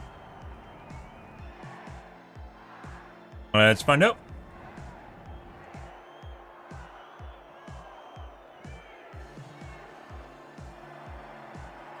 Here we go. The Boundless, the Steamrollers, and finally, the Powerhouses. The arena has loaded. Buckle up. Notice their handkerchiefs are covering their eyeballs, too. Good.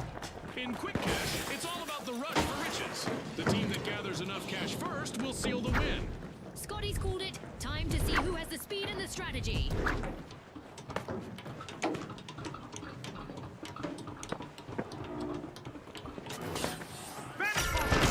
There's a breach over at Vault 1 by the Powerhouses.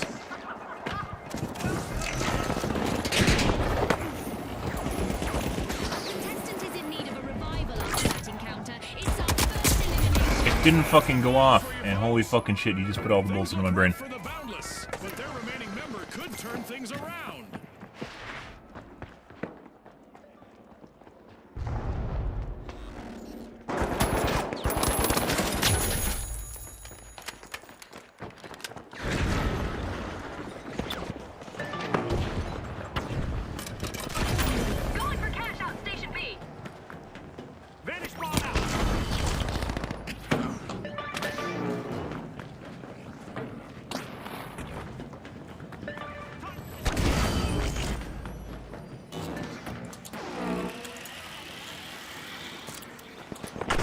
Huh?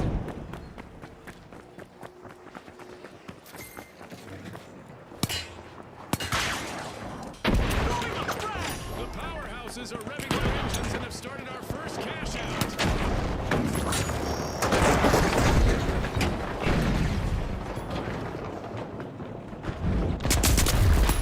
Fucking nowhere. Holy shit. Maybe teammates. Teammates.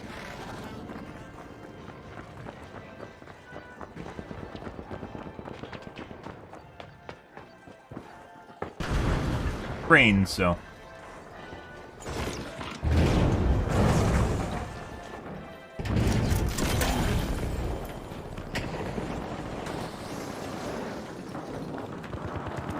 The steamrollers have lost all but one contestant now. Let's see whether they adopt a more defensive strategy. For the steamrollers, team wiped. Steam has got to be coming out their ears now. Hey, buddy. It's like you fucking knew. Just fucking knew I was sitting there. Huh. The steamrollers are back. Team respawn. Huh.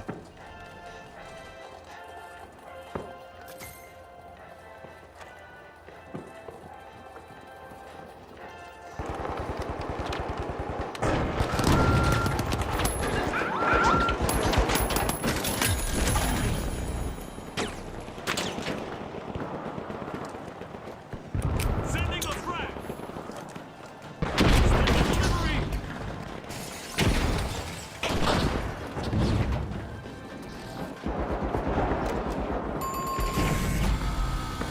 The Boundless will need to try again. Team wiped. That doesn't have any measurable impact on the round.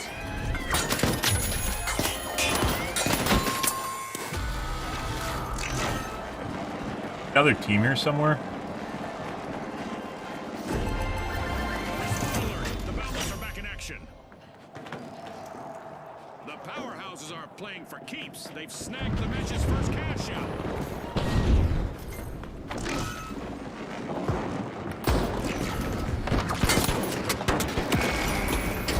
On my brain again.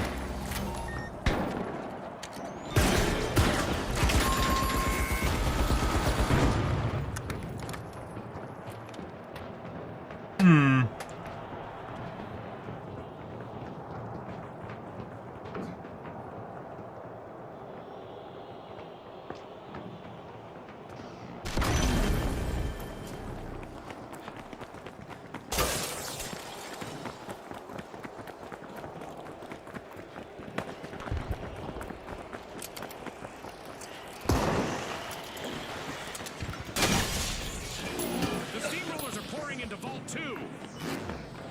Jesus. He just about killed himself. Huh.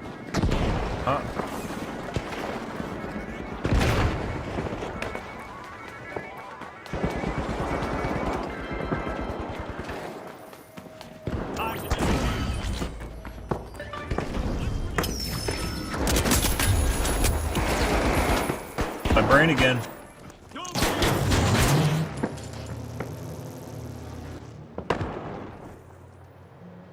Find the mine. Yep. I'm on 'em.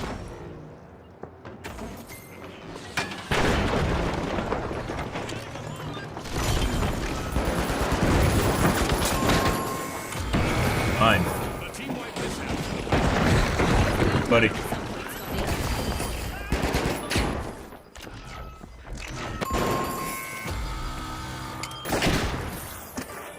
Okay. The Boundless just made their return to the arena. Pretty sure our Chinese friends are cheating. Good. And possibly the Overlord guy in purple is cheating.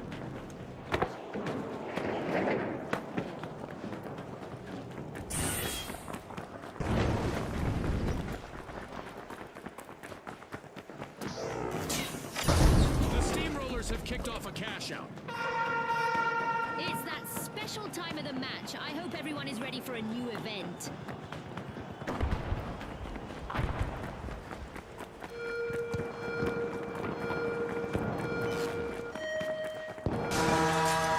Let's see how our contestants deal with the Sky Laser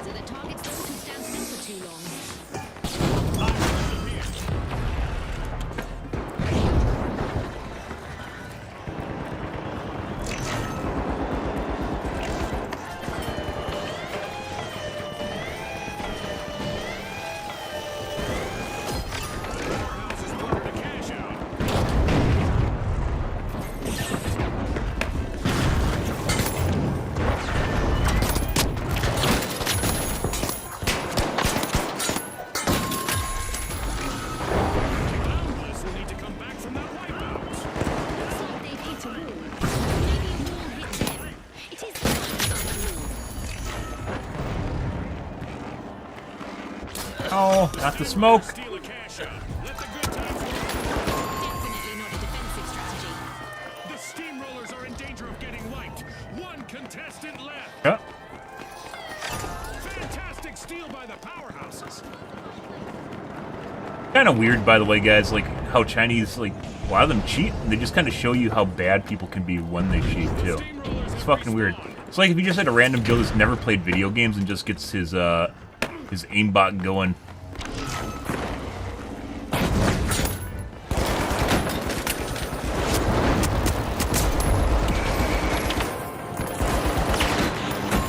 Usually pretty terrible. But the cheat.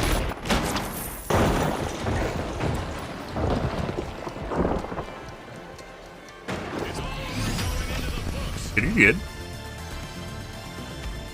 That's a wrap for now, and even though the battle was virtual, our contestants' newfound fame is real.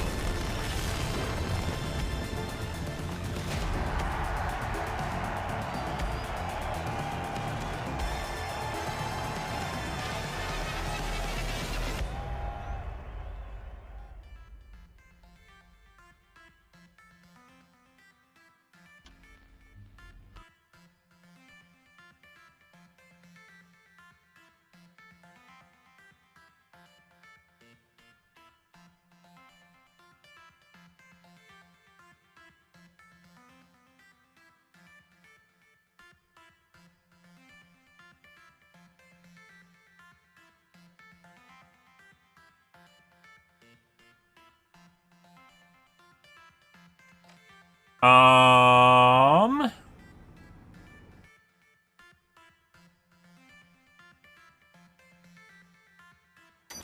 really wish there were kill cams in this game. I really do. Like, I feel like I should report everyone except for the fucking heal bot, which is just probably playing with the two Chinese guys that were cheating, but yeah. I'm pretty sure they're cheating.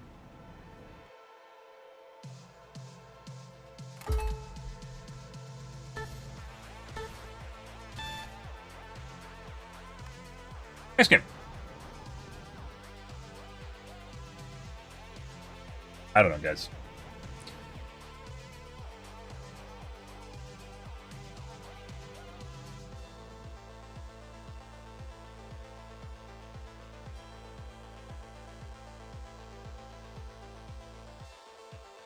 Maybe we'll go back to Overwatch tonight?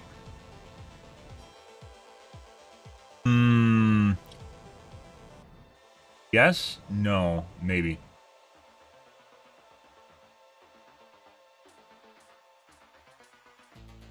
It would be nice if I could end up in an actual category on YouTube. But it seems as though,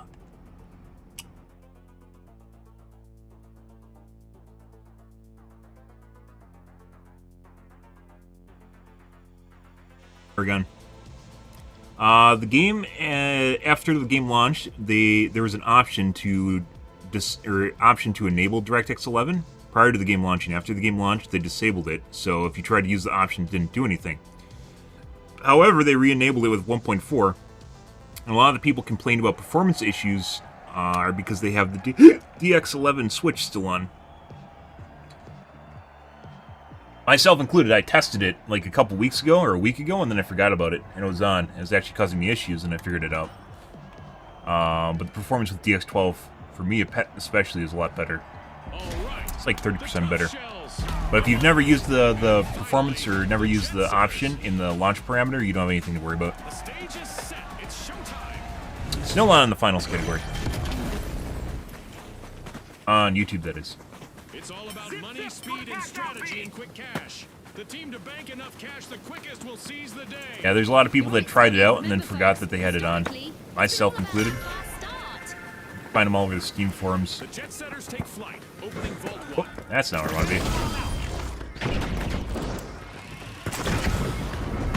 Clean.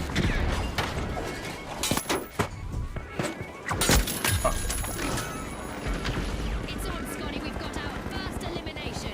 That's right, Game. June. I'm so excited right now, I didn't even hear what you said.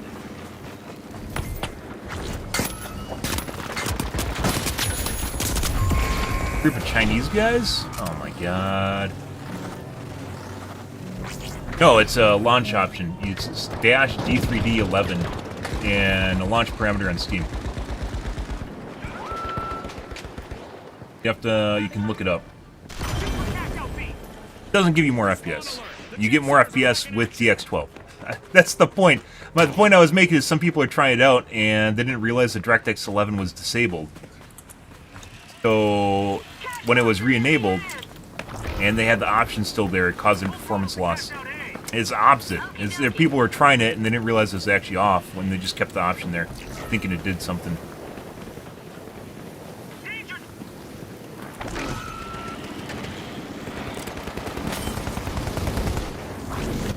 Oh, no. No. Looks like a team wipeout for the mighty. I'd say, oh, how the mighty have fallen if it weren't so cliche. The jet setters are all fired up. They've started our first cash out. Enemy spotted. Pushing back into the arena with all their might. It's the mighty. Team restored. The jet setters are leading the way.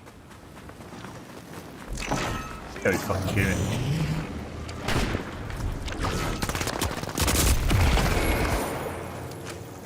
Oh, dodge me.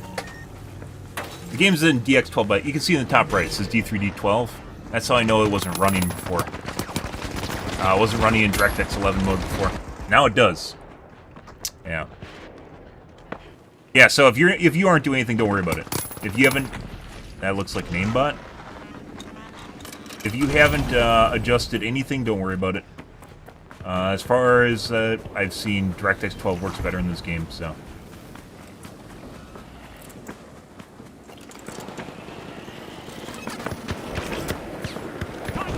It does look like CPU performance is higher. The mighty deliver an outstanding recovery.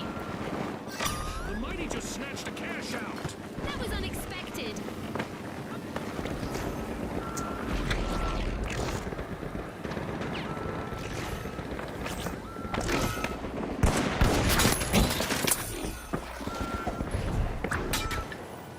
The purple guy here, wasn't there? Pretty sure. Time for that shit, though.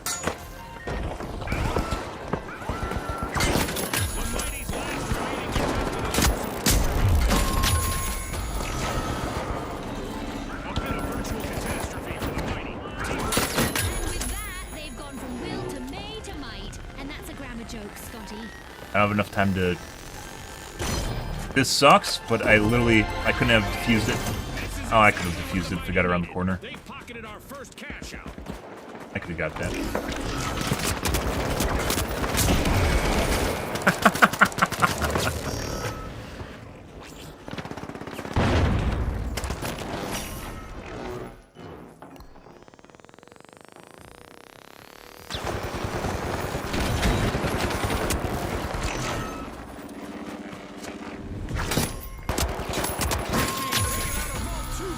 Mine?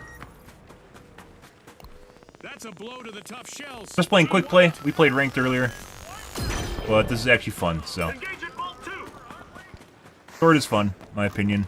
Just not competitive and ranked. Respawn alert. The tough shells are back in action. Mm-hmm. On me, come on. Understood.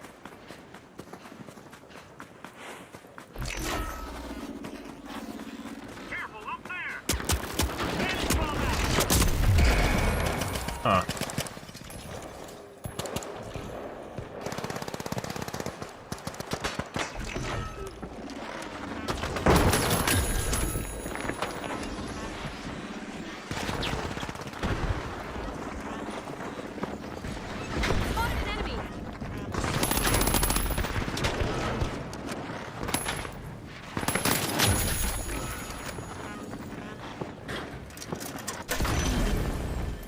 Pretty good.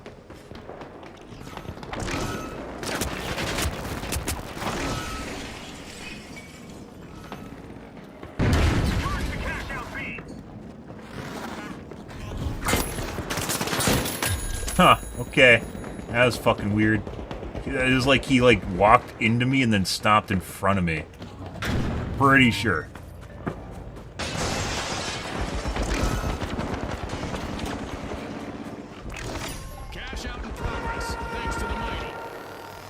Very weird. Teams need to get ready Like to he's shift just their copying what I was doing. focus Is going to on show me what's good coming their way. after I decloak. The Mighty's remaining contestant is doing everything they can to avoid a team wipe. A steal by the tough shells. I must admit I like to see strong offensive pushes in the arena.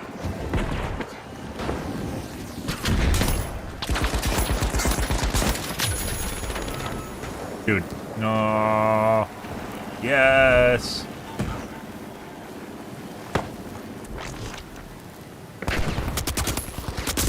No. I should have just ran. I don't know what I was doing. Special delivery. The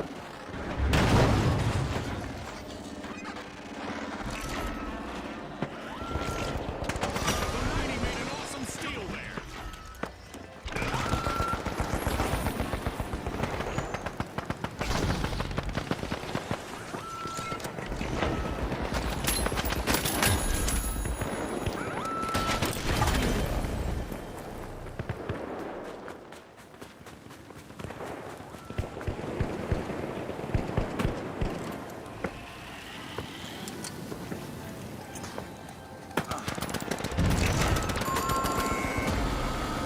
A wipeout and a setback for the Good. tough shells. No need to hide in their You can't dash in the air, so.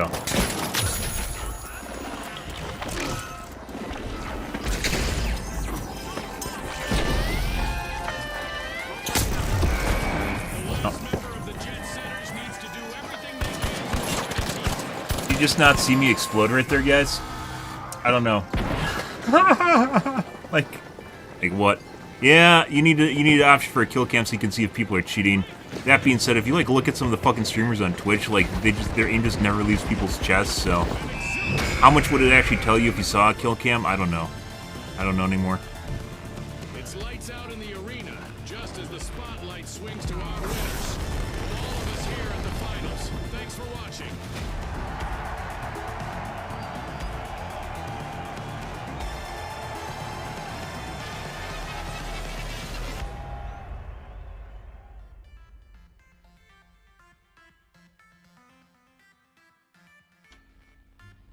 Yeah, I mean, it's called, generally the colloquial term for it in aimbots is humanization, or also smoothing, one and the same. Yeah, I mean, it's pretty common nowadays. They have a specific category for stuff like that called stream safe cheats. I.e., it's something you can use on the stream. It'll never show up in your task manager. It'll never show up when you alt-tab out of the game. It will never show up in general unless they want you to see it. And it's just activated by hotkeys. It won't show up in your taskbar. It won't show up in the system tray. It won't show up in Task Manager itself. It won't show up like in any anti-cheat that is not kernel level is a joke. And the people that are against anti-cheat that are kernel level makes you really wonder if they're actually just cheaters themselves. If you're on a computer that is so sensitive that you don't trust a company with that computer that you're putting software on it from them to begin with, then you probably should reassess why you are installing games onto a Department of Defense system. You know, just gonna throw that out there. If your computer is so sensitive that you don't want a game, like anything anywhere near it that's a security risk, just set up another computer. Just take a hard drive out, put a new hard drive in, and put Windows on it. That's it. That's it. Yeah. Kernel level anti-cheat is the bare. It's not the end all be all. It's not a silver bullet. It is the bare minimum that needs to be done to address cheating. And most anti-cheat is not kernel level. And most cheats are kernel level because it literally just allows them to do anything. Because cheaters don't give a shit if you are cheating. Pretty much, it's understood that, you know, maybe your computer's kind of disposable at this point if you're installing like some sus level software on it, right? Yeah, but yeah, then they're all gods. I mean, there's a lot of ways to cheat. I'm not going to help you. You little type game name here cheats into Google and just knock yourself out. I'm not going to help you cheat though. Yeah, that's how you know it's really bad. Is when you can just, that's not anything outside the ordinary in terms of effort, in terms of capabilities, or like having to know someone, or have to get like 10 referrals, a back pat, give someone $20 an ATM machine somewhere or something. You know, it's literally keywords in a search engine that anyone can do around the world. So that's when you know you're cheating and your game's pretty bad. That's where we're at right now. And it's still fun because I still play it. Cheating is in every game. Don't get me wrong, cheating is in every game. It is especially bad in the finals right now. But yeah, and that's putting aside some sorts of aimbots that you, or just cheats in general that you can't even find, like DMI cheating, which uses a specialized piece of hardware to cheat, or AI aimbots, also known as image recognition aimbots, that don't even use your computer. They use a capture card. By the way, I'm not telling you guys how to cheat, just telling you about the different types of cheats. It uses a capture card on another PC, basically like you're streaming, only the other PC has the aimbot on it, and then it feeds it back into your computer. It feeds the input back into your computer.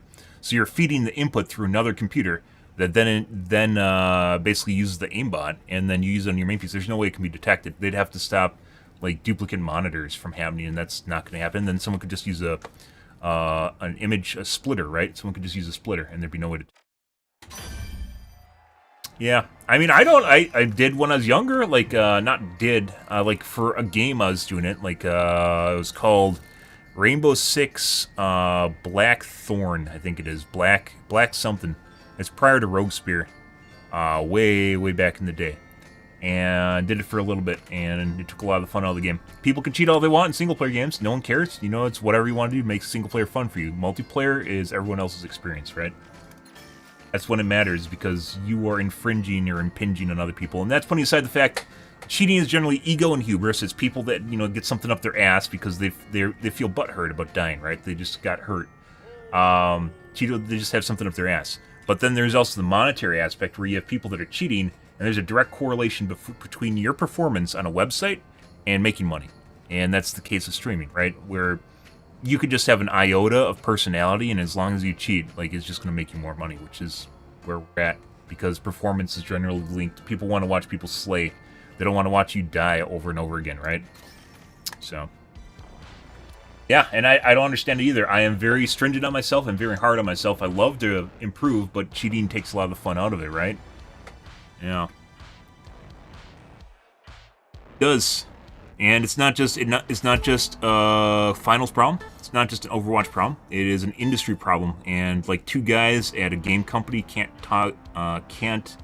tackle what an entire industry is doing. Like, cheating is an industry. It's not one person anymore. It's an entire industry, and a small company can't fight that.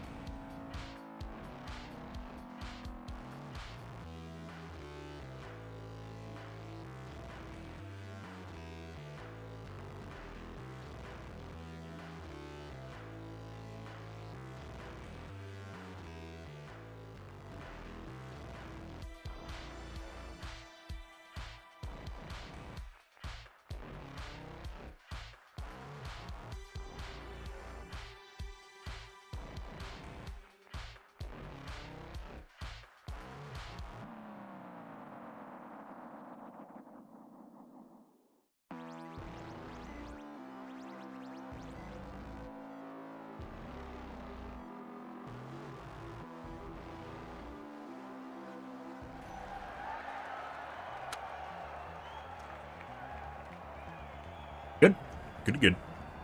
What's the point if you can't actually perform? Good question.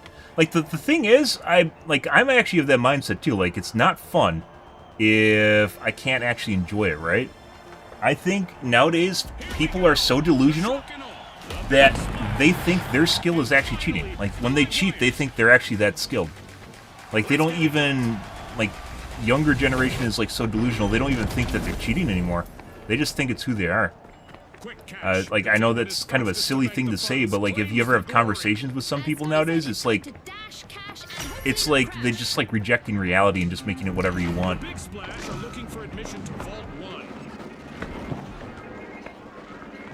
Fucking cloaks are hard as shit to see.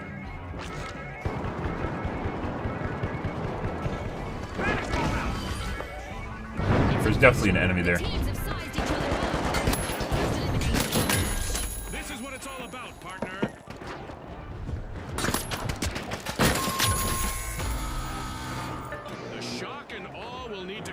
From that wipeout.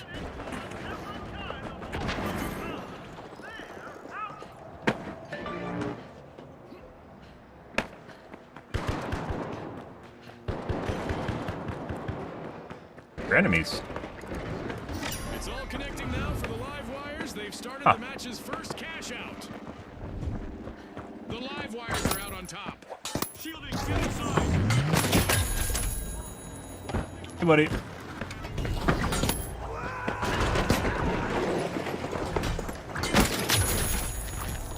Fucking me too! It's a fucking me too!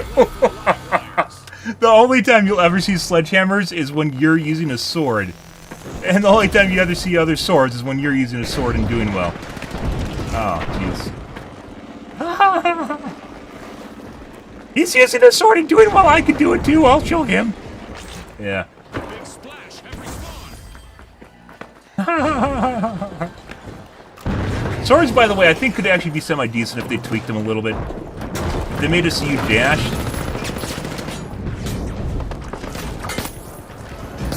Oh my god, he connected that. I thought it was far enough away. He synced out.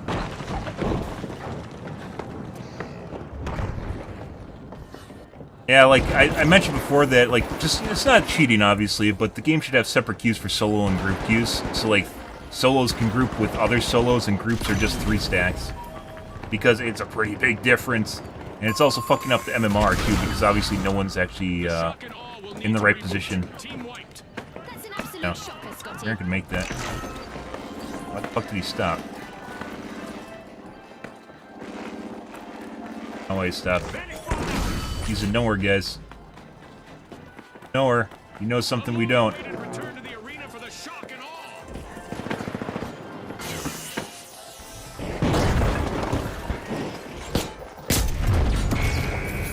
There's a guy right on top of me. Have you tried a dagger? I do. It's too sensitive. It's fun. It is absolutely hilarious when you get that stab in there, but it is so hard to do because melee, in order to do well at melee, you have to have a low latency and the enemy has to have low latency. And if there's desync, it absolutely fucks everything up. The backstab, the stabby knife, the butter knife is even more sensitive to that because you have to hit a back shot, and sometimes people are desynced, so you won't actually hit the back shot even though you definitely look like you did, right?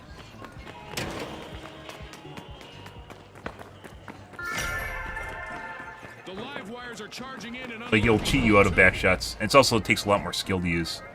And then, like, the radius on the cloak is 100... It's like 10 feet, or like 3 meters. It's like 3 meters away. For enemies. You can hear enemies, or you can hear teammates a lot further away than that.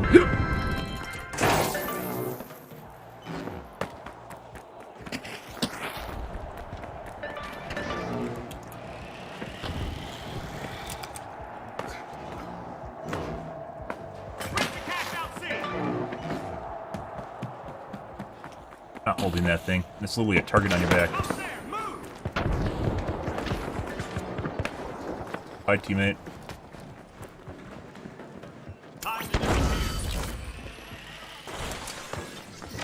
There's no doubt that the live wires are plugged in. Fuck you, went. They've started a cash out. Hey, buddy. Huh? That's our knower friend, I believe. That's the guy with the stabby sword, isn't it? Ouch! The live wires suffered a wipeout. The big splash are making Yeah, waves. but the butter knife is fun. It is fun. If they made it so, like they could tweak a lot of this stuff. Like, a lot of game developers seem to jump to, like, a nuclear option, just like you doubling the DPS or something. Like, if they made it so it automatically backstabbed when you're within range, like, that would be ridiculous, right? It would actually work pretty well. Because you actually have to get near him enough to do it in the first place, which is insane.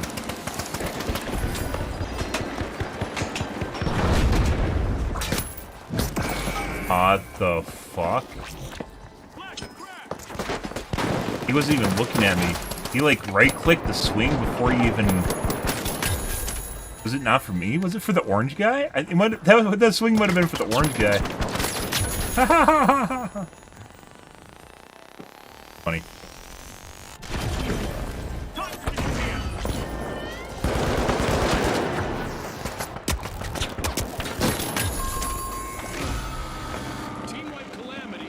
You get stuck in, like, the swing animation an awful lot with this.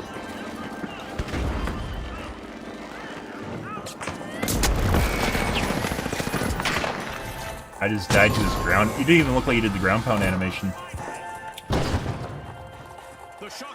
And then there's that other guy with the sniper rifle again. Got some weird shit going on here, guys.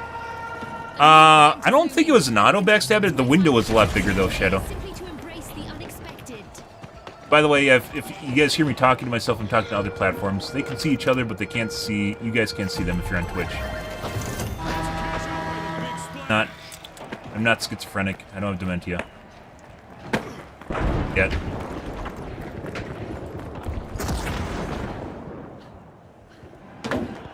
I'd totally put a combined chat on Twitch if I could, though. It's one of the reasons I didn't stream to Twitch for a while. After they reinstituted the multi-streaming rules, because you can't have a combined chat. Vault has appeared in the arena. The shock and awe are dangerously close to a full team wipe. Just one member still in the arena. Yeah. Pushing into Vault 3.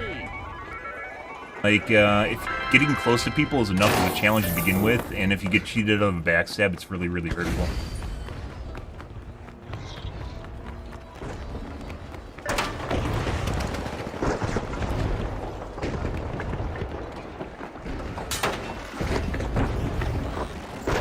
But you can hear your teammates fine. You can't hear enemies like worth the shit.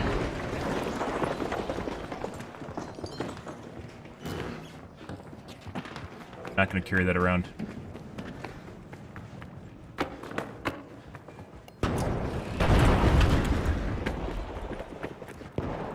There's 100% just a guy up here sitting here.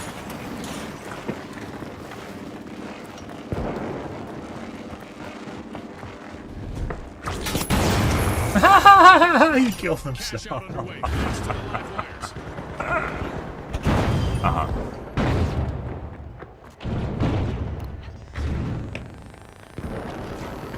Hey, buddy.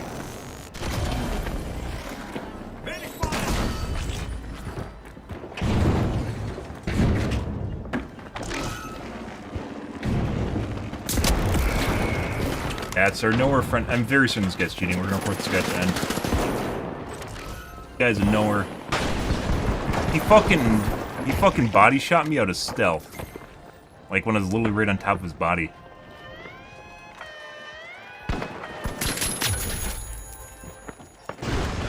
I believe that was the guy that was using a sword for a bit.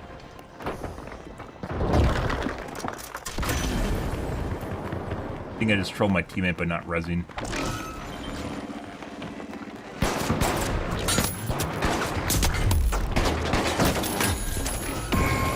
I got grenade launcher. Live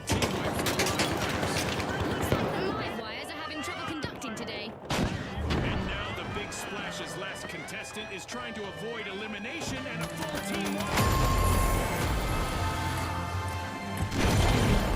Things are heating up as we pass the halfway point of this match. The quality of play is indeed impressive, and one can't help but wonder about the role of the sponsors. The Big Splash are back and ready to avenge that team wipe.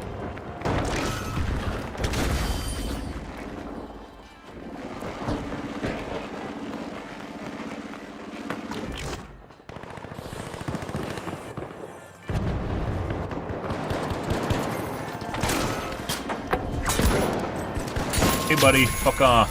Sounds like that was meant for me, huh? Almost like that guy literally just ran across the world just to try and do that to me and fucked up. Fuck off, John. Big thanks to our sponsors. What a cheating piece of shit. This incredible spectacle, and a big congratulations to our winners.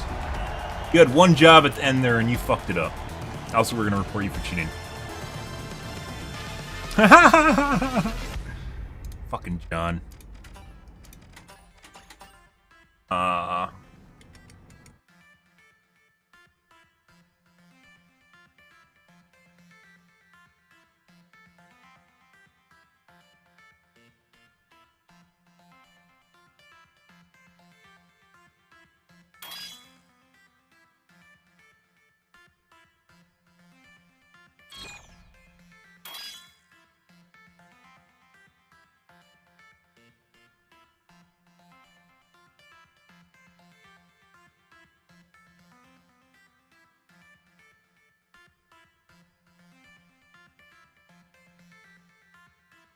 So, I mentioned this before, guys. There's certain things in video games that get people to toggle, right?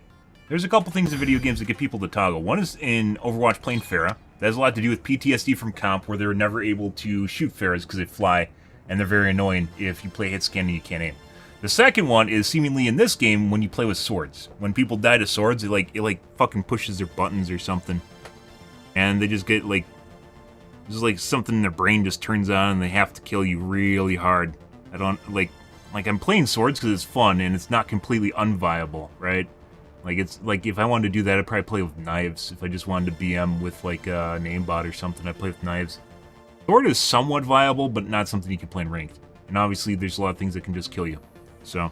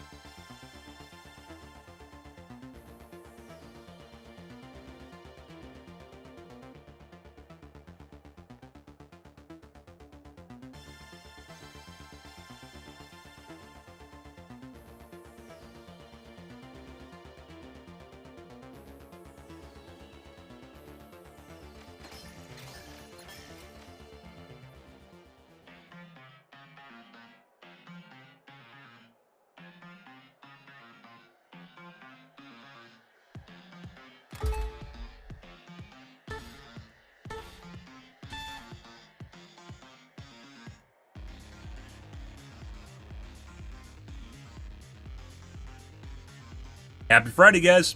Hope you're enjoying getting ready to celebrate Christmas or the holidays. I guess if you're not religious or religious and you don't care or whatever. Eat, drink, and be merry, guys. Everyone loves eat, drinking, and be merry. Socks you didn't want. You know the usual bit, right?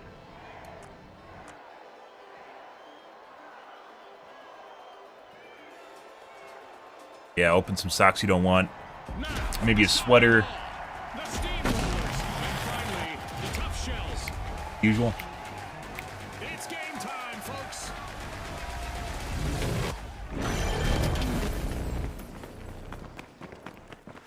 Quick cash. It's a high-octane hustle for cash. The first team to reach the total takes the title. Right you are, Scotty. Time to take the lead on this thrilling cash quest.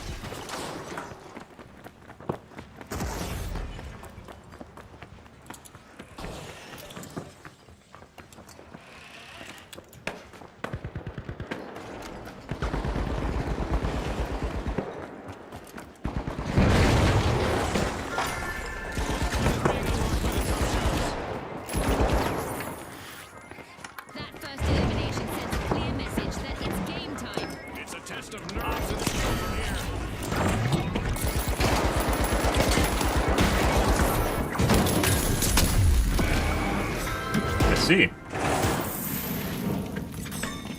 Rip. I believe there's still a guy throwing knives around here. Ah, C4 cheese, which is still in the game for some reason. Team wipe calamity for the tough shells. Somebody just softened them up, Scotty.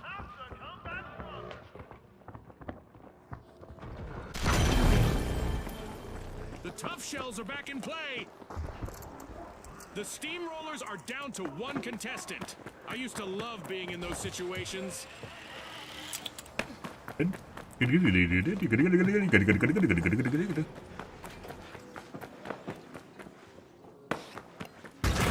Yeah. Hold for cash out A, now!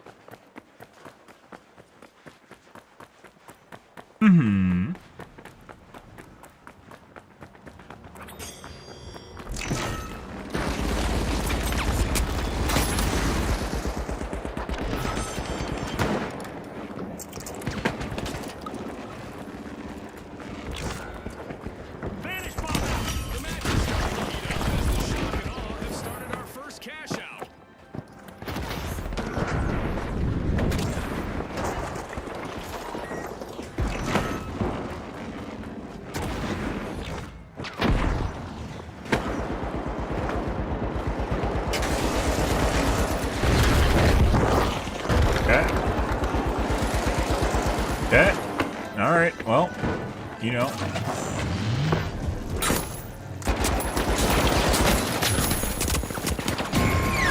Ah, the other team just showed up. That's a Lovely. blow to the tough shells. Team wiped. Tough luck. No way to soften that blow.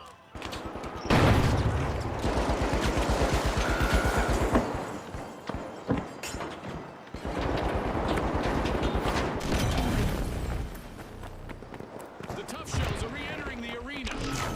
Uh-oh, only one contestant left for the steamrollers.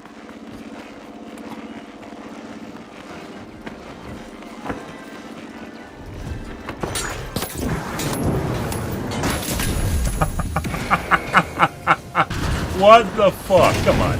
What did 56 to me? What is that even? You shot me while dead? Please. That's not even burning. He was back there to avoid my lunge attack, by the way. Gremlins, guys.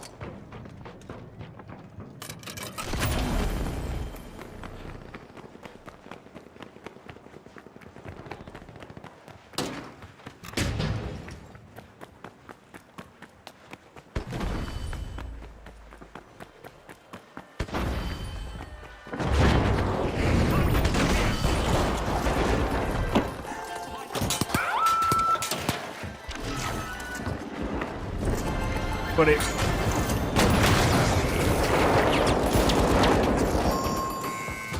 It was the other guy with the rocket launcher. Major speed bump, Scotty.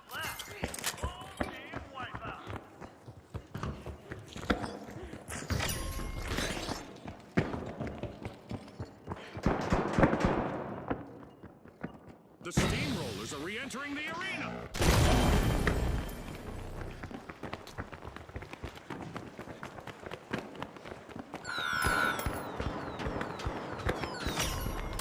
The steamrollers are busy prying into Vault 2.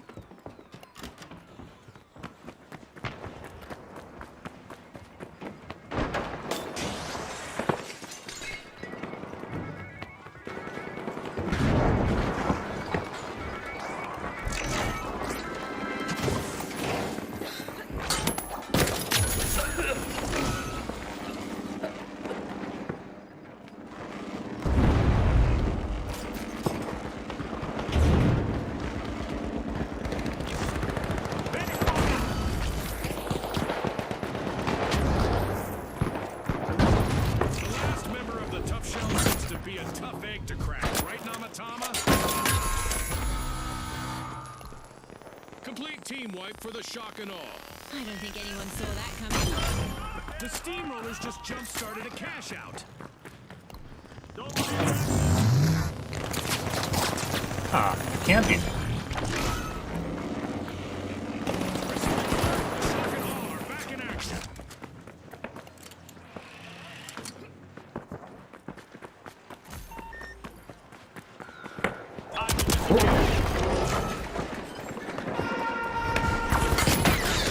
Ha ha ha ha!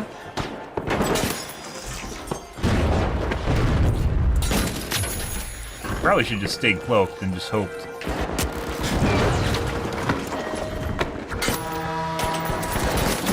Gravity are taking a coffee break in the arena. Contestants should expect a bit of a float. Ow! Ow! Ah, the fuck you turret! Fucking eh! Button here somewhere. I don't know where it is.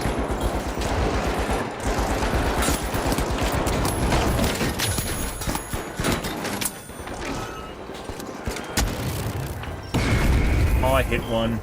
Oh, it wasn't. It's a C4 barrel.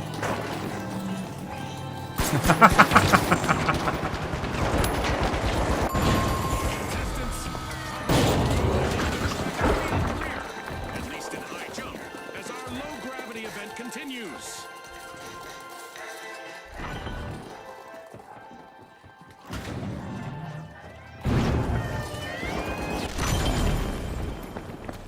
The tough shells are back in action. Tossing a frag. Good idea. Frag out.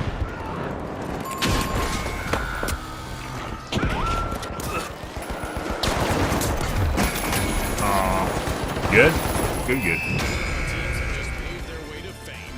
Congratulations to our winners.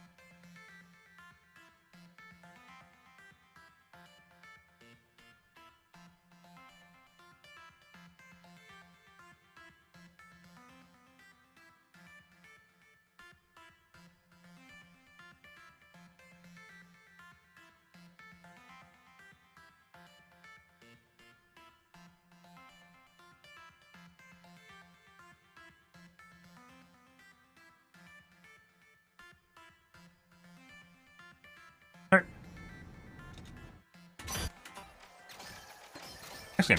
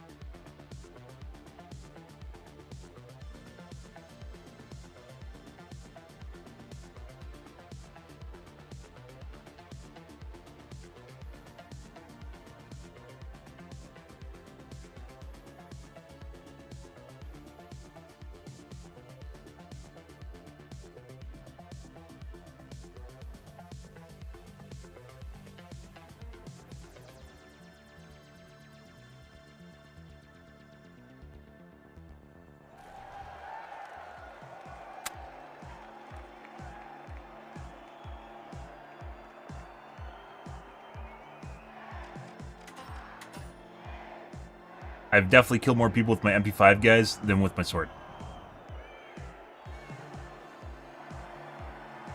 Here we go. The tough shells. The shock and awe. Audio. And finally, the kingfish. And they are off.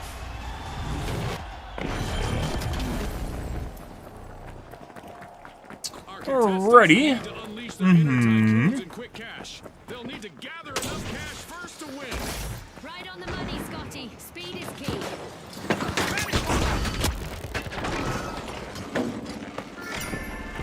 Kingfish are uncorking Vault 1.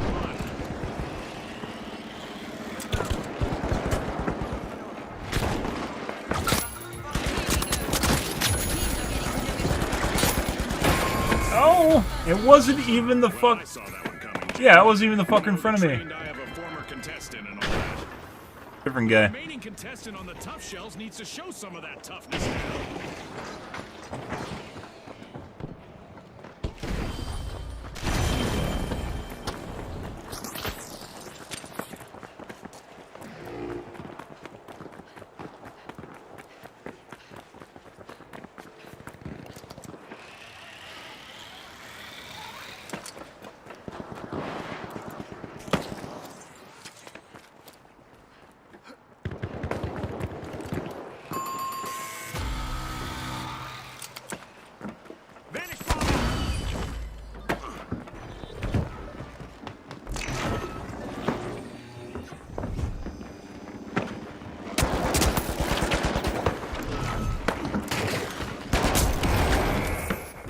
That was a headshot. Or two headshots at the end there. Christine. The tough shells must not be named Definitely after a knower. turtles, as they're quick to start our first cash out.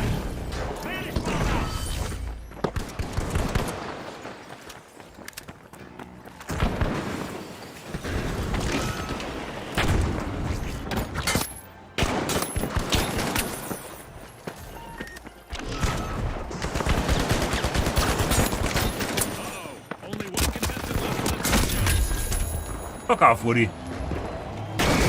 It's a fucking joke. You gotta be kidding me. It was behind the vent. Oh.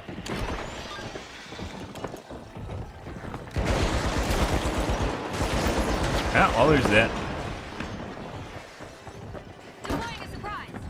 Uh-huh. Uh-huh.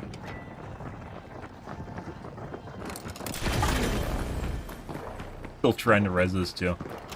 Oh, he's dead now.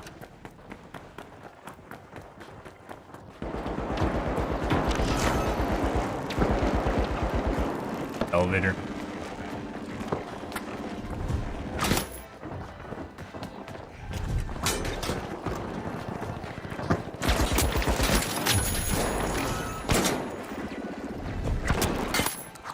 Oh, with the tip too. The Kingfish will need to try again. Team wiped.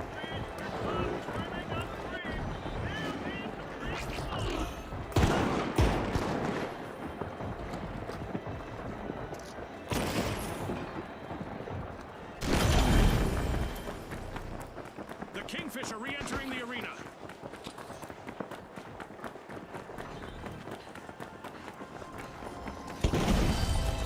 Guys. Another one there too. Way to open the match. The top shells land the first cash.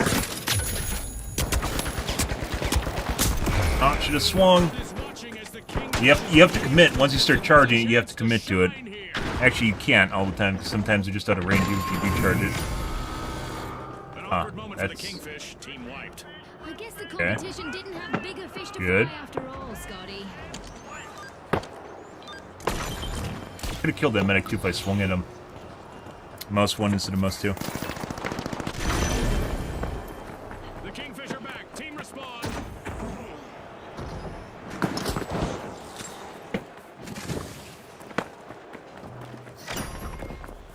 Busy unlocking Vault 2. It's the shock and awe.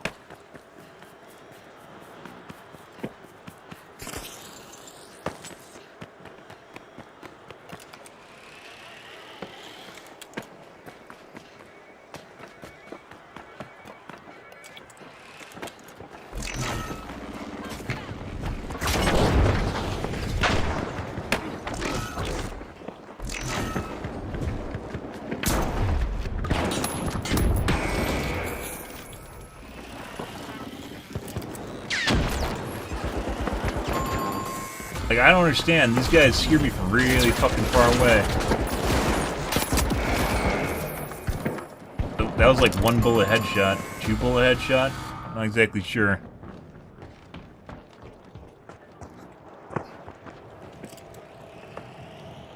We got the tough shells returning to the I guess his arena. teammate could have told him I was following him too.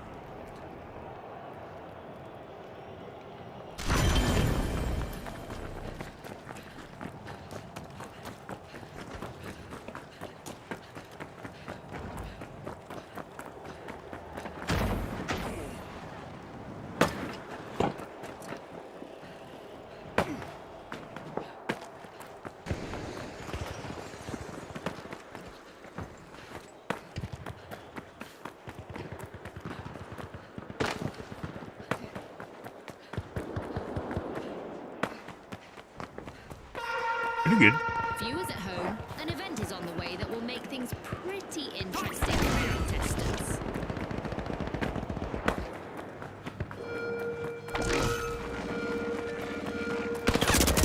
Fucking nowhere. I'm pretty sure these guys.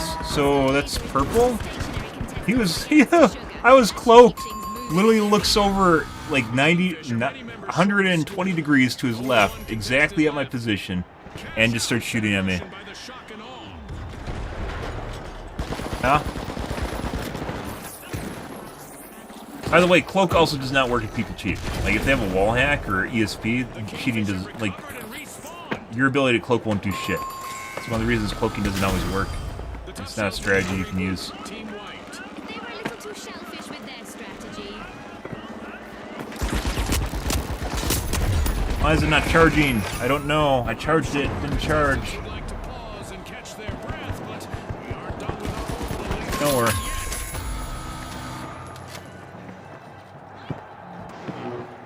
Big.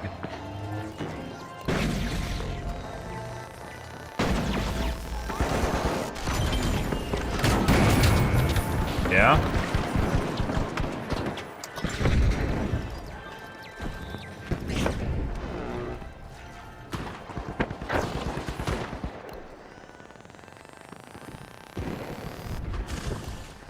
What was that?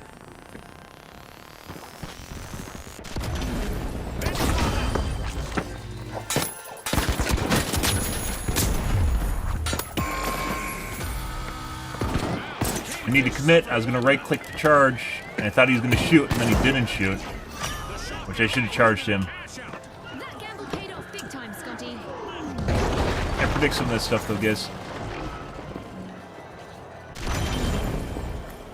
The Kingfisher rejoining the match.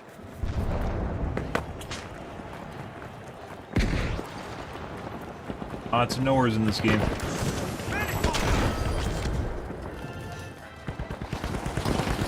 reached the end of this game show.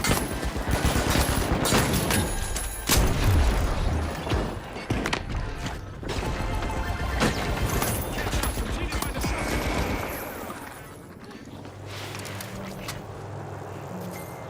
Good.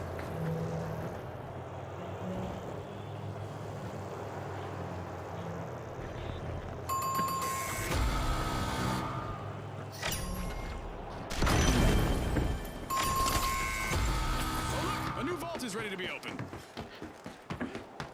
Have to roll next game. Fish will need to come back from that wipeout. The Kingfisher back on the scene. This match just passed its midway point. A lot of action still in store for you folks.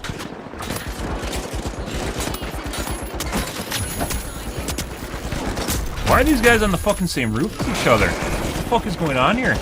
Like, both orange and purple are literally just, like, right on top of each other's dicks and not shooting each other. Why? Why is that a thing? What are you doing? And it's a fucking Me Too sword. Oh my god. You saw I have a fucking sword, he's using a sword now.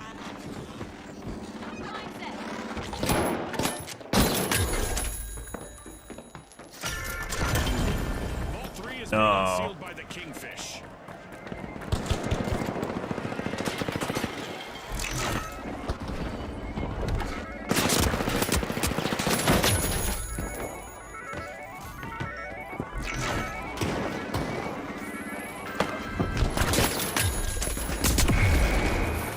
Fucking guy that doesn't miss.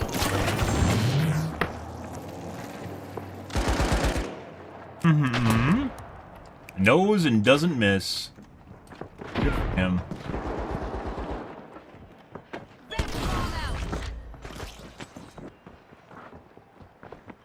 All the good things in life, guys. Huh. Ah. See?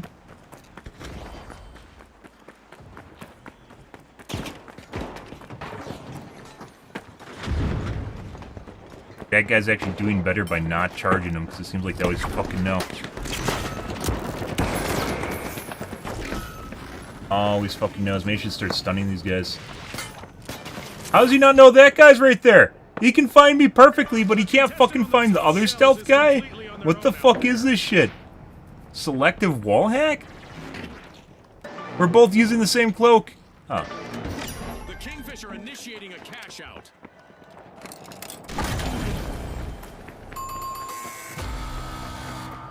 Ouch! The tough shells suffered a wipeout. Somebody just soften them up, Scotty.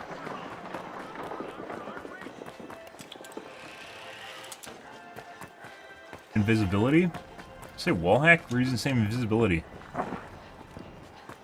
The tough shells have returned to the arena.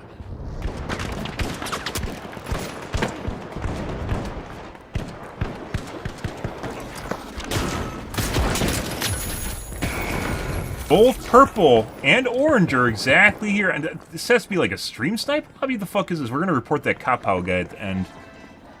They're on top of each other. And not shooting each other. What?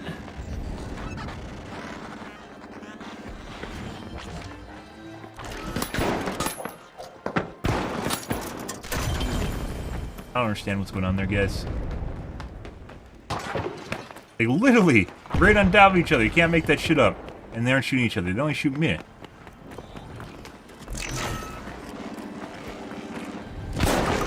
This fucking guy. Fuck this guy. Let's see if the last member of the Tough Shells Nice. decides to turtle up while they're alone out there.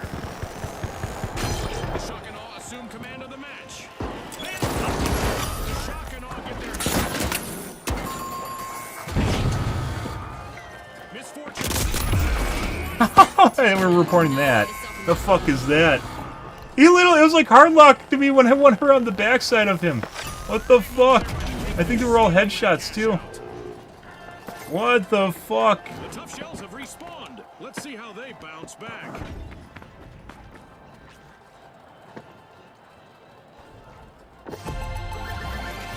Super move by the Kingfish. Cash out complete. Fucking crazy. We definitely have some shenanigans going on in this game, guys. Oh.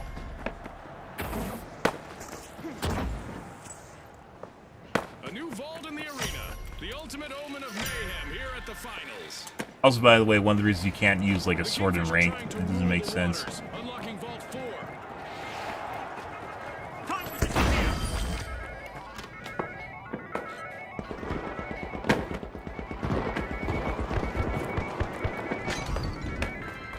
Rope here. That's not good. Looks like a team wipeout for the Shock and Awe.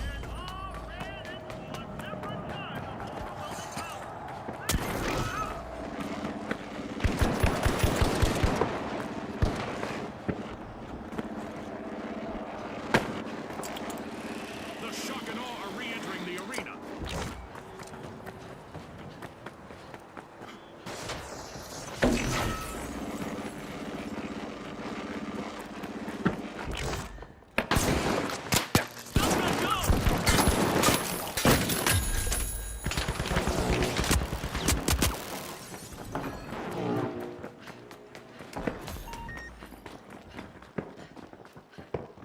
The Kingfish have kicked off a cash out.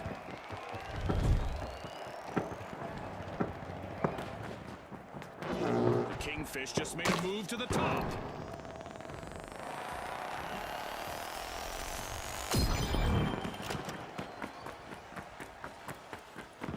This could get shocking, as the Shock and Awe are trying to avoid a full team wipe.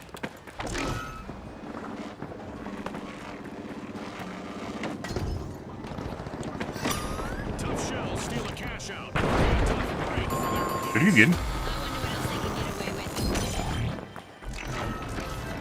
adversity for the Shock and Awe. Wipeout.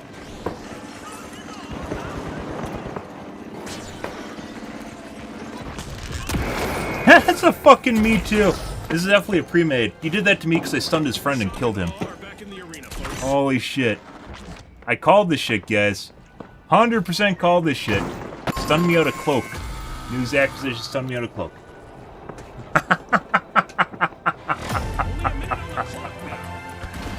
Uh-huh. Fuck, guys. What is it? That was the... Which is the guy that, like, hard-locked me? That was Woody. That was a purple guy. Oh, he left. We're still gonna report him. The Shock and Awe back in the game with a staggering turnaround. Take it again. 30 seconds to go, folks. Impressive steal by the Shock and Awe.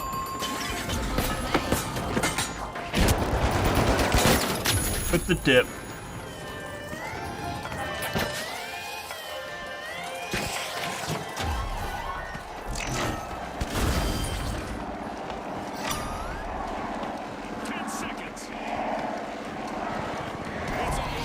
Yep.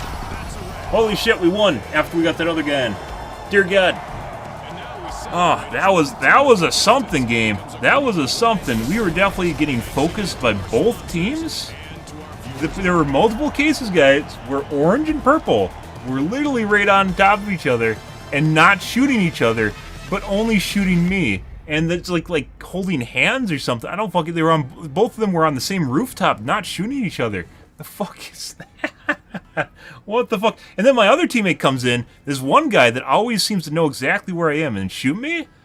Was it this guy? It was this guy, right? Yeah, it was this guy. I always know it's the guy with the shotgun. Always seems to know where I am and just like shoots me out of stealth, just backpedaling. This guy shows up. This guy shows up and literally just does the same thing, and he doesn't shoot him once. Just literally just runs straight to him and just starts winging at him. Doesn't notice him, doesn't shoot him once. Some really fucking weird shit going on here. This guy we're gonna report.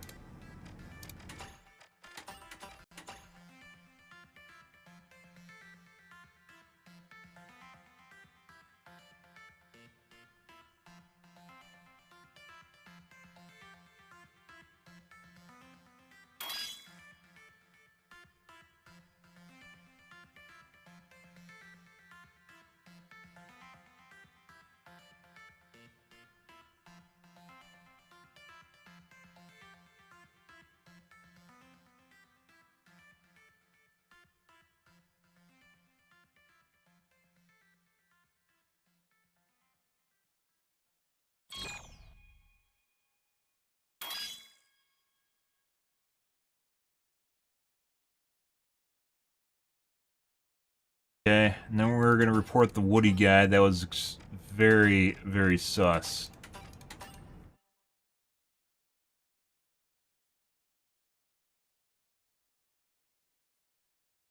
If they actually have like replays, like they can watch the match over again, because it was at the construction site where he just walked in the room and just like instantly snapped me and hard killed me, like hard locked and insta killed me when I was in close quarters with him. All headshots.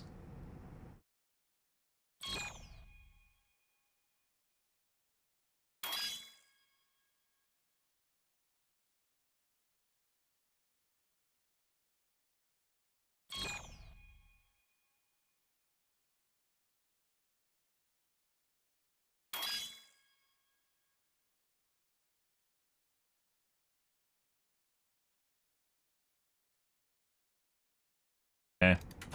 This guy, I don't know what the fuck was going on there. That's something weird. This whole match is really, really weird.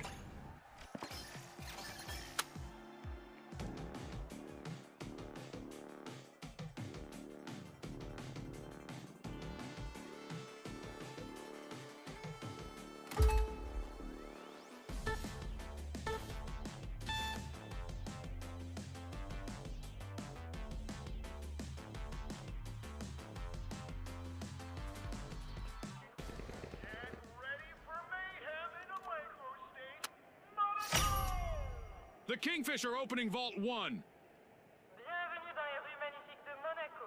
Les participants vont s'affronter aujourd'hui. Oh, I didn't change my gun.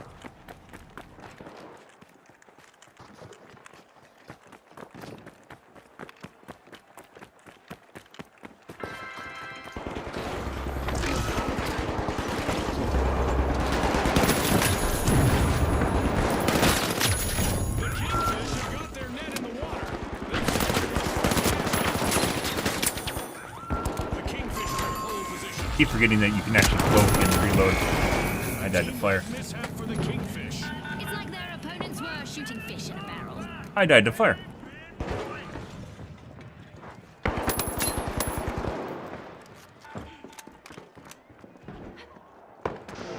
The Kingfish have respawned. Let's see how they bounce back. The Retros are literally doing the hustle as they steal a cash out. The Tough Shells are now just a single Tough Shell. One contestant left.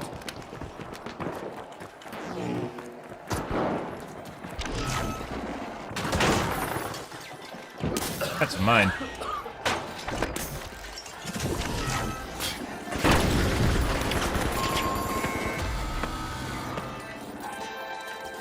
You have it, guys. Yeah, we actually own it.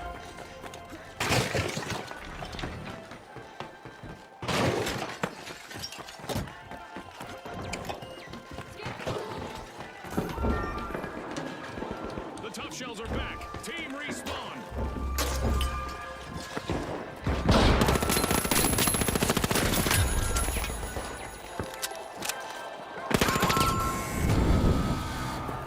Yikes. Team wipe for the Kingfish. What is that? Is this the new streamer meta? Is to throw turrets at people? Not quite what C4 does.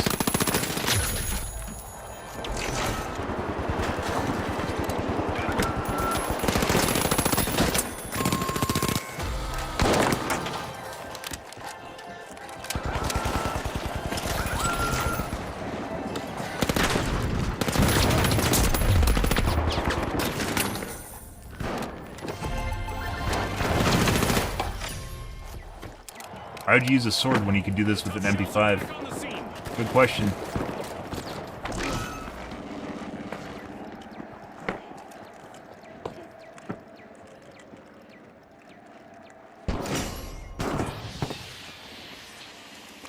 Tossing a frag. Vanish bomb.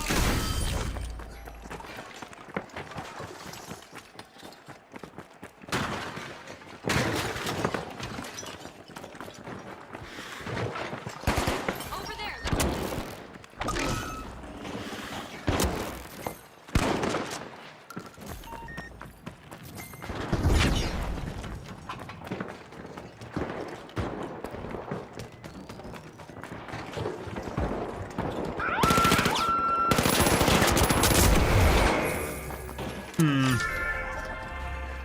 Okay. We're opening vault 2.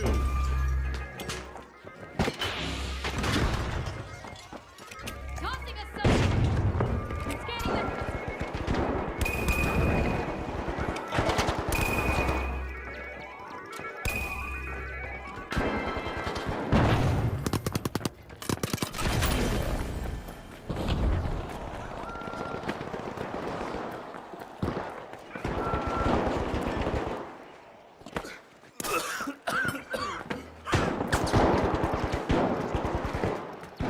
Uh-oh, only one contestant left for the Kingfish. The tough shells will need to try again. Team wiped.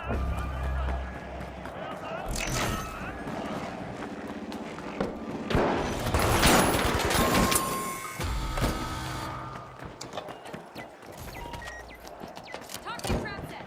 The tough shells have recovered and respawned. Sprint to cash out, see.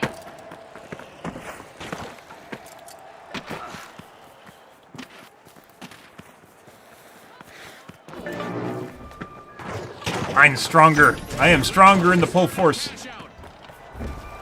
I just have a lower ping.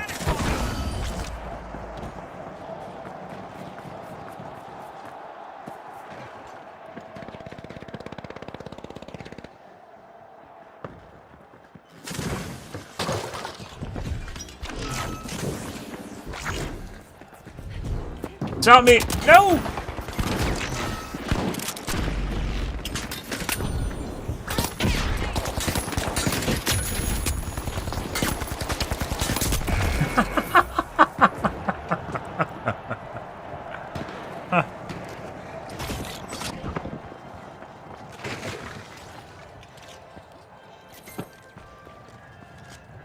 We have a guy with 14 kills on our team.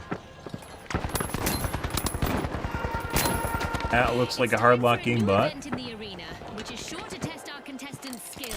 Yep.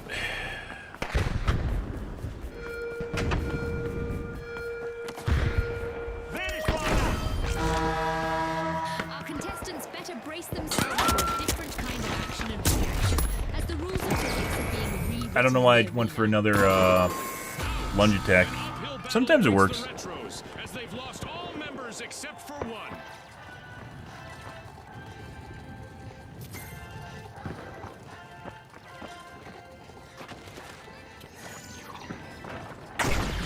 Scanning that area.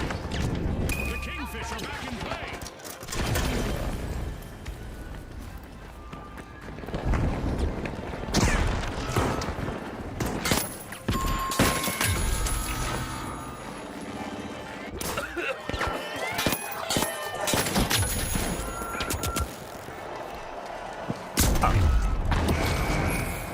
For attach.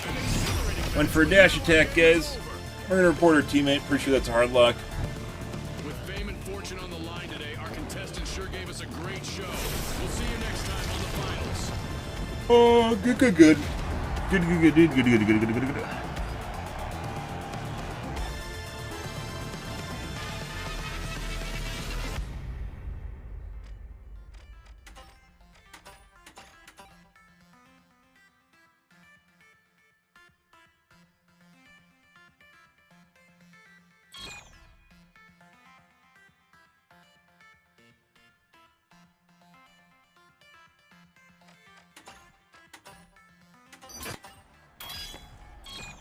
Alright. Okay, guys, we're going to call things here for this morning, guys. I think tonight we're going to play Overwatch. I think we're going back to Overwatch. We'll see. It depends on what I feel like when I wake up. This game's kind of gotten long in the tooth as far as it goes. It'll be interesting to see where it goes in the future. We'll probably come back to it, but I don't know. We'll see. The meta, the people that are playing this want it to be Kovacs Bros, basically Hyperscape is what they want it to be, which just results in people just camping rooftops with laser rifles, essentially was what it comes down to.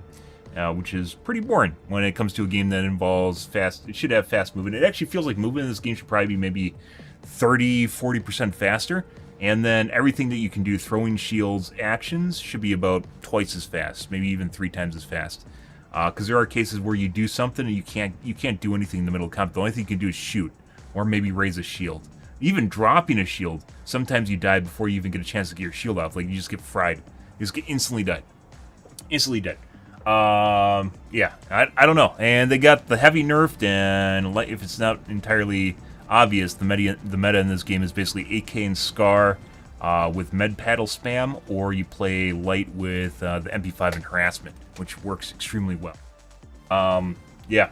And don't believe meta, guys, by the way, in games is not what people say it is. It's what they do. It's what people do and what works.